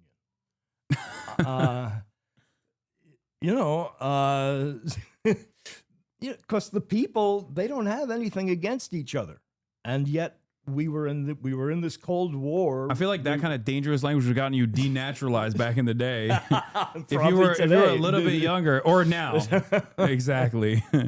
So we were coming out with a chocolate-covered ice cream pop on a stick, and normally you write about, oh, you're going to taste the most amazing chocolate-covered ice cream pop on a stick you ever had. It's so smooth, so rich, so creamy, so chocolatey. And instead, we said, let's call this a peace pop, and let's use the copy on the package to talk about making peace instead of war and shifting this money out of the Pentagon. And it was incredibly controversial within the company that people were saying, our executives were saying, the people on the board of directors were saying, business that's not business's role. Business should not be trying to advocate for particular national government policies. And it was quite a heated discussion. And finally, I kind of forced it through, and nothing happened. I mean, people were saying that what's going to happen is, we set up this new plant that's designed to make these chocolate-covered ice cream pops on a stick. If we come out with this packaging, right-wing groups are going to picket the supermarkets. The supermarkets are going to take it off the shelf, and none of that stuff ever came to pass. Yeah. Well, it probably helps if it's delicious. Yeah. Because if it was not good, it'd be easier to be like, oh, I don't want that. I don't want that at all. Yeah. No, this is something that I've seen in my own industry as well. Streaming, the internet, like content creators, like a lot of them, I think, are at the mercy of the broader audience and like whatever they're saying, and they never want to lead by example because they're afraid of like corporations pulling out. They're afraid of companies saying, "Oh, we're going to blacklist you." They're afraid of companies saying like, "Oh, you speak on this political issue. I don't necessarily think that's appropriate for our brand." And for that reason, I think they choose not to make a stand. They choose not to take a reasonable moral stand like you just described. And I feel like that creates an environment where without that bravery, without that courage, that creates an environment where the only ones who are speaking loudly are oftentimes right-wingers that don't have these sorts of fears, that don't care about these sorts of things, especially when the administration is like heavily leaning on that kind of domination as well, even on the corporate side. One of the things that I've seen is that the Trump administration is actively bullying corporations as well into taking positions against what they've defined is woke. Now, it's largely optics. And I don't think that any of these corporations actually cared about anything beyond profits to begin with, right? So therefore, back in the day when they were actually pushing for ESG or DEI initiatives or any number of different statements that they made, they were doing so in an effort to do marketing, but it wasn't genuine. But now they're moving in the right-wing direction, and I fear that this is creating a permission structure for people to go, oh yeah, being a bad person is actually a virtue. Pushing these vices is actually a good thing. And I think it makes the entire environment less safe for everybody, not just marginalized groups in particular, but it just makes the environment that we're living in more toxic overall. Yeah, I think that's really true. I mean, the word that's been going through my mind lately is cutthroat. I think about Trump's, original book. What was it? The Art of the Deal. Yeah. And in that book, he's saying, there's so many people who say that a good deal is when both parties come away from it thinking we did pretty good. We feel okay about this. And he said, no, that's bullshit. A good deal is when you get everything you want and the other guy feels fucked over. Is that allowed? Are we allowed to say Yo, that? you can curse as much as you want. Yeah. And he's running the country the same way. Yeah. No, he doesn't care about cooperation. He doesn't care about respecting the other guy. He wants, when he talks about America first, he's talking about everybody else last. Yeah. And it's not even good for America broadly either. It's just good for him and his buddies. Him and his like most loyal servants, basically. Picking apart what remains of this country's carcass for scraps, basically. Dismantling the regulatory agencies and the like. Going back to Ben and Jerry's, one of the positions that I think, or at least was very impactful for someone like myself, was the implementation of BDS to a certain degree at Ben and Jerry's when I believe you guys pulled sales from the occupied West Bank. Do you mind talking about that a little bit? I'd love to talk about that, but I really would like to get some of that smart water. Absolutely. You want smart water? I have that as well. Oh yeah, any kind of liquid. There you go. I'm not. Well, I have sodas back there too. If you want Mountain No, Dew. No. I'm much better at just drinking water. Yes. All right. Thank you. Sorry. Everyone always gets on me in the chat when they're like, why don't you offer your guests anything? Now they're going to cook me. They're going to say, you didn't offer your guests anything. Well, it's because I didn't bring you any ice cream. It's tit for tat. Understand. Art of the deal. So, the Israel. Yeah. So I want to be clear that we did not, what we were doing was not BDS. What is that? Boycott, divestments, and sanctions. Boycott, Yes. divestments, and sanctions. What we were doing was our ice cream was being sold in Israel. It was being sold through a licensee that was also manufacturing the product there. And we told them that we don't want our ice cream being sold in the West Bank because we disagree with how Israel is treating people in the West Bank. And somehow or other, the ice cream showed up in the West Bank. Mm-hmm. And we went back and forth on that for a while, and eventually we said, hey, we really mean it. You need to pull the ice cream, not sell the ice cream in the West Bank. And so then we refused to renew that licensee's contract on that basis. And so the ice cream was not sold in the West Bank, and Unilever, who is the parent of Ben & Jerry's, owns Ben & Jerry's at the moment, was doing a lot of other business in Israel, many other brands, many other products. And Israel kind of came to talk to the Unilever guys, the top Unilever guys, They call the managers, right? And they said, if you don't take care of this situation, we're going to kick you out of Israel, for all your products, all your businesses. And so what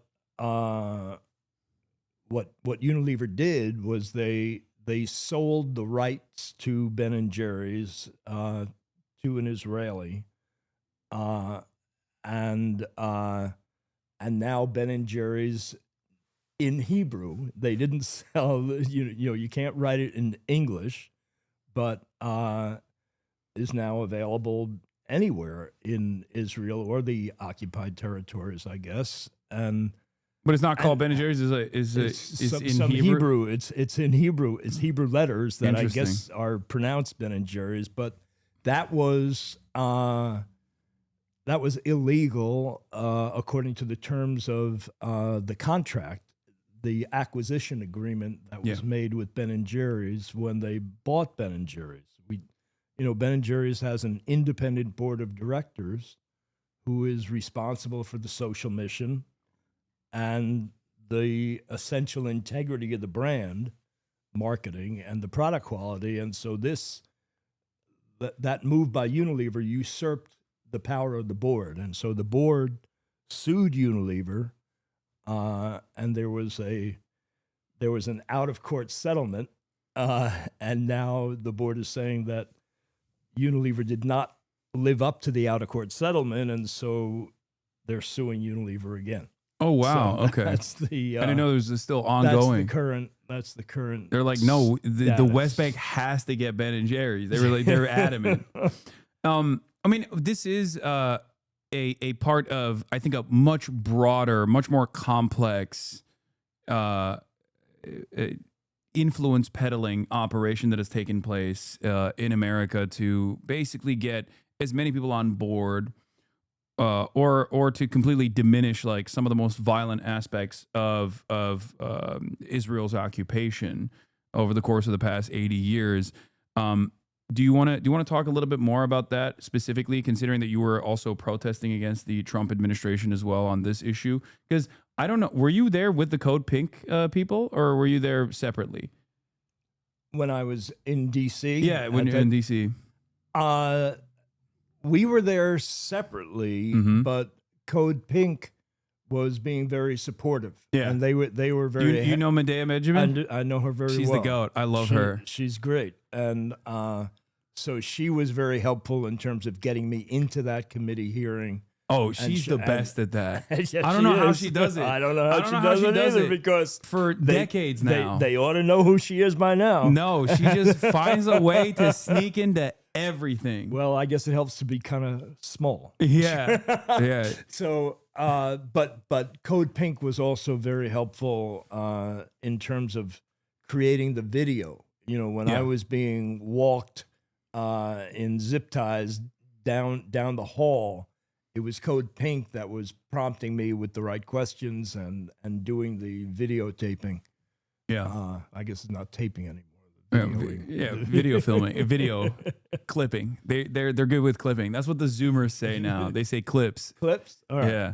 Video. They were clipping. They were clipping. Yeah, you had here another thing that a Zoomer was saying. I'm 34, but like a younger generation would say you had aura. That's the new term. What if you're old? No. 34? When you're doing something cool, you have aura. Aura. You had a lot of aura. All right. That's what they say. All right. That sounds good. Yeah, you got the clip. Well, you got aura too, man. Oh, I think we got aura together. We're blending our auras. You got the OG aura. You got the young G aura. I'm not.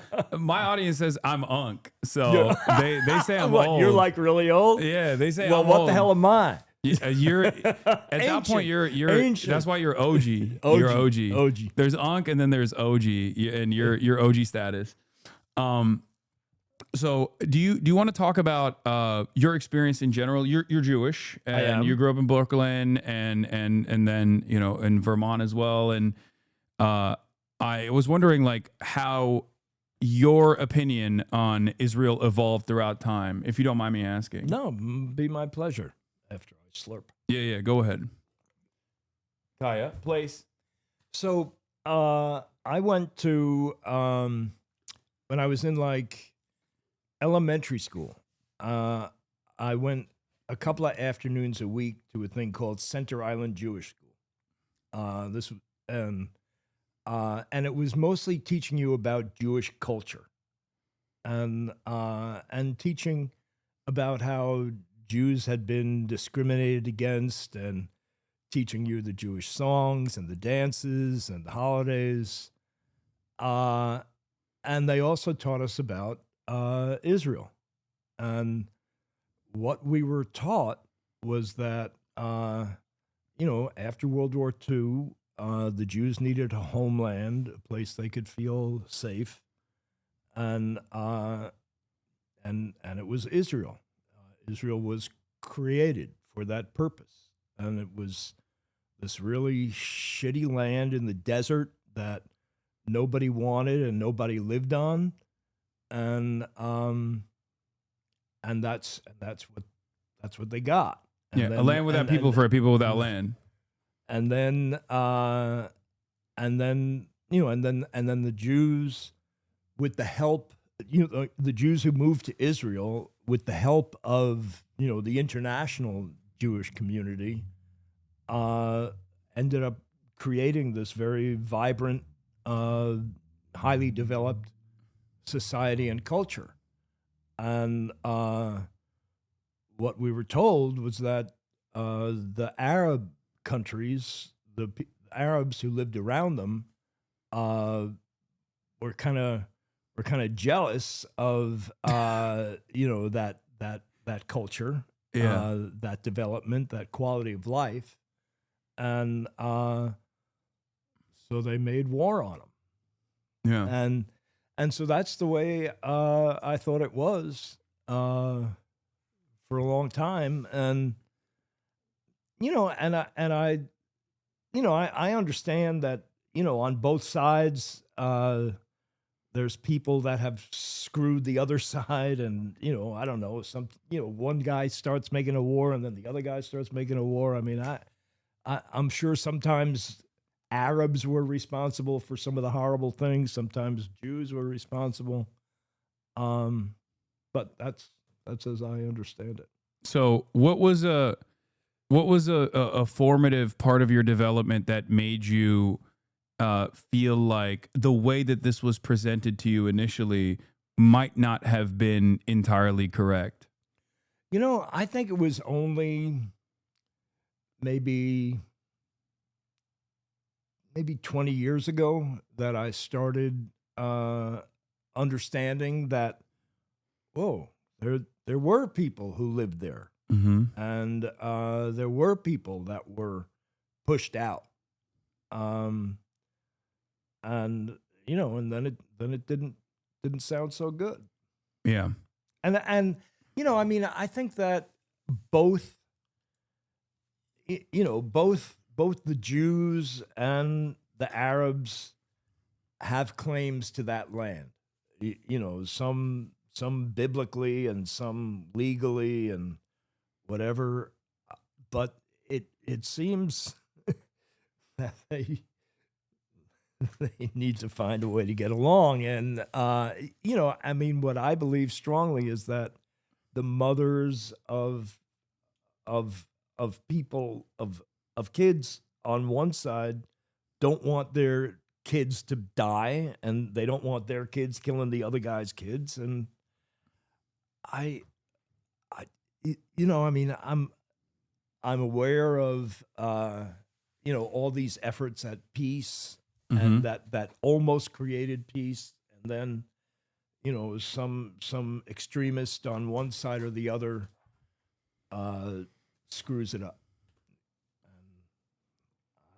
And I don't know what to do, but the one thing that I know is that you can't mistreat people. That forcing people in Gaza and the West Bank to live in what the UN has called essentially an open air prison is not going to work. People don't take that lying down. And what would happen if people in the US were forced by some occupying power to live in that situation? Yeah. I use the analog of aliens because there is no equivalence with the asymmetry of power, because America is the most powerful nation on the planet and has been so, especially in the aftermath of the dissolution of the USSR. America won the Cold War. It's uncontested, right? 800 military bases all around the world, constantly in a state of permanent warfare, imperialism, military occupations everywhere, or military bases everywhere that is masqueraded as a security contract that they have with all of these other countries. And therefore, it's virtually impossible for us here living in the heart of empire, living in the United States of America, to ever comprehend what that would look like unless it was like an infinitely more technologically superior force that could control us in this way. Americans are so powerful, I think, that we invent enemies to be afraid of, whether it be Russia or whether it be China. We invent people to be afraid of that could do to us what we've done to the rest of the world. But you're absolutely correct. If there was some kind of superior force that came in and displaced a lot of Americans in the same, ironically, the same way that we did to the indigenous population on this land originally, and then partitioned off different segments of American soil and created a stateless stateless system that had no contiguity for Palestinians or for the Americans in this equation, of course people would fight back. It's the perfectly understandable position, one that is actually reflected by even former Israeli heads of state and even current contemporary Israeli heads of state, whether it be like the heads of Shin Bet and numerous other people that have openly recognized, if I was born on the other side of that boundary, I'd be fighting too. I'd be a terrorist. I'd be exactly the guy that they call it, that I call a terrorist right now. So I think our understanding of it here in America is very very outdated, and that's, I think, partially because of the experience that you reflected on just now with like your schooling, and it's not just about the way American Jews are educated on Israel. It's just broadly the way that Americans are educated on it, especially like Christian Zionists, for example, in evangelical churches get a very different theological justification for why Israel must belong to Jewish people and Jewish people only in an effort to trigger the rapture. So there's different facets of American society that have a lot of political power that have been taught that this is a moral battle, good versus evil, and you have to support the good guys in this process. And yet, I would say in the past 22 months, the societal attitudes, even in the Western world, has broadly shifted in the exact opposite direction. Do you feel like that will lead to a more meaningful conclusion? As someone who has been aware of this for 20 years plus now, especially, do you feel like societal attitudes have shifted? Well, it seems like just in the last month, more and more people around the world and in the United States are understanding that what Israel is doing, aided and abetted by the United States, is mass murder. Call it slaughter, call it genocide. I don't think it matters much which term you use, but it's intentionally, massively slaughtering people. And no, it's the moral issue of our time.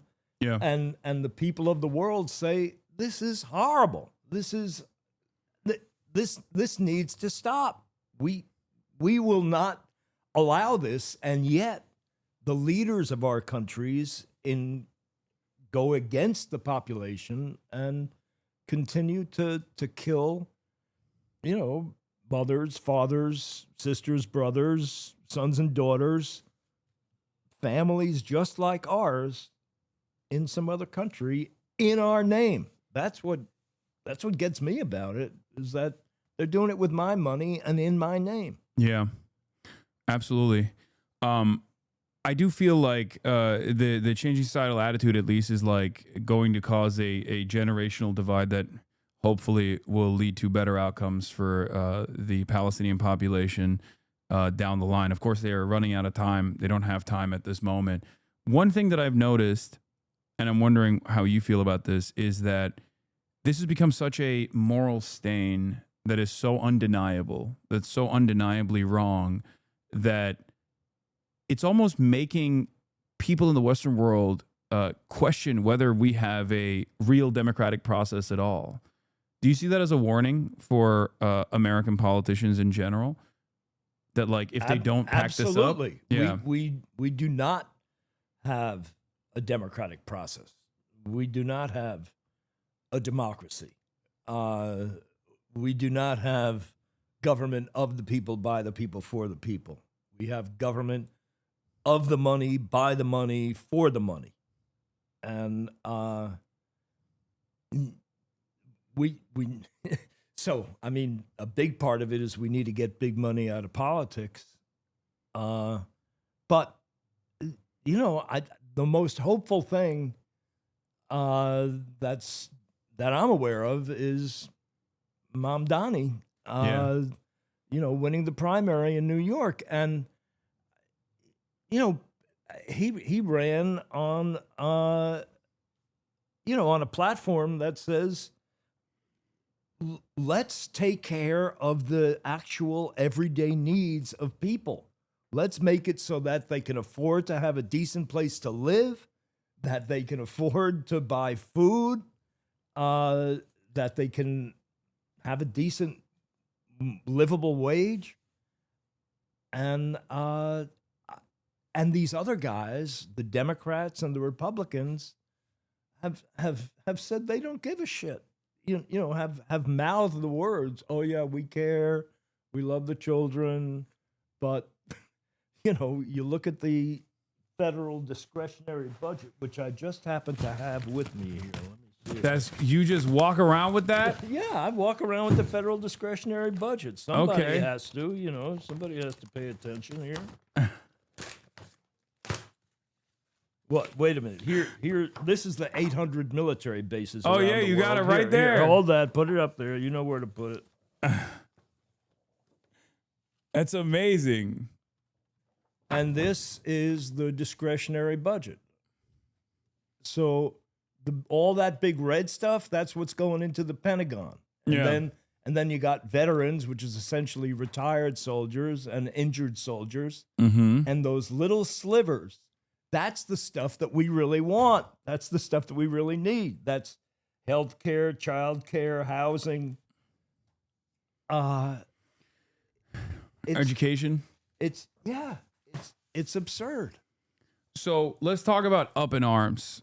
You got the hat on. I got the hat. Yeah, I got the hat. And you got some pamphlets with you. I got this shirt because I was just with those guys, but I was going to wear this shirt, but I'm giving it to you. Oh, wow. Thank you so much. Congratulations. They gave me a shirt. I give you a shirt. It's kind of like passing it along.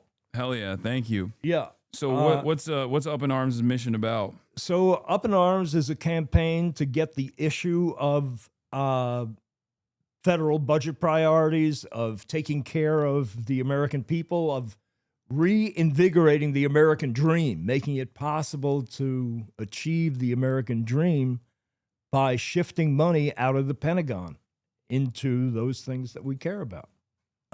So the idea is to get that to be an issue in the upcoming presidential elections in 28.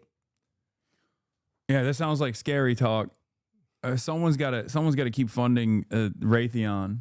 Why don't you think about the what would you say to people who say, why don't you think about the poor shareholders that need a permanent state of warfare to ensure that their shareholder value keeps going up year over year?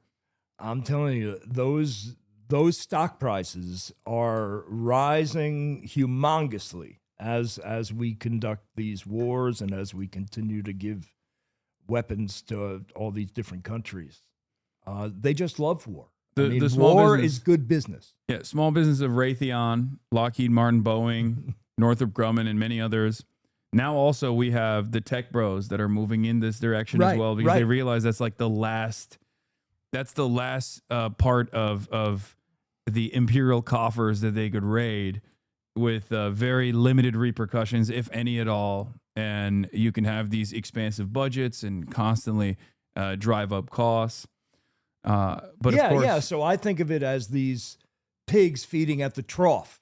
So right now you've got the legacy defense or weapons manufacturers, Lockheed, Raytheon, the ones you talked about, and they're all taking up the whole length of the trough. And now you got Palantir and all these silicon, Anduril, right, trying to shove them out, trying to nuzzle their way in because they want to be sucking up all those bucks.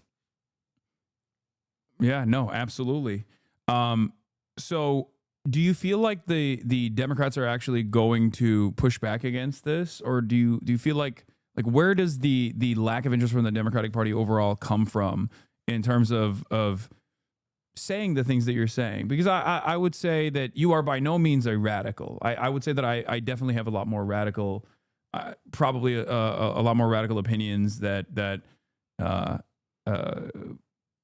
some Americans might not even initially get on board with. But this is not radical at all. This is very reasonable, right? This is an incredibly reasonable proposition to do right by others. I think it might have been Eisenhower who said, every dollar being spent on a bomb could be spent on books or could be spent on bricks to make houses here.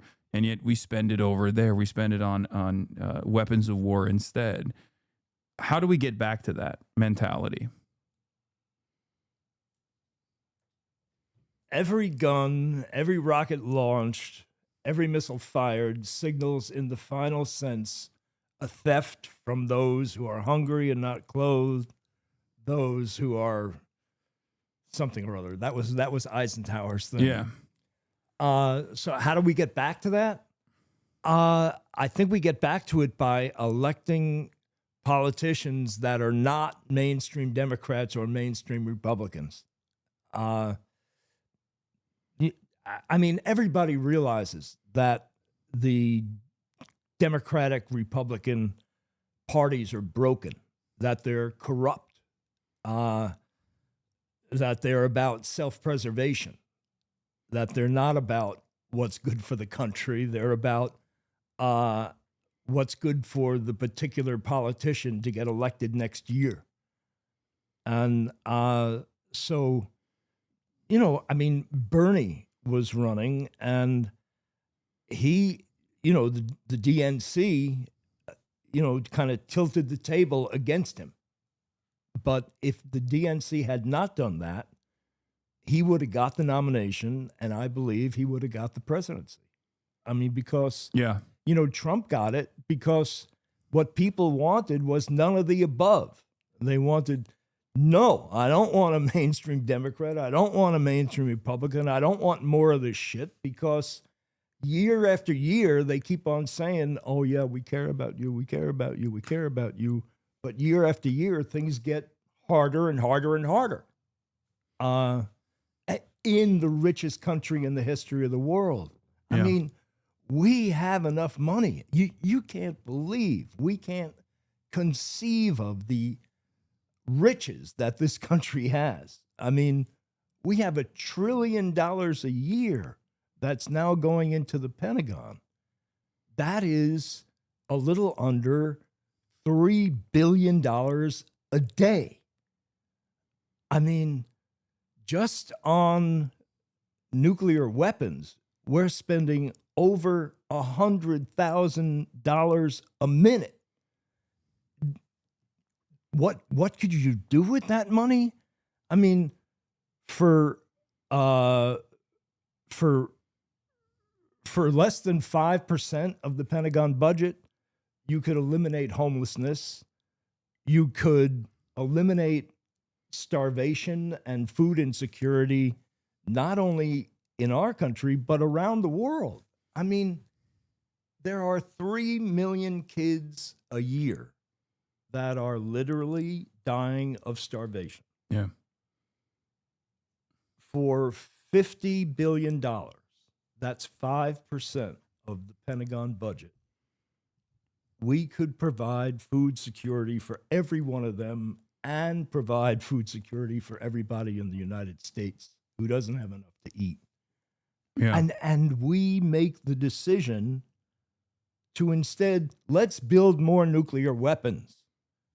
I mean, what would Jesus do?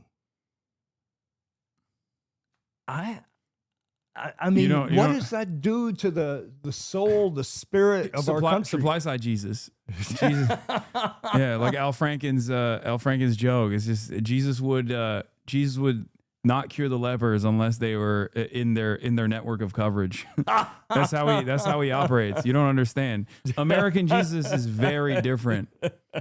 I mean, it's a cliche at this point, but yeah, if Jesus came back to the United States of America, they'd probably kill him. They'd be like, you're a Mexican communist. Get out of here. What are you talking about? That woke stuff. We have, I think that's just like aesthetics anyway. I don't think any of these guys actually truly are believers, or at least they believe in a very distorted version of what they perceive Christianity to be, prosperity gospel, and in an evangelical format. It's a permanent state of war. not helping the poor at all. It is a permanent state of war. I mean, how can you possibly say that we're at peace if we're spending $1 trillion a year on weapons, on the military? I mean, we're not. We're not at peace. We're preparing for the next war. Yeah. It's absurd. I mean, is this really the best our leaders can do? To solve problems by killing our brothers and sisters in other countries? Yeah. But again, I think it goes back to the profit. It goes back to the profit incentive, which is that It totally goes back to the this is profit the one incentive. industry. I mean, there are other countries out there who spend far less in their military development that end up doing far more in terms of developing their countries. There's many reasons to criticize China, certainly in their own internal affairs. They've done a litany of things that I personally find unfavorable. Having said that, they also engaged in tremendous development internally over the course of even the war on terror sliver of American history. They didn't do much of that, and instead they just kept building high-speed rail and rapid urbanization and tremendous infrastructure.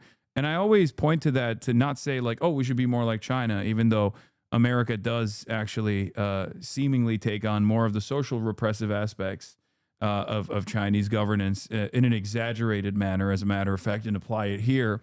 But I wish we would also focus on internal development, rebuilding our infrastructure, and instead of relying on the initial gains made by the New Deal that we've been eating off of that victory for a very long time, for far too long. That's why all of our infrastructure is crumbling. I mean, China reduced poverty in their country by, I don't know. I mean, 800 million people. Some huge percentage. I mean, while in our country, the spread between rich and poor gets wider and wider and wider. Yeah. So that's what I always point to. That's always present. But then people hear that and they go, "Oh, you love China. Why don't you go live there?" It's like, okay, maybe. I mean, if the government keeps doing what it's doing, who knows? I mean, there's problems in our country. There's a lot of screwed up things that our country does. I'm sure there's a lot of screwed up things that China does. Yeah. But what the big thing that the U.S. does is it says that we must have full spectrum dominance militarily.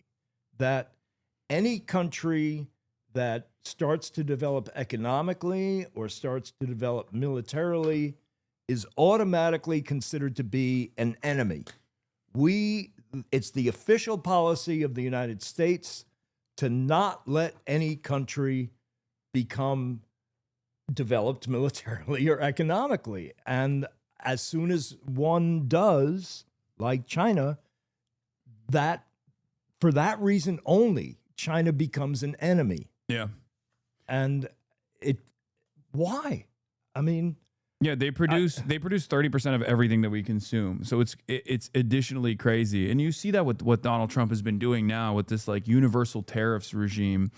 I mean, you're a business guy. I was wondering what your take has been on the way this like almost Nixonian madman theory posturing that Donald Trump has implemented in terms of global trade, even though we designed it in a way that benefits us, benefits the American consumers, where we just basically hand off IOUs to the rest of the global South, and then we extract their natural resources and also their incredibly cheap, incredibly affordable labor that we've kept to a reduced level in perpetuity. Now Donald Trump is saying, for no real discernible reason, we need to restructure global trade, and we don't have the manufacturing base, I don't think, to protect some kind of domestic manufacturing. So I'm all out of ideas as far as like trying to figure out what Donald Trump is doing, but I wanted to hear your perspective on it. What's he doing with global trade? You want me to try to figure out what Trump is doing? Yeah. I'm not a business guy. I'm a Twitch streamer. So well, the way I see it is that you know, when Donald and I were growing up, we're kind of contemporaries. Manufacturing, having a job in a manufacturing business, in a manufacturing operation, was a secure job, was a good job. You had good pay, you had good benefits, you had a good pension. There were unions, and so people were making more money. They had a better quality of life, and he thinks that by bringing manufacturing back to the U.S., that'll come to be again. The problem is that manufacturing has now become so automated that you go to these manufacturing plants and there's hardly anybody in them. Yeah. It's all robotics. Yeah. So, and not only that, but also my advocacy always been, I've been to Japan a bunch of times at this point, and when I go there, one of the things that strikes me is that there's a lot of the population is very old, and there are a lot of old people that still work in jobs that don't necessarily require a person to work at all. The example that always comes to mind is like the guy that sits right outside of like a you know, some kind of like utility truck that is working on the side of the road and just like waves people away with a wand. That job could be delegated to a cone with a light on it. But there's a reason why that person is doing that job. It's almost like the Walmart greeter job, right? Where they do that not because that's a redundancy that needs to be eliminated. They do that deliberately so that like that person has a job. And the example I always think of is automation is not necessarily a bad thing. It's not supposed to be a way to displace the existing labor force. It's supposed to eliminate the burdens of the labor force so that instead of working, 8-hour shifts, you work 4-hour shifts. But I think our mindset on this is, or has been, because we're constantly invested in improving profit margins, even though profit rates have a tendency to shrink, is to displace the most malleable aspect of commodity production, which happens to be labor, constantly depressing wages, looking for secondary markets where we can move manufacturing to. That's what global trade has created for the American labor force. And ultimately, my suggestion always is automation isn't necessarily bad. Domestic manufacturing isn't necessarily bad. It's just that we have to ensure that there are still people that are working, even if they're not really doing anything. There's just a person that's just sitting there just to collect a check for sanity, for social cohesion, so that the system doesn't collapse. well, there's definitely stuff that needs to be done. There's more than enough jobs that need to be done. You think about the infrastructure. There's a lot that needs to be done there. We need more teachers. We need more childcare workers. But I understand what you're saying, that automation is reducing the number of people that's required to make stuff. And what should be happening is that people should be working less hours and getting paid more money per hour. The problem is that the workforce is becoming way more productive. Yeah. Thanks to robotics and computers and whatever. But all that productivity, all the profits from all that productivity is going just to the 1%. Yeah. And no, that's what we need to change. I mean, why don't we how about having like a rational minimum wage in the country? Yeah. I mean, or a the federal minimum jobs wage program. The minimum wage is $7.50, right? Yeah. I mean, there are people that are working and getting $7.50 an hour, which is ridiculous. Yeah. One thing I've always fantasized about is that we already have a massive government jobs program. It's called the military. And I wish that like the DOD would be, in a future utopian society, the DOD would be restructured into simply just like the Army Corps of Engineers, instead of like instead of holding arms, they hold shovels and pickaxes, and they build roads and are constantly working not to kill children overseas, but instead constantly working to build bridges and homes and factories. I think that makes a tremendous amount of sense. Yeah. I think the people that end up going into the army would appreciate that a lot better. Yeah. I mean, they're going into the army because they genuinely want to serve. They want to have meaning in their lives. Yeah. Or because they're poor. Right. And they want to pay for college. That's another big part of it. Both are true. And so why not get that by actually serving the country and making the country better, as opposed to killing or threatening to kill people all over the world. Yeah. After Walmart, the military is the largest employing body in this country, if not, well, not the planet. I think the Chinese military is larger, but that's it. And I don't know what it will take to have this kind of like dramatic restructuring, this redesign, because I feel like what I see from American politics has been this endless sea of cruelty and lack of interest in moving this country in a positive direction. And that, I think, is devastating for a lot of younger generations that still have that, I guess, naivete where they think they can just go out in the streets and protest and maybe even make change happen. And our system basically is designed in a way where we just stamp that naivete out. We stamp that hopefulness out. And then we make people feel like change is never going to happen in the positive direction. And it pushes people in the direction of nihilism. Well, I think you're right. Yeah. I think that, like I say, Bernie was a force against that nihilism. And I think that Mandami is, and then there's another guy who, in the Midwest. Omar Fateh. Right. I'm going to be doing a collaboration with him as well, like I did with Zoran early on. I'm going to be flying out there. Oh, great. Yeah. That's beautiful. But and so I think, what Up in Arms is about getting the issues that we're talking about into the presidential debate. And and the big hope is that we're going to establish a constituency of voters that are going to say, hey, I'm going to vote for a candidate who's talking about making America a more compassionate place and meeting the actual everyday needs of our people instead of shoving it all into preparing to kill people all over the world. If we can get a constituency of people like that, someone's running for president, he wants votes, and he or she, and that's a way to shove them in the direction that we want them to go in.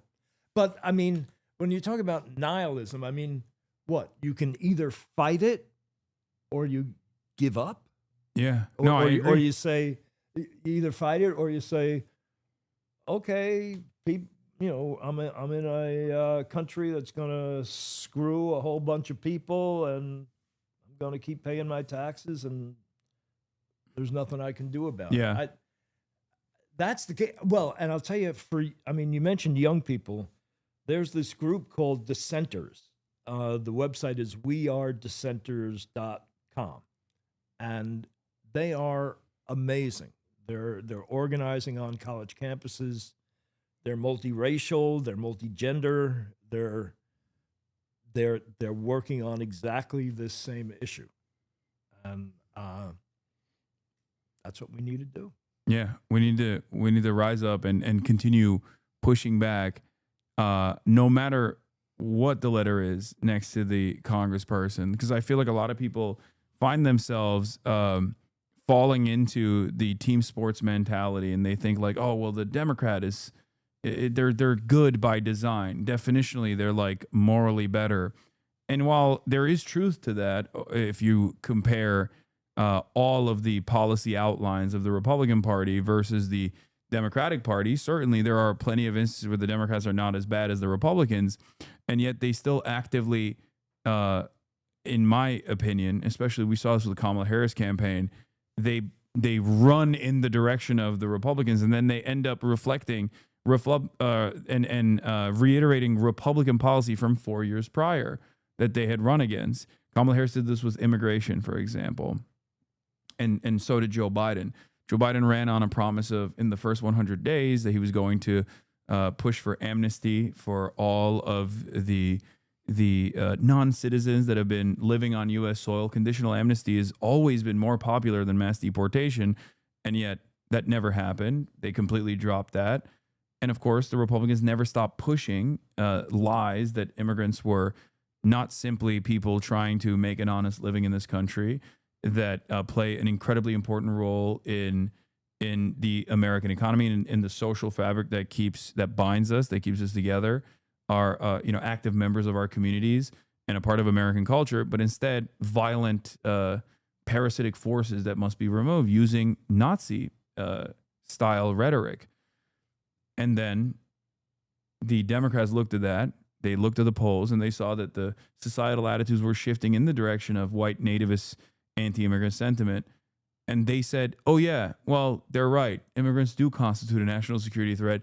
We are going to be the adults that actually do the border wall. Trump is not serious about building the border wall, which I thought was such an ineffective way to advocate, to win an election, by just conceding on a major issue to your opponent on their strongest issue. Yeah, I totally agree with you. And you know what strikes me about the immigrants coming to this country, if you look at the history, they're mostly coming from countries that the United States fucked over in one way or another. Yeah. I mean, either we overthrew militarily their governments, read Smedley Butler, who talks about how war is a racket and how he was overthrowing governments. And, this guy was the most decorated Marine back in his time. And he's talking about he was doing it all for the banks, for the big banks, and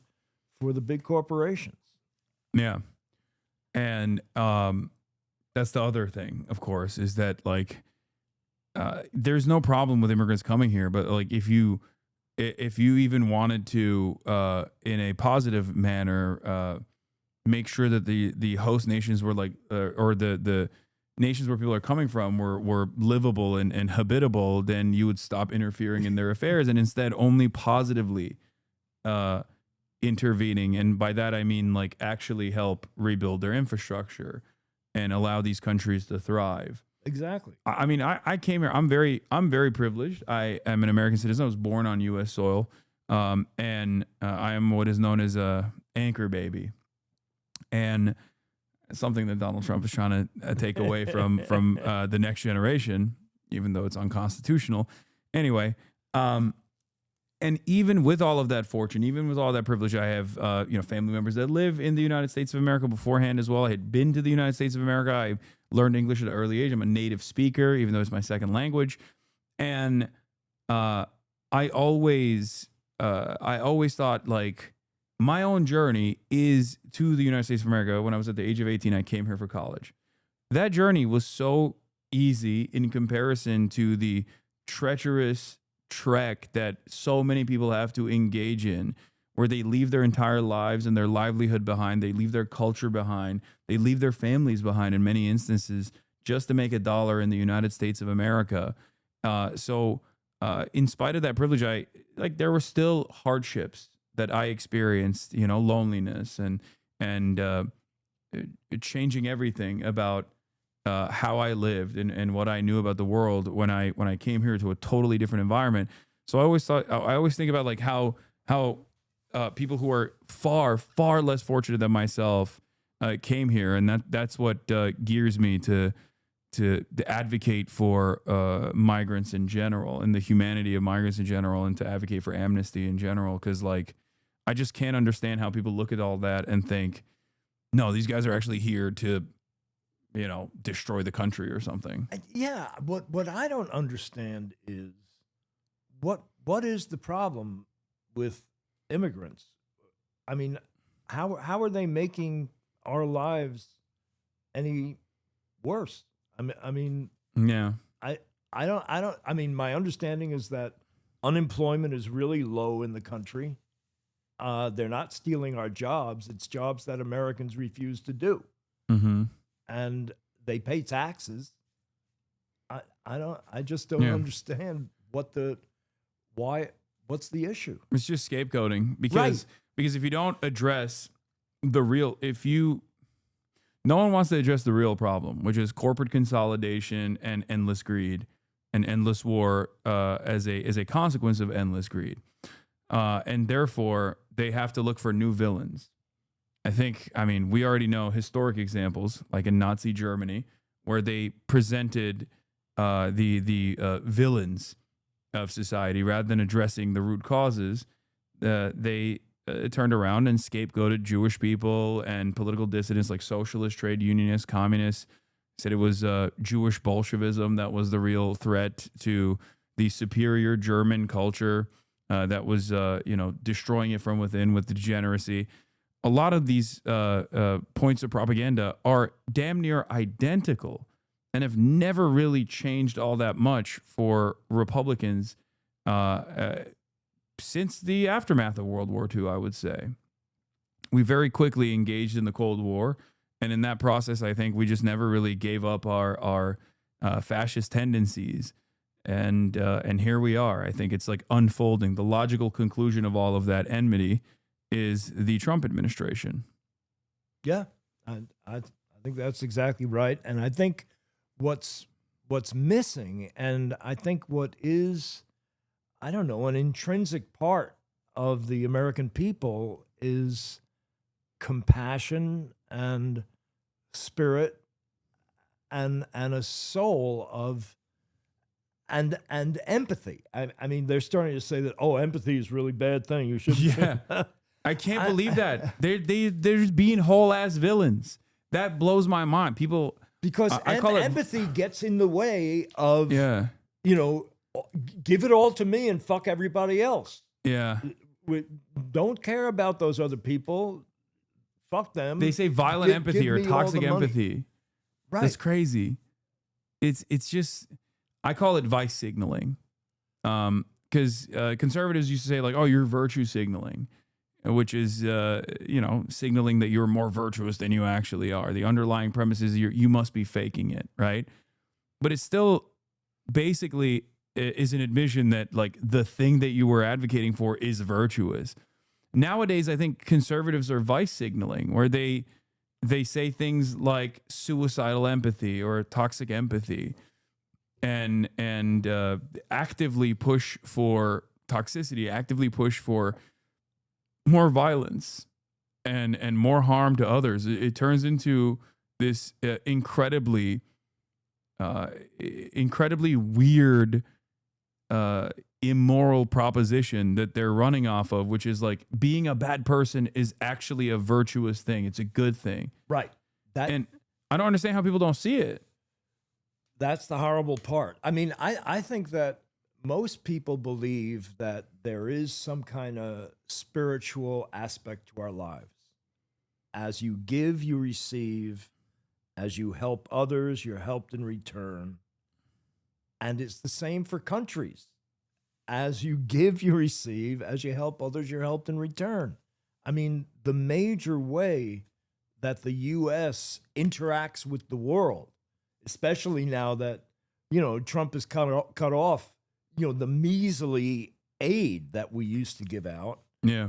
The major way we interact with the world is at the point of a gun. Yeah. 800 military bases all over the world. Yeah. Absolutely. Okay. I'm gonna switch because you've been here for a while now. I want to take up more of your time, and thank you so much for coming on. My pleasure. This has been a wonderful conversation. We got to switch gears and talk about ice cream. Oh, all right. That sounds like fun. I'm a huge ice cream fan. Thank you. Thank you for consuming. Oh, sorry about that. Don't worry about it. It's all good. Watering your floor. Yeah. I'll grab some. I'll grab some paper. Yeah, make sure none of your stuff gets wet. So, I'm a major ice cream fan. I love ice cream sandwiches. What do you think about? Because I know Ben and Jerry's did like low calorie ice cream for a little bit. I don't know if you guys still do it. Yeah, I think that was a passing fancy. Yeah, it was so it's forced not, on us by our corporate okay, so parents. you're not on board with that. What do you think No. about all of the protein infusion with like there's this like new wave of all forms of like treats being all forms of treats I don't having believe like a lot in of it. protein. You I don't don't believe believe it? it. Oh no. I believe a treat should be a treat. I Okay. believe ice cream should be rich, creamy. I think it should be, that there should be calories to it. There should be butterfat in it. You're just not supposed to make it your meal for 3 meals a day. One meal a day is okay. I mean, I once worked on this caloric daily intake thing where, if you only substitute a pint of ice cream for 1 meal a day, Mm-hmm. you could eat lettuce and rice the rest of the time and you'd be fine. Damn it.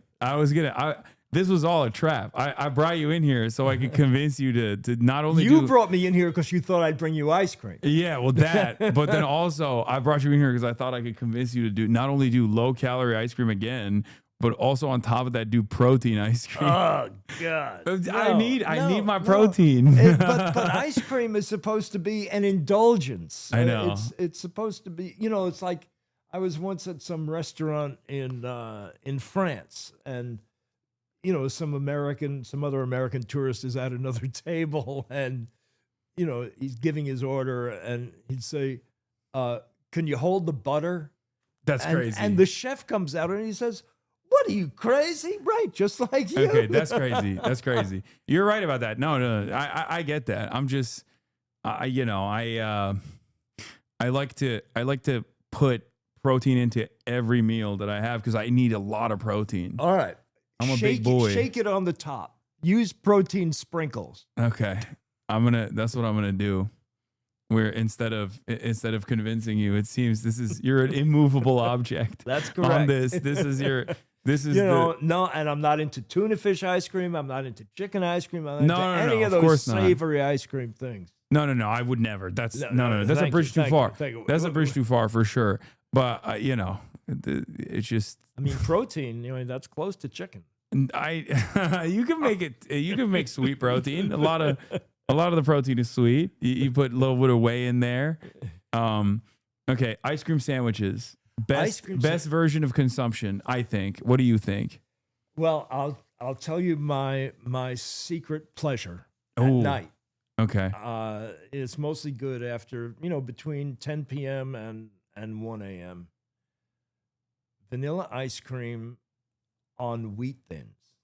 Oh wow! Open faced. It is sweet, salty, crunchy, creamy. Whoa! It's everything you've ever wanted in an ice cream. That's brilliant. I never thought about that. Thanks. That's amazing. Yeah. Okay. Yeah. Hell yeah. Really That's good. a game changer. People are gonna try that. People are gonna try that after this and be like, damn. And wheat thin sales are going to shoot through the roof. They know. You got a lot of listeners. That's why man. you're OG. Okay. Is it?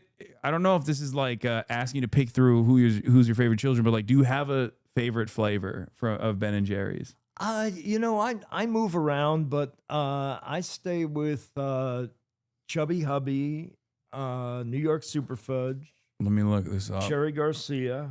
Yeah, people were saying Cherry Garcia. They like that. There's also this thick mint that has this really large, thick chocolate disc on the top of what they call chocolate ganache, I believe. I think that's really good. Oh yeah. Oh, they're saying fish food. Fish food. Fish food is the last flavor that I was personally involved in. Okay. I will say, I think chocolate chip cookie dough on top forever. Yeah. I'm a huge, I am a loyalist of chocolate chip cookie dough. It's because when I was younger, I think my parent, like I loved eating chocolate chip cookie dough, and my parents told me, I don't know if it's a lie or not, but like they were like, oh, you'll get worms or something if you eat the cookie dough, and I still ate it. I would still go in the fridge and I just eat the chocolate chip cookie dough. I even prefer it almost to like a cookie. I love a chewy cookie, but chewy chocolate chip cookie, but cookie dough is my thing. And you guys even have like, I think a cookie dough that you would Pellets. just sell. Yeah, you could just get a bag of chocolate chip cookie dough. Oh, so good. You know, Ben & Jerry's invented chocolate chip cookie dough ice cream. No. Yep. Yep. What? Yeah, amazing. I mean, no. It's amazing. I mean, there was somebody who invented vanilla ice cream, somebody who invented chocolate ice cream. Ben & Jerry's invented chocolate chip cookie dough ice cream, and now it's become like a standard for every brand. That's amazing. I'm sitting across from the inventor of the greatest ice cream flavor of all time. I have to say, it wasn't me personally. Well, you played a role in it. I mean, there was a guy who was there in the shop making ice cream in a 5-gallon rock salt and ice freezer. That's how we were making ice cream back in those days. And there was another person who was baking chocolate chip cookies. And you just fall, the tripped and guy fell. said, hey, throw some of that stuff in. And, No. right. And it really took off. And then, you know, I mean, that was making it in bulk in 2.5-gallon containers. And it became so popular that we wanted to start making it in pints.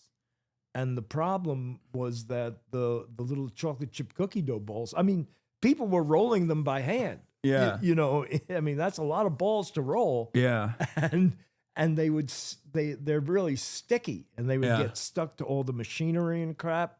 And then we started coating them in cornstarch, I think.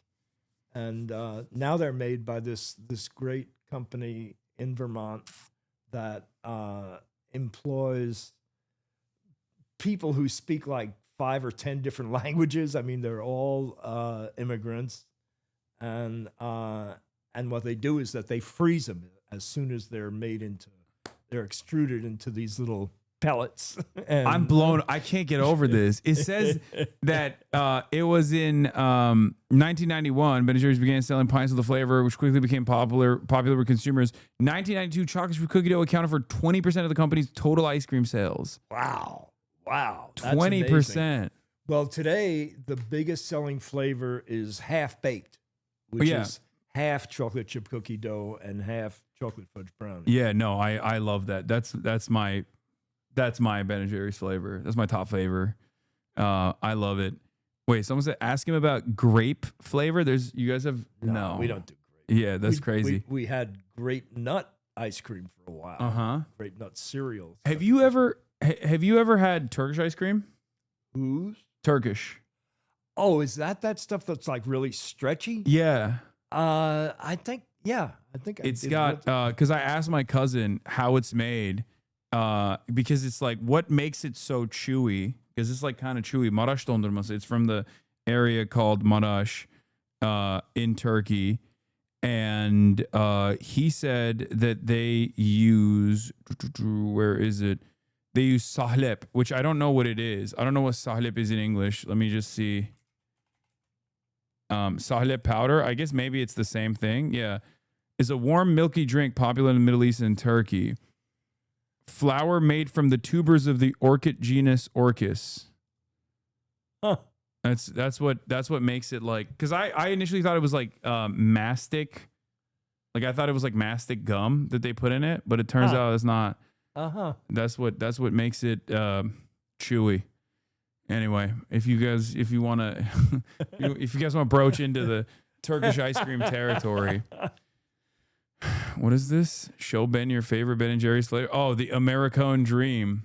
Yeah, Americone Dream. There was some concern that wait, really? Because they're firing the guy, is it still going to survive? And I believe it will. Oh, okay. So how does that work? How does the process of like getting a Ben & Jerry's ice cream flavor work? Are you still hands on in that? Are you like? I'm not personally hands on in it. The first ever. Let's say you make a call. You're like, there's a political commentator who isn't fired, who still has just saying, like a young guy, new vision. No, I'm kidding. I'm sure. Do people ask you that all the time where they're like, everybody wants ice cream flavor? I mean, we came out with Cherry Garcia, and then every band got in touch with us. We want our ice cream flavor. Yeah. What's the craziest flavor that someone has suggested, if you don't mind me asking? Crazy flavor. Nothing. Well, they keep on suggesting these savory flavors. Oh, that's the new thing that they want? Why would anybody want savory? I don't get it. I just don't if you want savory, use wheat thins. Put a wheat thin underneath the ice cream. Exactly. Yeah. What about pistachio? Do you guys have a pistachio flavor? We do have a pistachio flavor, and there aren't that many ice creams that have a pistachio flavor anymore. And yeah, which is interesting because that's huge in Turkey. But then again, there's a lot of pistachio in Turkey. Right. What? Yeah, we have a pistachio flavor, and what is some other flavor that you don't? Oh, we have Chunky Monkey. Banana flavored. Yeah. And you can't find another banana ice cream anywhere. I don't think. I mean, banana ice creams, they used to be yellow. Yeah. But or this is really OG. I feel like they don't do that anymore. Tutti Frutti. Yeah, that is very OG. No, I was not like a big fan of it. I've never been. Not either. I don't know why. I've always felt like fruit flavored ice cream. It's a bad take, I know, but it's just not for me. Well, I mean, during my day at Ben & Jerry's, we found that we were not able to sell any fruit flavored ice cream unless we added chocolate to it. Oh, okay. Yeah, that makes sense. Well, I mean, I guess like strawberry cheesecake is the only one that I make an exception for because it's a cheesecake. Right. Right. Well, someone said rum and raisin. I don't like rum and raisin. But again, that's just me as my own personal preference. It's an old-time flavor. Yeah. We had rum raisin for a while. Yeah. That's interesting though. Like I guess the palates change over time. Yeah, Chubby Hubby was kind of one of the first sweet and salty things. And then there's been there was a real sweet and salty craze. Yeah. I mean there's a company called Salt and Straw. Yeah, I know that does specifically that, where it's like everything that they do is like very salty, very rich. Huh. That's probably why a lot of people are asking you to do more savory stuff. Honestly, yeah, they got like some of them are just straight up salty. Like they have like a goat cheese one where it's like just salty. It's not for everybody. Okay, out there idea. I'm gonna throw some ice cream flavor ideas at you. Yeah. And see if you already have it, because Ben & Jerry's has a lot of flavors. I don't know all the flavors. Okay. Cinnamon Toast Crunch. Cinnamon Toast Crunch. It's almost like a cookies and cream, but instead of the Oreo cookie base, the base is Cinnamon Toast Crunch cereal bits. I think it could work. That's free ball for you. I'm giving that to you for free. It's all good. You can take that home with you. It's fine. Okay. Baklava. Baklava, the company has tried. And there were two flavors that we came out with at the same time. It was baklava and cannoli. And I was saying that baklava was going to sell better than cannoli, but I was wrong. Yeah.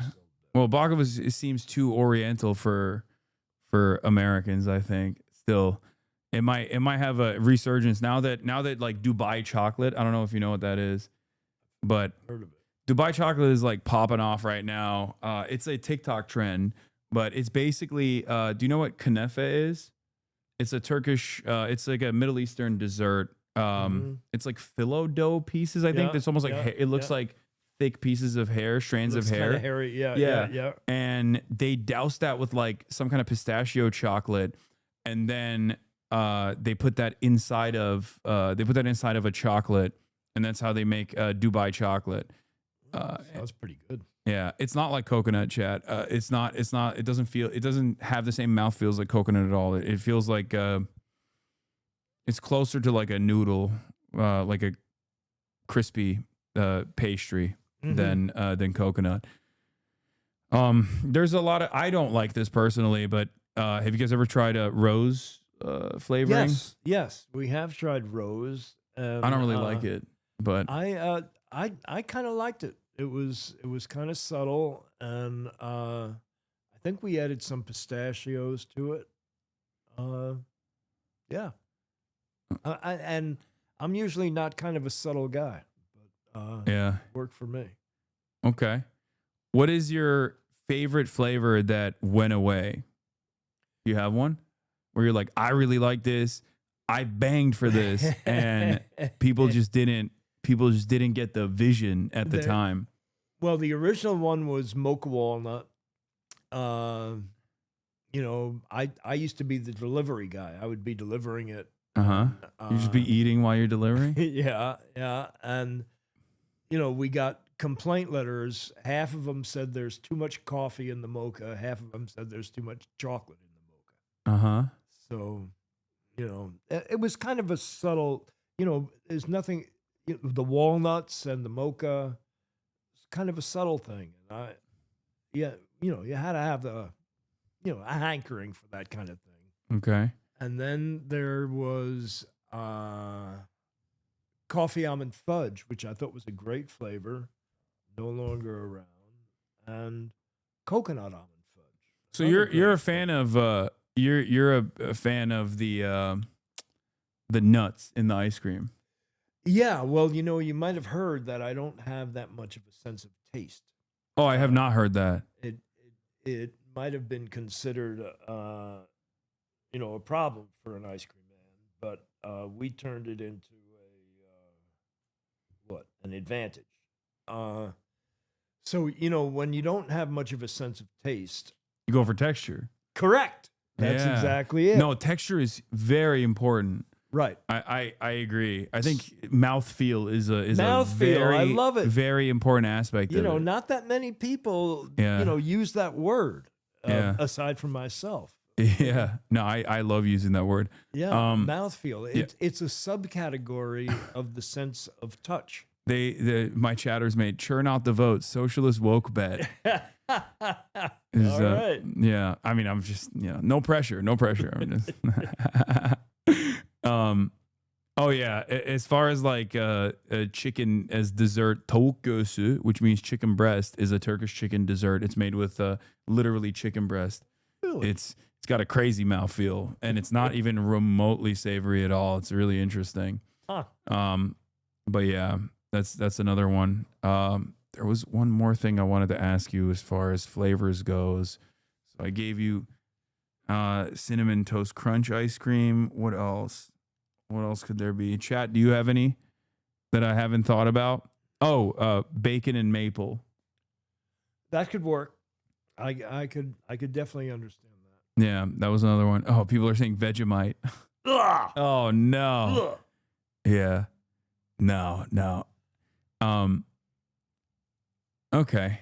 Well, what do you think about the so you don't like the protein ice cream? No. You're not in favor of it. No. Ice cream should be ice cream. Okay, what do you think about like the Greek yogurt shops that they have now where it's like you can just like put a bunch of stuff on it. What's your you've been to one of these places, I assume, where you go to like a frozen yogurt shop? Yeah.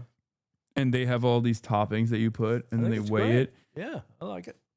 The problem is no-no? that the cups are too damn big, and when Yeah. you go to check out, it's like $20. Yeah. No, that's how they get you. Yeah.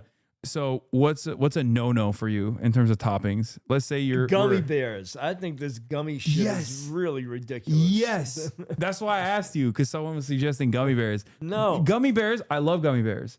Not on ice cream. They get cold and they get hard. Yeah. And it changes like the mouthfeel of it all. Right. It's not gummy anymore. Yeah. It's not it's not good like on ice cream. A jujube. Yeah. Do you remember jujubes? No. No. These were like super hard gummy things. Uh-huh. They were like stale gummy things. Yeah, no, I don't like that, but I do like, as I've said before, the crumbled cookie toppings. I Yep. love. Yep. Which another good ice cream flavor could be cookie butter. Cookie Which I don't even know if you guys have her already. butter. You've never had cookie butter? No. Oh, it's like Lotus Biscoffs. Like it's like little biscuits. They have a specific taste. Yeah. So you take And they turn that butter into like and yeah. you make it into that taste. They basically turn that into like they take that cookie and they turn it into like spreadable, like a spreadable thing basically, and oh, it's incredible. What, and you like spread it on bread? Yeah, you can spread it on bread Or crackers. I just eat it straight off the. Straight. Yeah. Good. Ask me about red velvet.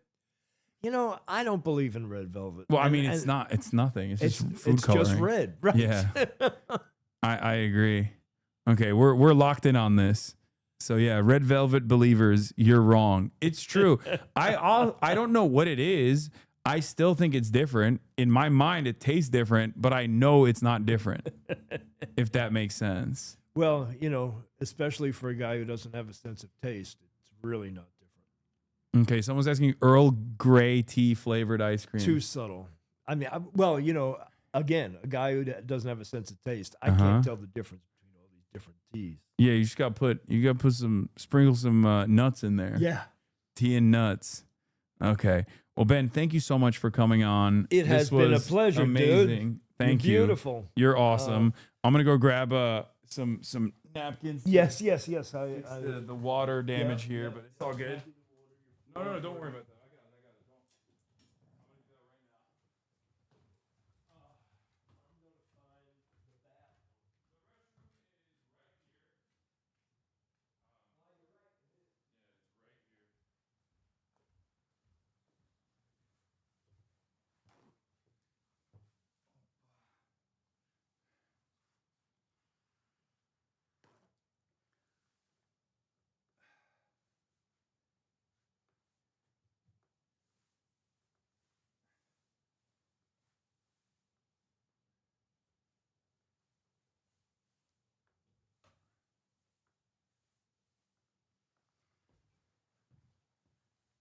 now. All right, that was Ben Cohen of Ben and Jerry's, ladies and gentlemen. Incredible guest. I hope you guys enjoyed that. I certainly did. Great honor to have him over.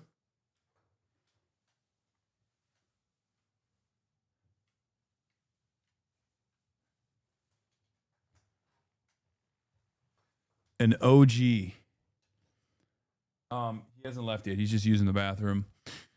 But probably one of the cooler.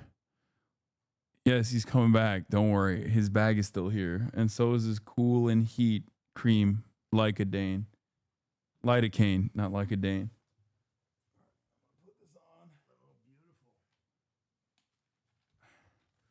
Do you want your Pentagon budget paperwork back so you can? If you'd like to keep it around and use it, you can do that. Oh, no, I mean you're using that to preach the gospel to people.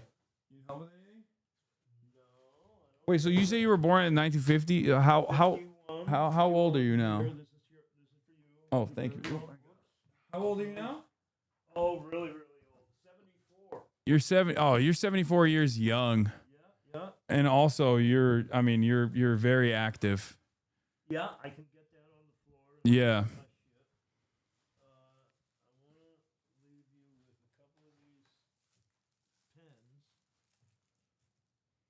Not your run-of-the-mill pen, they're banner pens.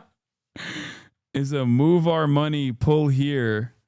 And then you pulled Pull here. You got it. global military spending in billions per year and federal sending, selected programs, Pentagon versus K through 12 education. I love this. Wow. This is incredible.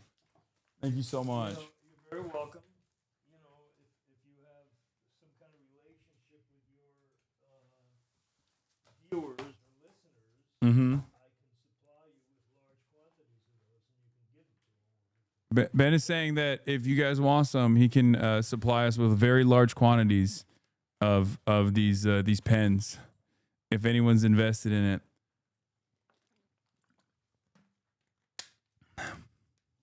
Yeah, we got drops. Finally, Twitch drops. What? Oh, that's a thing that Twitch does called Twitch drops for video games. All right, well, thank you.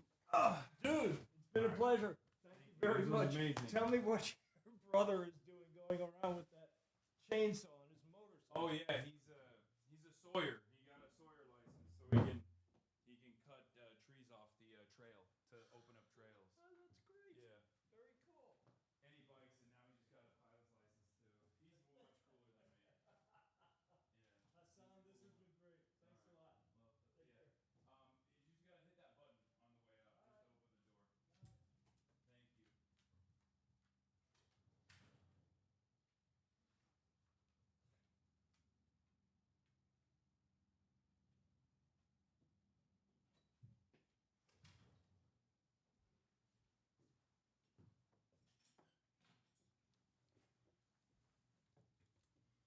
Thank you. How cool was that, huh? How cool was that? I thought the interview wasn't as contentious as it could have been. You didn't push him on protein ice cream at all. You barely presented an argument. I expect a bad input on a video on this too. Oh, God. Oh, God. Any attention? My one chance to bring attention to the injustice of a late night snack being discontinued, gone.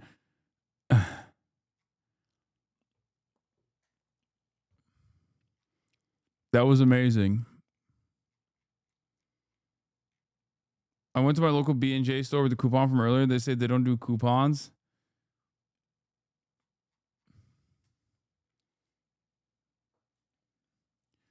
Yeah. Ben is a OG. Ben is a OG. You know, he's been at this for a long time. Just admit it's not an issue. You could push harder and give ideas on protein ice cream like peanut butter and whey. You know way too much about ice cream and desserts. I can't believe Ben & Jerry's invented ice cream, cookie dough ice cream, which is my favorite. Which is my favorite type of ice cream. What an incredible... Why didn't you ask him on when they're shifting to only vegan flavors? No, there was someone in the chat while I was talking to him. There was someone in the chat who was like, "Well, you leftists are all the same. You literally behave in the same exact way when the topic of animal welfare comes out." There was someone who was trying to debate me while I was doing this interview about animal welfare. So don't worry. I saw the chatter. They were trying to do activism in the chat by being a nuisance. My favorite type of activism is being a nuisance in Twitch chat. The real activism. Yeah. Oh man. Wow, that was fun. That was a fun little interview that we did, huh? This is a message to Ben, but I just wanted to let him know he's such a major inspiration for me as someone who also is anosmia. It's rare to hear another person have it. Hasanabi audio popping off. What is this? Empires don't die quietly. Bro, you said Hasanabi audio popping off. It's got 474 likes.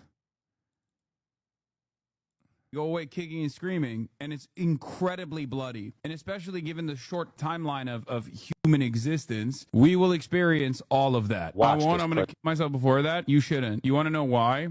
Are you really going to not see the end of Israel? You're really going to end your life before you see the end to Zionism as a fascist ideology. You can't.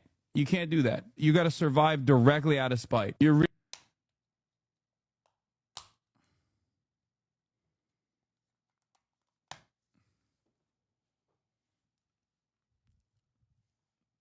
That felt like the MasterChef arc, honestly. It made me extremely hungry and annoyed by the vegans. 4% ass churbers. Elaborate on the Turkish chicken dessert. I can't. You have to experience it to know what it is. There's no other way. There's no other way that I can do it justice. Don't die quietly. Okay. All right, I'll repost that. I was literally lifting when you gave that lecture. Pay me on the back.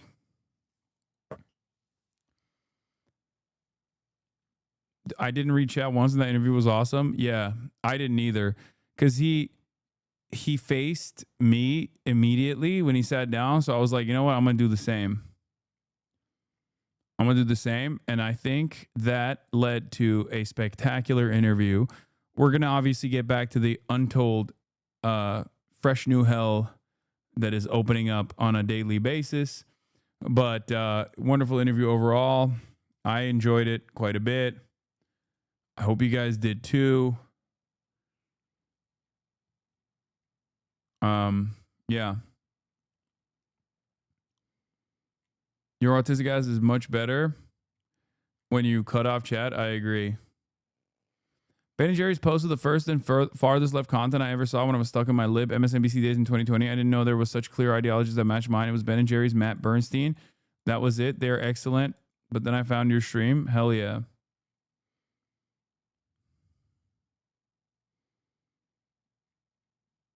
Breaking news on the Israeli pedophile that got arrested. What? Scoop. I've obtained documents pertaining to the arrest of the Israeli government official Tom Alexandrovich caught up in a recent Las Vegas undercover child sex ring. Key findings. Alexandrovich allegedly solicited what he believed to be a 15-year-old girl for sex. He told the police he met with the FBI in Vegas, had a future meeting with the NSA, and immediately identified himself as an employee of the Israeli government. Alexandrovich repeatedly emphasized that he needed to speak with someone about his upcoming flight to Israel and speak to his family / the Israeli embassy. This calls into question claims from Prime Minister Netanyahu's office that they were not aware of Alexandrovich was arrested when initially contacted. The documents include much more detail on how Alexandrovich was caught up. Documents available exclusively for Breaking Point's premium subscribers. Oh my God. Documents available for Breaking Point subscribers. I knew that he got away. And I assumed that the Israeli government was lying, but there was not proof until this very moment. So there it is. Incredible stuff. Key finding. Alexandrovich told police he met with the FBI while in the U.S. and had meetings the next day lined up with the NSA before fleeing to Israel after being caught up in the child sex sting. Yeah.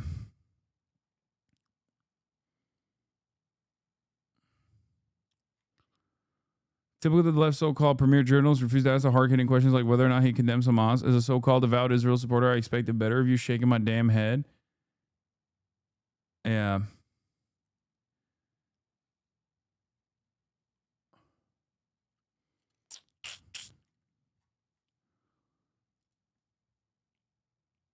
It's so...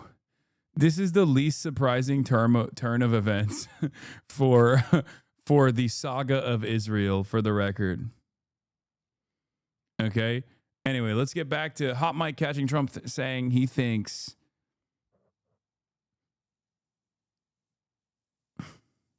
Ben from ice cream. That's so stupid. I dropped out a whole bunch of colleges to become a potter. I thought I would take food trend that was just starting off. You were there when ice cream was popping off for the first time ever.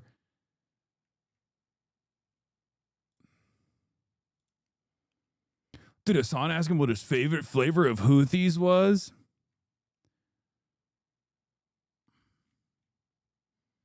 Amazing.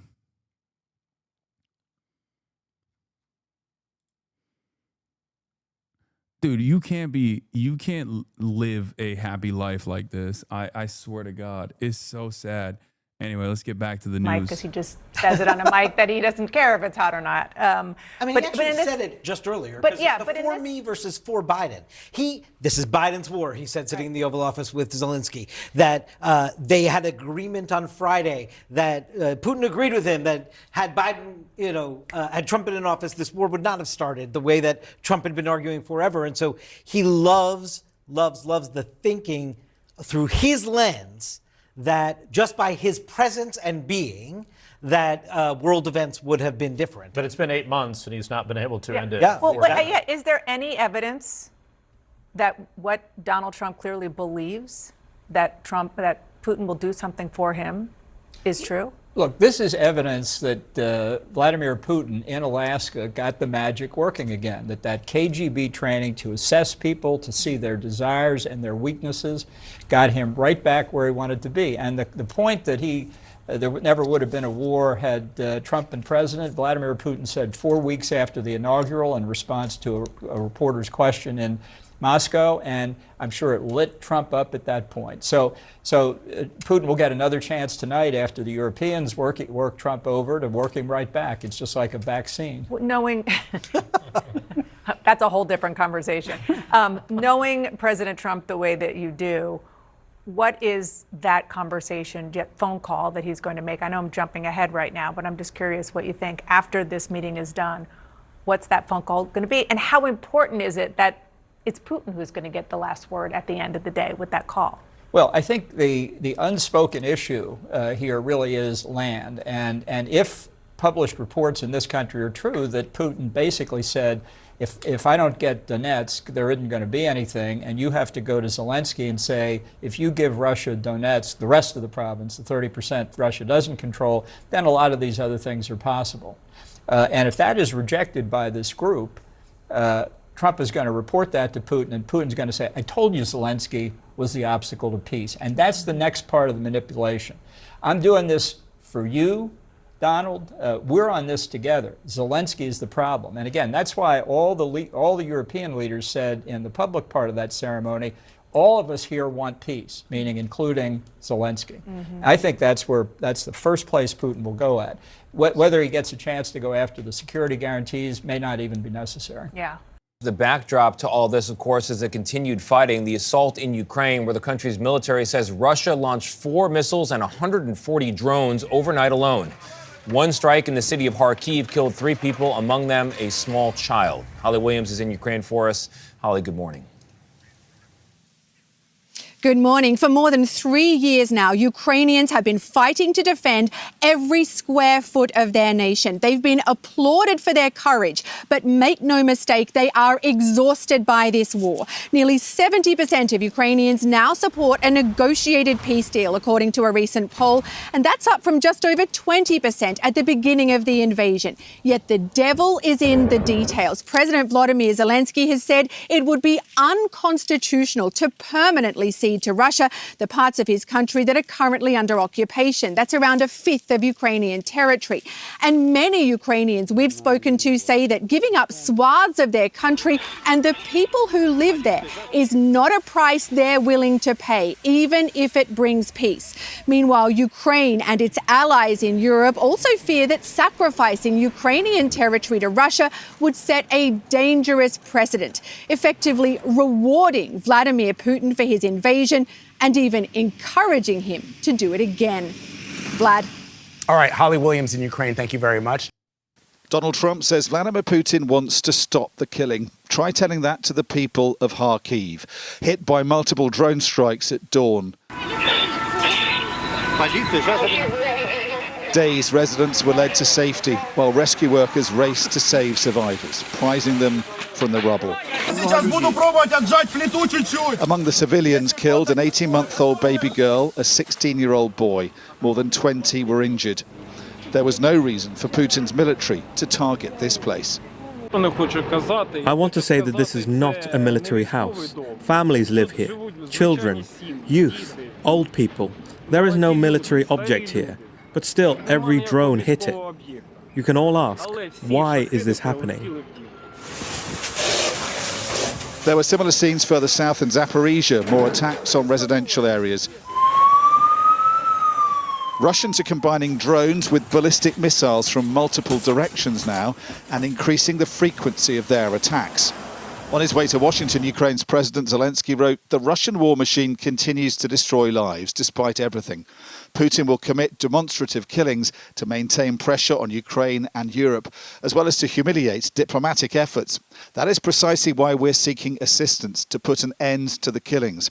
That is why reliable security guarantees are required." In Sumy, it was a college the Russians chose to target overnight, with yet more civilians wounded. The Ukrainians said the Russians will soon have the ability to launch 1,000 drone and missile attacks a night, and they don't have the means to fully defend themselves. While they want security guarantees in future, right now they want far more help to counter that rising threat. Ukrainians want an end to this war, but need cast iron guarantees that Vladimir Putin can never start it up again. Dominic Waghorn, Sky News. How has foreign policy deteriorated so much since the Obama era? Like, I know he wasn't the greatest, but at least I remember attempts at diplomacy with adversarial countries, but there's nothing of the kind nowadays. I mean, I think it's a continuation. The last attempt at like diplomacy with the adversary was Iran.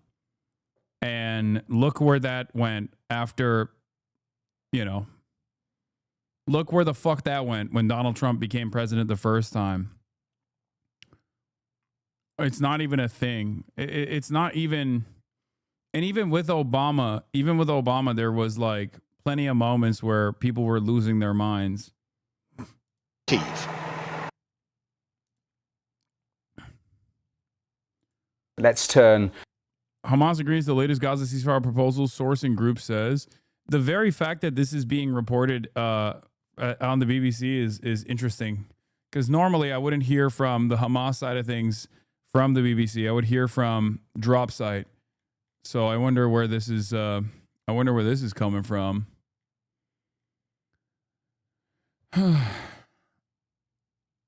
Iran and Cuba, both of which only happened on the way out, got immediately reversed by Trump. To the Middle East for the next few moments, because Hamas has informed mediators that it approves the latest Gaza ceasefire proposal. That is what a group official has told the Reuters news agency. AFP are also reporting this, that a Hamas source who requested anonymity told them that Hamas has delivered its response to the mediators, confirming that Hamas and the factions agree to the new ceasefire proposal without requesting any amendments. A Palestinian official earlier today told AFP that mediators had proposed an initial 60-day truce and hostage release in 2 batches. Well, let's go live to our Middle East correspondent, Emir Nader, live there in Jerusalem. And Emir, tell us more.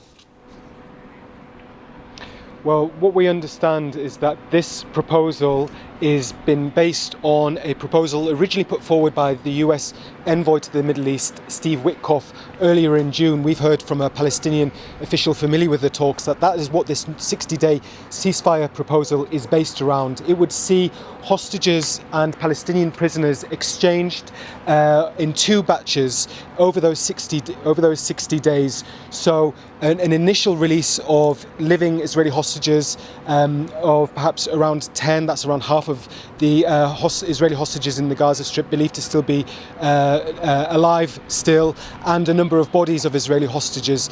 And then there would be negotiations during this period ongoing for a permanent end to the war. That was the proposal put forward by Steve Witkoff earlier this year. We understand from Palestinian officials familiar with the talks that it is the proposal that has formed the basis of what Hamas have agreed to today. It was put forward to them in Egypt, where there have been these very reinvigorated negotiations, discussions ongoing in an attempt to avert Israel's planned invasion of Gaza City, which could have very huge, untold consequences for the million Palestinians that are there. So it's really focused.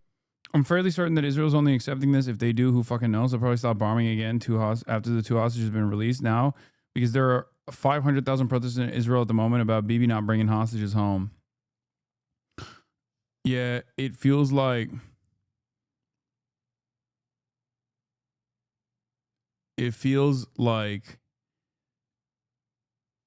it's I guess like the internal pressure is mounting in Israel. But did they not already accept this?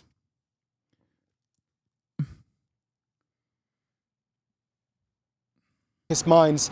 What we don't know is how Israel may respond to this. I saw a photo that said 300,000. I mean, it looked like a massive protest. It certainly looked like a gigantic protest. So be seen as a partial deal, i.e. a staged release of hostages. And just last week we heard from Prime Minister Netanyahu that the door has closed to partial deals and that he wants to pursue only a comprehensive deal that would see the release of all Israeli hostages. However, he will be expected to respond to this, and there are many details that we aren't aware of, many details that involves, for instance, the day after, many details that will need to be worked out. Indeed, one of the key sticking points that undermined this proposal put forward by Steve Witkoff the first time is that Hamas really wants any release of hostages to lead to a permanent end to the war. So they, no doubt, will be seeking and perhaps have been given some indication of assurances that if they are to engage with this and release hostages, it will indeed lead to a permanent end to the war. Erin there in Jerusalem. Thanks very much. Over to the Middle East now, where Israel's plan to take over much of Gaza was met with protests by hundreds of thousands of Israelis yesterday. They held demonstrations across the country demanding a ceasefire and the return of the remaining hostages held by Hamas. Lee Kanairi has more on some of Israel's largest anti-war protests. End the war. Release the hostages. Hundreds of thousands in Israel demanded during a nationwide strike, blocking major highways and lighting bonfires. Loud calls for their government to listen. Stop the war. Stop the government from sacrificing our hostages, sacrificing basically us and the Palestinian people for its own political gain. One of the largest demonstrations of dissent over Israel's campaign to defeat Hamas in Gaza. The father of American-Israeli soldier Itai Chen, whose body is believed to be held by Hamas, summed it up with a scream. Enough, he says. Outrage has grown after Prime Minister Netanyahu revealed plans for a new military offensive in some of Gaza's most populated areas that will require mass movement of Palestinians again. Oof. It's still whiplash, bro. Every time they flip from like protests in Israel directly to like 20, 30, 40 miles away from where that protester is being held. And I'm like, holy fuck.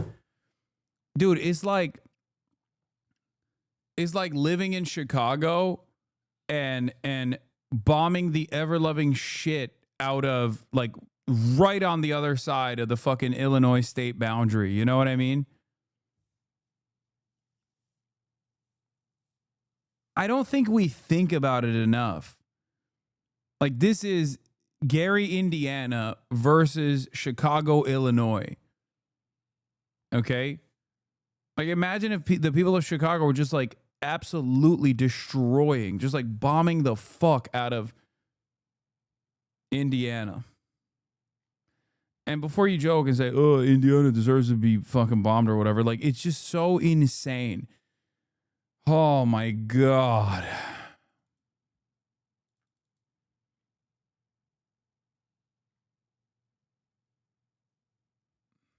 From places like Gaza City, where 11-year-old Nadim Abu Nada lives in ruins. But this is her home, and she says the only place she wants to go is to school. We want to live like the other children around the world and go to school. We have nothing. There is no food or water. Food aid agencies operating in Gaza say getting into the territory remains highly challenging, and any further disruption could be dire. Israeli reports say a Gaza City offensive would require a large-scale mobilization. Yeah, they keep talking about fucking 750,000 reservists. They got like 74,000 active duty right now. They are not getting 750,000 reservists to actually go and permanently militarily occupy Gaza. These people are out of their fucking minds, dude. It's just psychotic. I guess they're just gonna, what? America, instead of sending troops to Ukraine and defend Ukraine, which is not gonna happen, obviously. Russia's a nuclear armed nation. We're just gonna send 100,000 troops. We're gonna do the real Iraq surge, but this time in Gaza, so that Israel can maintain and occupy Gaza while it continues conducting its ethnic cleansing campaign. Of reservists that would come as fury at government policy is loud and clear. For CBS. Yeah, we got to send in the National Guard to It's a defend major Israel, dude. ADL CEO Jonathan Greenblatt on rising protests. The one-sidedness of this is just astonishing. Wait, is that in Israel or in America? Strike in Israel yesterday, bringing the country to a halt. Protesters marching against the government in support of a deal with Hamas that would free remaining hostages. Please tell me Jonathan Greenblatt is going to say these guys are anti-Semitic. He won't say that. That's a bridge too far.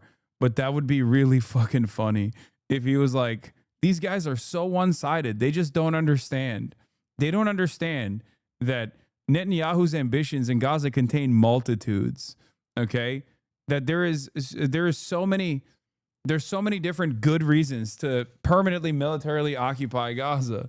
It's really fucked up how these Israeli Jews waving the Israeli flag, mind you, again, which is a red flag to begin with, are protesting against the Israeli government and behaving in the direction of Hamas. Which is held for almost 2 years. On Saturday, New York City saw its largest protest against Israel action against Hamas in Gaza in months. And new and returning college students now arriving on campuses across the nation as all of this is happening. Jonathan Greenblatt, the CEO and national director of ADL, sending a letter urging universities to better address anti-Semitism. I want to welcome you to the show this morning, but boy, is this a unique and complicated moment, given these protests, given this sort of issue about the way the government of Israel is acting or behaving and some of the tragedies taking place in Gaza right now, and the confluence of anti-Semitism. How do you think about that right now? Look, I think the complicated is the right word for it. I think all of us on all sides sort of bemoan the tragedy in Gaza, right? It is painful to see these pictures of people, clamoring for aid and in such desperate need. And at the same time, it is painful to see protesters here in this country putting all the blame on the Jewish state for a war that Hamas started. So, and there's anxieties to go back. My question to you, as a Jew, especially now, where do you believe anti-Semitism starts and stops? And the reason I ask, in the context of, are the folks that are protesting what Israel is doing right now, do you think that they are unto themselves anti-Semitic? Is that protest? Do I think someone who works directly with the Israeli government to do propaganda and work to actively deplatform and destroy all American critics of Israel in the United States of America should be tried at the new Nuremberg? There is never going to be a new Nuremberg, but the people that were tried in the old Nuremberg were not just like journalists, but they were journalists that worked directly with the Nazi government. It's not going to happen, but yes.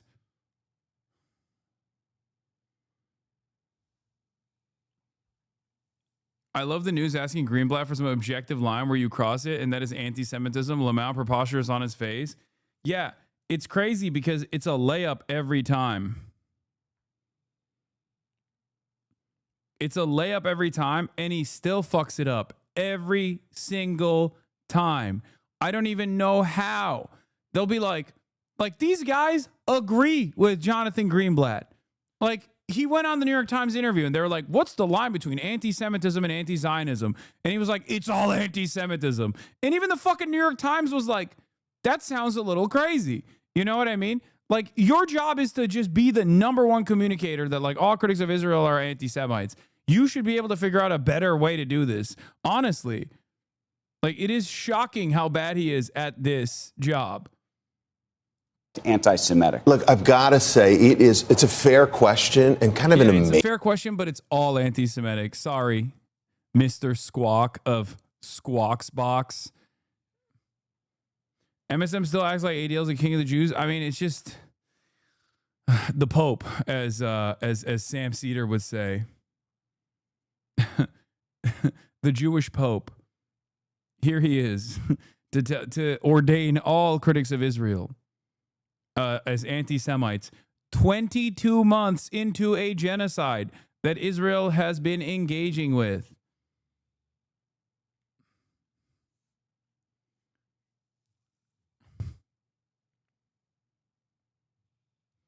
Why are you skipping over the fact that these Tel Aviv protests have nothing to do with Palestinian emancipation or rights? It's just Israelis not wanting to die in Gaza and wanting their POWs back.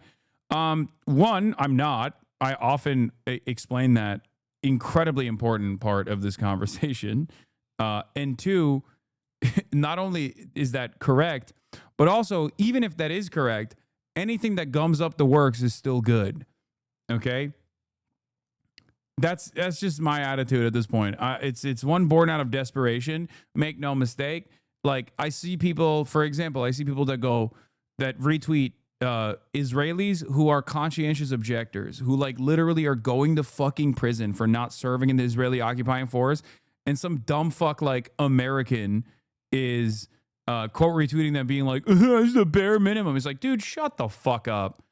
That's crazy. You've done nothing. You've sacrificed nothing in your life. Okay? That should unconditionally be celebrated. Okay?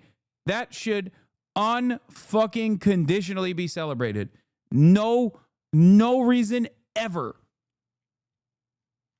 No reason ever to fucking shit on a person that's doing that. That should be celebrated. That should be praised. That should be defended. Like, that's it.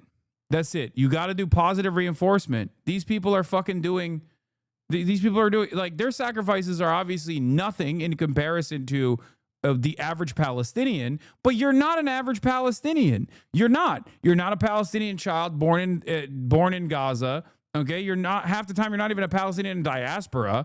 Okay, you're just a guy. You're a guy that is disconnected from this incident. You're a guy that's disconnected from this genocide, and it's understandably made you incredibly emotional. I get that. You're on the right side of history, but don't fucking attack people who are doing the most with the like within the limited confines of whatever they can do. Okay? Especially when it like moves the needle in the appropriate direction. This is a thing that I try to explain to people. It's like, don't cast aside allies, okay? Always remember what the broader societal attitude is, and try to move as many people as you can to your position. And the best possible way to do that is by being open-minded, by being charitable, by trying to actively promote people like that, for example. Okay? Wait, why shit on the protesters? Oh, no, people were saying that these protests are just for like, it's not for Palestinian emancipation. It's not even like a straightforward anti-genocide protest. It's just like people that don't want to go serve. And also people that want the hostages to be released because like there's still their family members and friends that are like prisoners of war in Gaza. And I am diaspora Palestinian for your information, so I got skin in the game. No, I don't. I understand that. I know. I get that. I'm saying that many people who do say that shit are not. But even then, it still doesn't matter. I will say this to a diaspora Palestinian. I say this to a Palestinian that's even in fucking that has escaped Gaza. Okay, because this is a conversation about methods. This is a conversation about appropriate anger being directed in the place that is productive. That's crazy, brother. No, I that's the crazy law. No, dude, this is entirely different. This is not a conversation about morality, dude. What the fuck are you guys talking about? This is a conversation that revolves around pragmatism. It doesn't matter.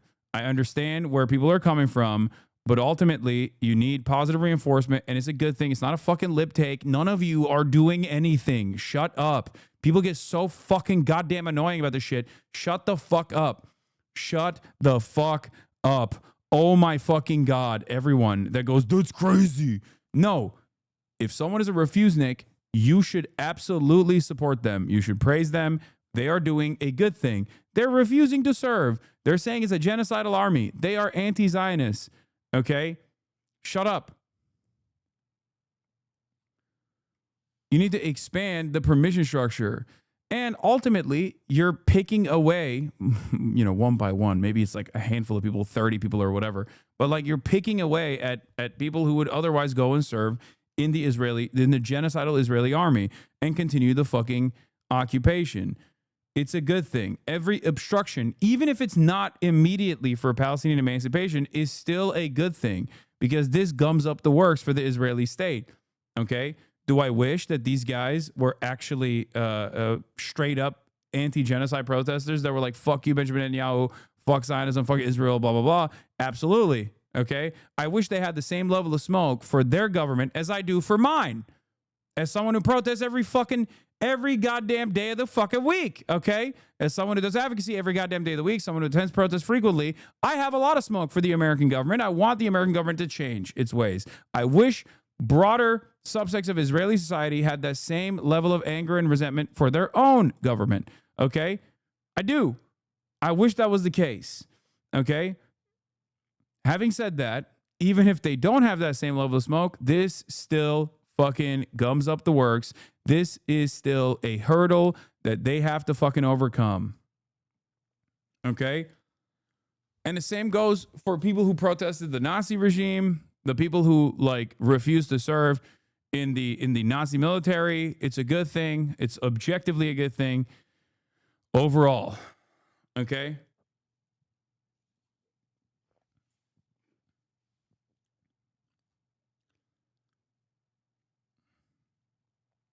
You feel me? Amazing one, because I know I've said, and many people have said over and over and over again, protesting Israel isn't anti-Semitic. The hundreds of... shut the fuck up. Yes, you do. You do say that. You can't say that right now because the videos on the fucking screen are Jews in Israel protesting against the Israeli state. So it comes across as like a fucking moronic statement. Bad take. No one ever explains why it's a bad take. This person will just double down and say, it's actually fucking libbed up. I am getting sicker and sicker and more tired of some of the most snarky, annoying fucking assholes in this goddamn community. It's really shitty, especially because like it's rendered my position impossible because of my own personal radical framework, that it has made it already impossible for like the average lib to even fucking entertain what I'm saying with like an ounce of fucking charity. But in the same time frame, a lot of these fucking assholes are desperate for even more purges. Anyone that's already in here who actually doesn't have, who is almost identical to your worldview, might have a different method of advocacy, and you just take that fucking marginal difference and you turn it into the most consequential aspect of your politics, your reflection of politics. It is inherently reactionary. It's so fucking annoying. You guys need to shut the fuck up, okay? Please, for the love of Christ. Holy fuck. Yeah, nobody wants to fucking tackle mountains. They just want to die on molehills. Okay? God damn. Thousands of people in Tel Aviv and Haifa and Jerusalem, they're not anti-Semitic. But if the only country... Yeah, he's saying, yeah, you're only not anti-Semitic protesting the state of Israel if you're Jewish and in Israel. Thanks, Jonathan. Great point. No one else gets to protest Israel. Only Jews in Israel. Not even the Palestinian citizens of Israel. Only the Jews, okay? Also, they need to cut it out with this interfaith marriage nonsense. I am a civil rights advocacy organizing... I'm the leader of a civil rights advocacy organization. Hello, I'm Jonathan Greenblatt. I am anti-miscegenation. That you think has any responsibility for the situation is Israel? If you parade signs around that claim Israel is a Nazi state, if you make wild claims that, like Bella Hadid's father, Mohammed Hadid, did over the weekend, that he wants to destroy the state of Israel, that crosses a line. I mean, literally, I just can't understand, Andrew. Yeah. This motherfucker always has some celebrity's name that he can drop. I care about children in Gaza too. It's got to be such a, you know, you don't. Yeah, you care about killing them. But why was there not a single sign yesterday or over the weekend saying they care about Israeli children? Why isn't there a single person at these protests saying, Qatar, lean on Hamas? What do you mean Israeli children, bro? What do you mean? What are you talking about? Like, is there an imminent threat to the Israeli children beyond the Israeli state itself? Like, what are we talking about? How do people not realize he's just all lives mattering a fucking genocide? That's what he's doing. Okay? That's it. That's what he's doing. What do you mean Israeli children? Like what? Like what are you talking about?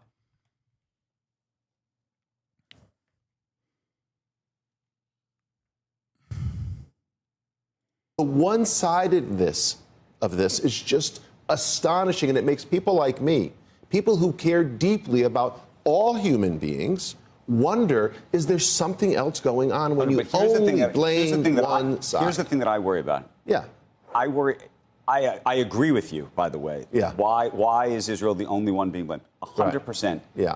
Unfortunately, it seems to be the reality of the way the world seems to look at this. And maybe that unto itself is anti-Semitic. I don't know. But my question to you is how you feel about some of the actions of Israel right now, and whether you think that whatever is happening here, from just a very practical perspective, is almost creating a new sense of anti-Semitism and almost growing that feeling among others.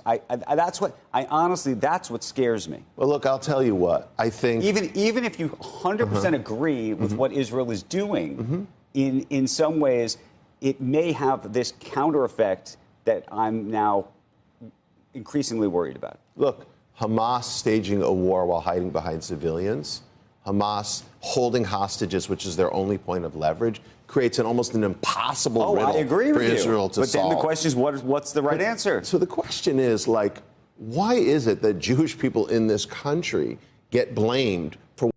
Ugh. I can't even listen to it, man. I can't even fucking listen to it. I can't. He just always repeats the same nonsense over and over and over again. Yeah, if you want to protect the children of Israel, stop letting the fucking pedophiles into the country because it has a non-extradition treaty like Tom Alexandrovich, okay? Jesus Christ. These are the people we want to give grace to? Wait, what? This is why leftists don't give Israelis any grace? The fuck are you talking about? Did you just say that, like, the average person that comes on my stream, or like the average person I'm talking about, like a refusenik, is Jonathan Greenblatt? Are you out of your fucking mind? Stop monolithizing people, okay? Jesus fucking Christ. You're treating Jonathan Greenblatt like a refusenik anti-Zionist. The fuck? What the fuck? Dude, where did everybody's brains go? God damn, dude. It got lost in the fucking sauce. People have lost the goddamn fucking plot, dude. They're so... Yeah, no wonder people like Tucker Carlson. All you dumb fucks need is just like one person to say the words, and then you're good. Twitter, they went on Twitter. Yeah, I don't know. It just feels, God, I hate to say it, but it's just like, it does truly feel like a silly endeavor. No matter what I do. On the one hand, I can't even fucking bring like kind-hearted liberals who are like broaching the subject matter at all onto this cause so they can become more radicalized. Because every fucking outlet is up my goddamn asshole. Every single independent content creator is up my fucking asshole. And my own community is like internally trying to consistently make this a smaller and smaller place. Some of you need to just quiet the fuck down and shut the fuck up. Okay? Go busy yourself with something else. I just want someone on these networks to cut off these freaks and scream how insane they sound, talking about Israeli safety when tens of thousands are dying. They will never do that because the fucking people on the other side are also in tune with that worldview. Noah Smith, leftists use Palestine primarily as a wedge issue to try to win internal factional battles in the Democratic Party. They don't actually think they have much chance of affecting events in Palestine. Leftists have been organizing especially on campus about Palestine for decades when the pro-Palestinian position was totally irrelevant to anything going on in the Democratic Party. It has become significant in the Democratic Party only lately because of Israel's recent actions. These takes don't seem to be in tension. Leftists have been trying to build factional power rather than constructively influence events for decades. Oh, you hate your community? Not the entirety of it, but lately the fucking vibe shift has been tremendous. Tremendously unproductive to the grand design that I have.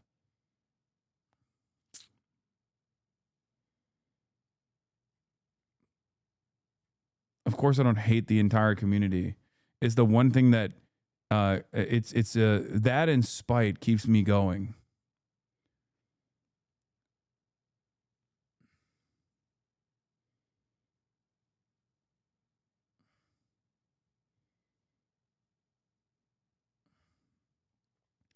Because like 95% of the disagreements that stem out of chat is not even a position that I hold. It's just what you misunderstood and you got incredibly passionate over. And now you've made it like a primary disagreement that is irredeemable. And it's like, I didn't even say the thing that you think I said. You just misunderstood what I said, and it's my fucking problem now. You know what I mean? It's just purity politics in the worst possible way. You know?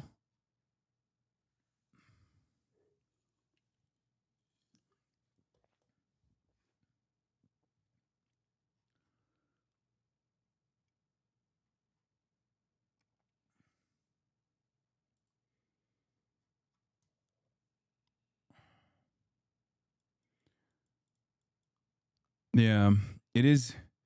It's also the external forces, obviously, mostly. The fucking elevated death threats, like kicked up to a much higher degree. The level of vitriol and fixation they operate with goes far beyond critique. It's obsessive, violent, disturbingly normalized. The constant stalking, lies, and coordinated harassment should alarm anyone who cares about their online safety. They're constantly brigading anyone and everyone that I collaborate with and bring that toxicity over to other people. Everybody in this industry knows who the fucking villains are. They just don't want to say anything because they don't want to get a fraction of that fucking smoke. They see what I have to deal with behind closed doors. They openly talk about how fucking insane it is. And they can't say anything about it because who am I to fucking be like, yo, put your, speak out on it. Speak out on it.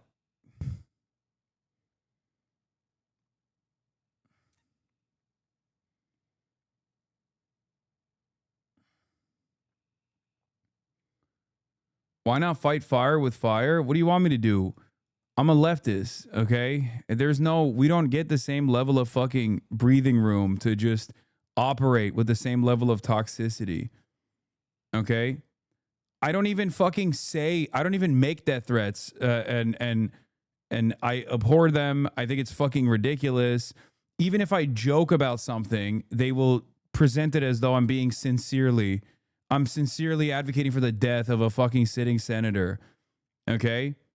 Or if I talk about like international law within the context of like an illegal raid in the West Bank, people turn around and treat it as though it's like a sincere death threat or some shit when it's very clearly not. I very clearly stated that it's limited to the confines of like a military operation that's taking place. And then on top of that, they turn around and issue actual death threats, actual brigading, openly stating like every fucking advertiser on the Twitch platform needs to hear this. They need to get fucking, they need to go and fucking brigade they mass blast every advertiser because they can't do it. They can't do it to me directly because I don't have any fucking advertisers. I have very limited advertisers and they obviously don't give a shit. So it's entirely bad faith. You don't have that. I don't have that same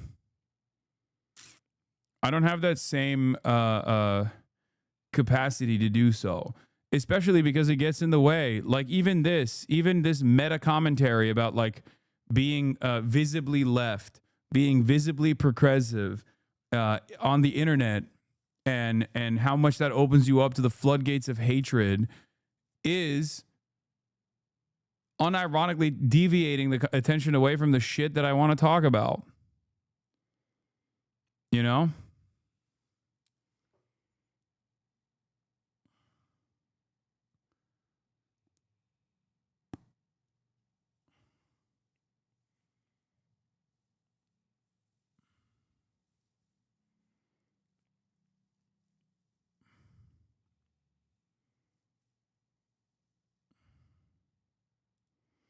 The villains are not in your chat who doesn't agree with every single thing you say, so why are your mods handing them bans?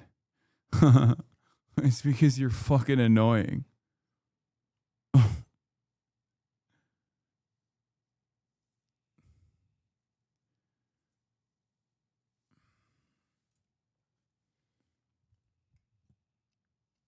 Yeah, you get timed out one time and you just fucking make it your life's mission.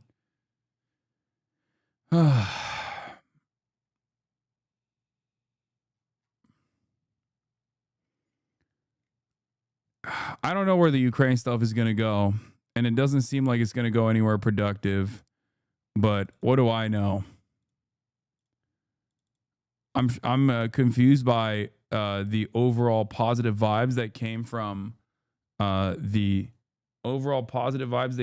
the Ukrainian side and the European side as well.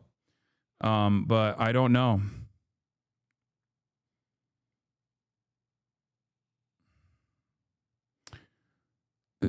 What is this? We're agreeing, I think. Leftists don't really care about the issues they talk about, whether it's Palestine or anything else. The whole goal is to build factional power over the long term. What the fuck?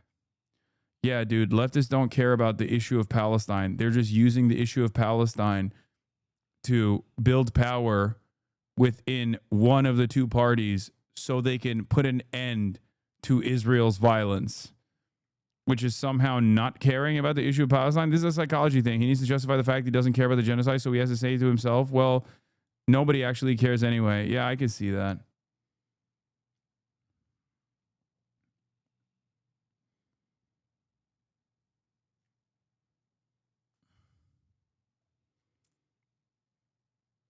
Yeah, there's no reason at any given point to actually care about whatever the fuck Matt Iglesias has to say, honestly.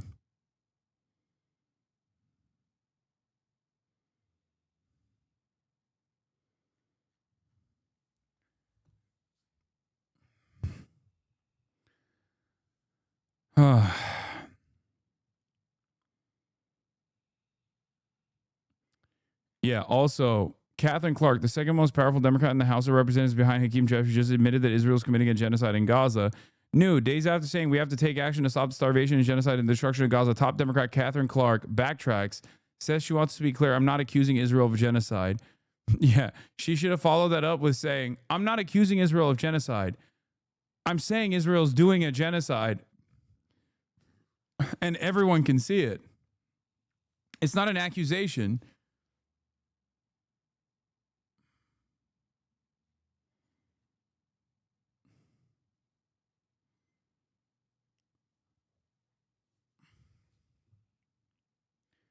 Why do they behave like this? I don't understand. Where is the pressure coming from? Like, it doesn't make sense. Just say the fucking truth.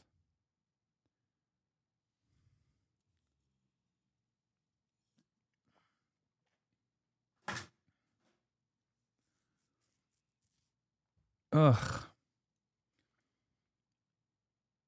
This will not age well. I don't even know how things will age. I'm just not going to be there to see it at this point. I'm going to fucking perish one of these days. It just feels like I'm going insane every single fucking day that I see this shit. What is this? This may be true of many of the subsection of leftists, but it feels insulting to say none of them, including the many Muslim and Arab activists, don't actually care about Palestine. Absolutely. Among Arabs and Muslims, of course, it's not a left issue, but a right-wing nationalist one, and they have incredibly sincere commitment to it, though unfortunately less so to the humanitarian needs of the Palestinian people and as individuals. I can't say what I think about Matt Iglesias, and I feel like he's just writing this shit so he can piss people off.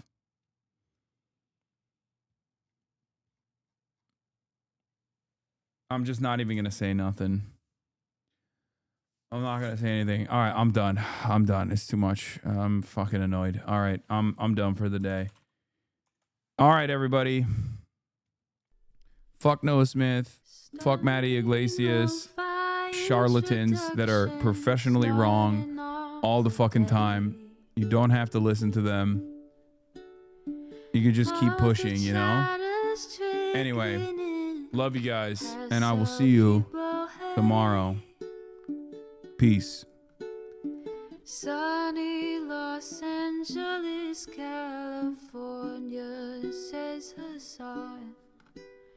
The starlock to the starlock to the topic just begun.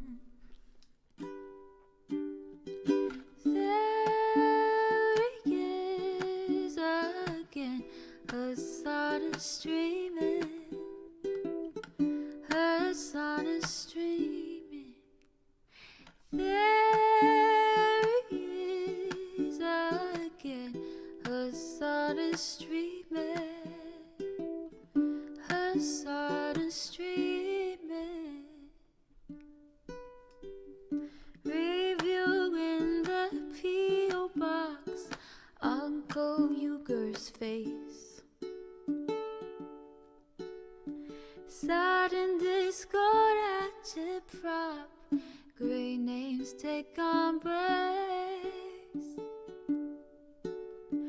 Tiny Bernie Sanders, LGBTQ Air Force.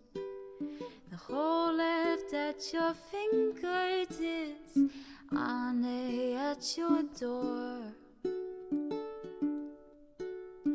H3 crowded debate, the Young Turks online show. 3 full fucking years of this, plenty more to go. 90-day fiance talks of champagne bourgeoisie. A Trump rally live reaction on mass riot at DC. There he is again, Hasan is streaming. Hasan is streaming. There he is again, Hasan is streaming. Hasan is streaming. Reading live stream fair comments, Austin show chat advice. And all the ways the right-wing pipeline can suck you in online. JCS react, Lord frame gets broken, cover blown. A full-blown mass pandemic monster streaming at your home. Total radicalization coming out to find. The system you were taught to trust in was broken the whole time. All these daily streams, whether big or whether small, have helped me and so many find the meaning through it all. There he is again, Hasan is streaming. Hasan is streaming.